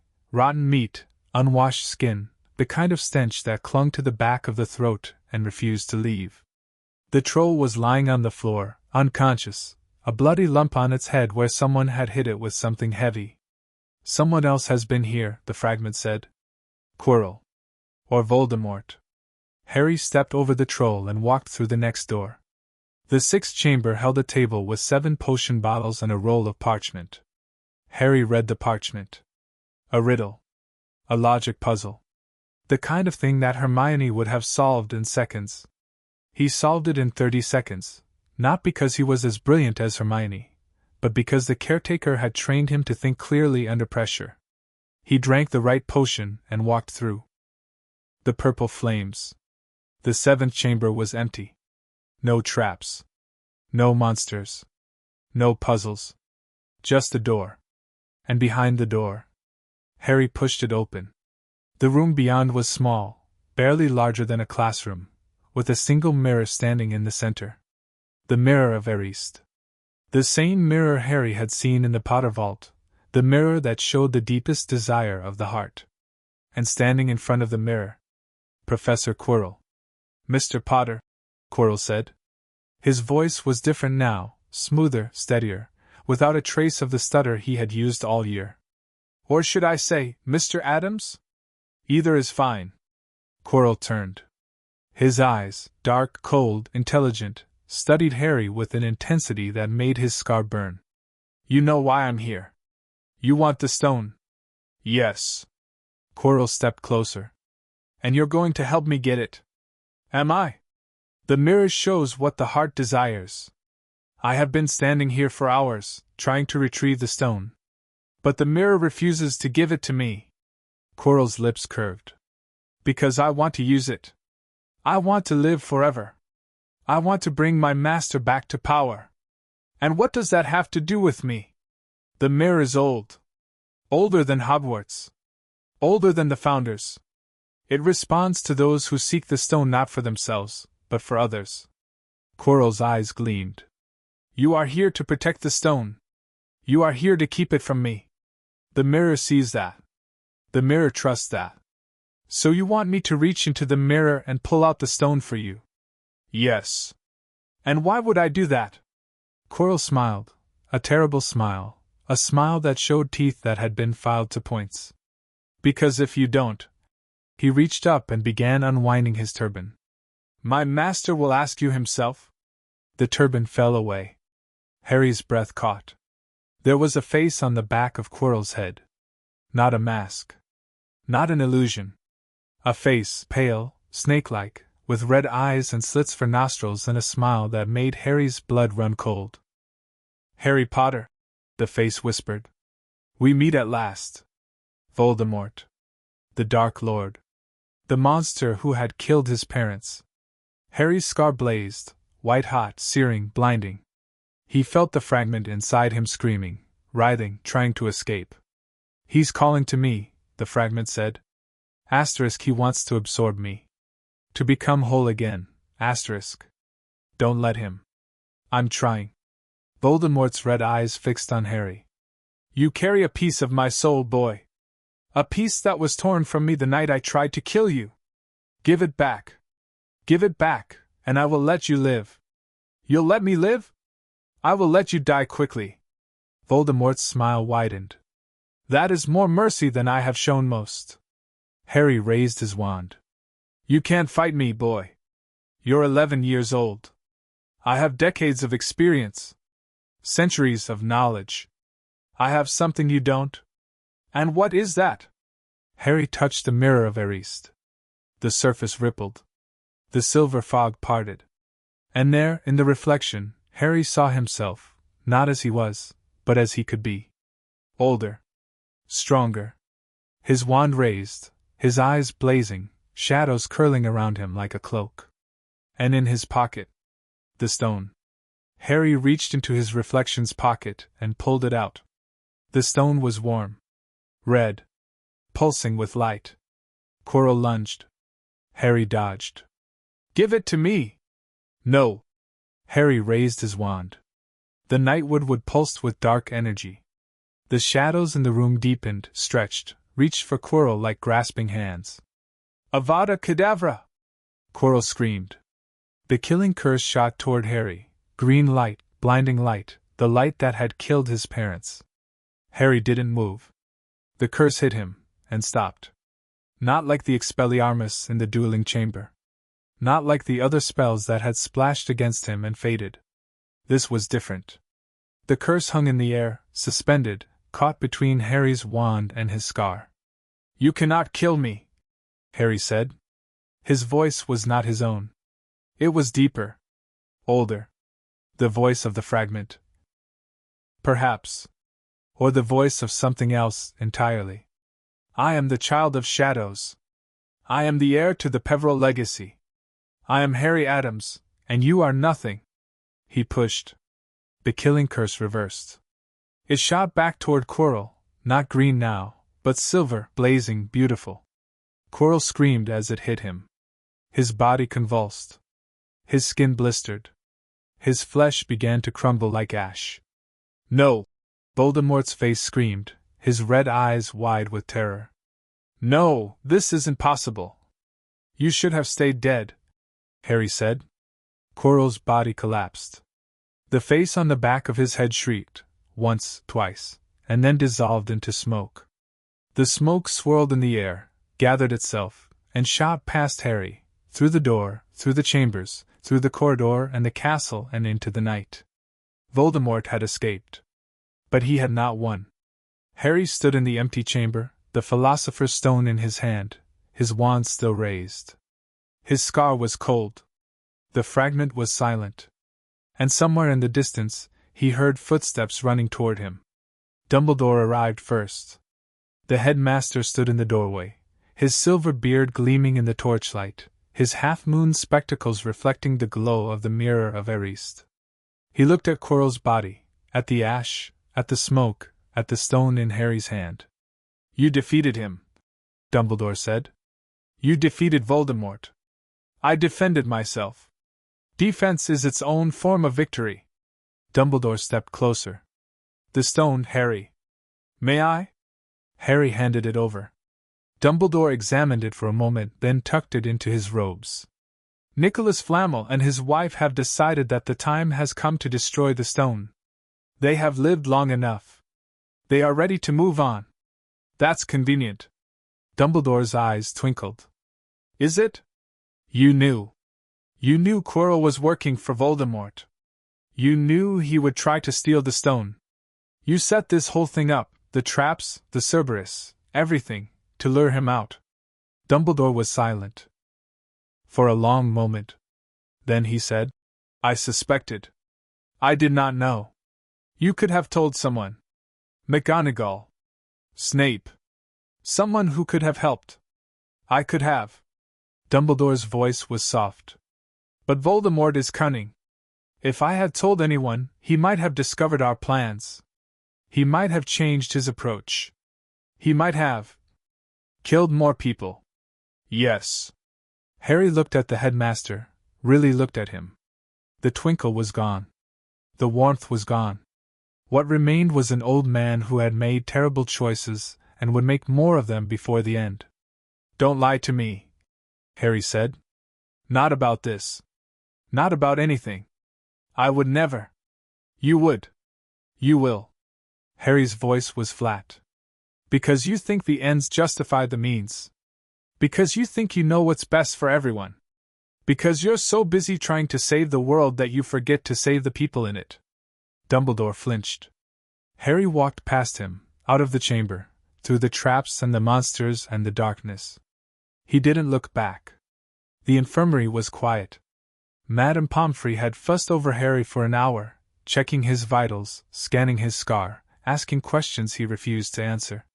Finally, she had given up and retreated to her office, leaving Harry alone in a bed with starched white sheets and a view of the snow-covered grounds. The door opened.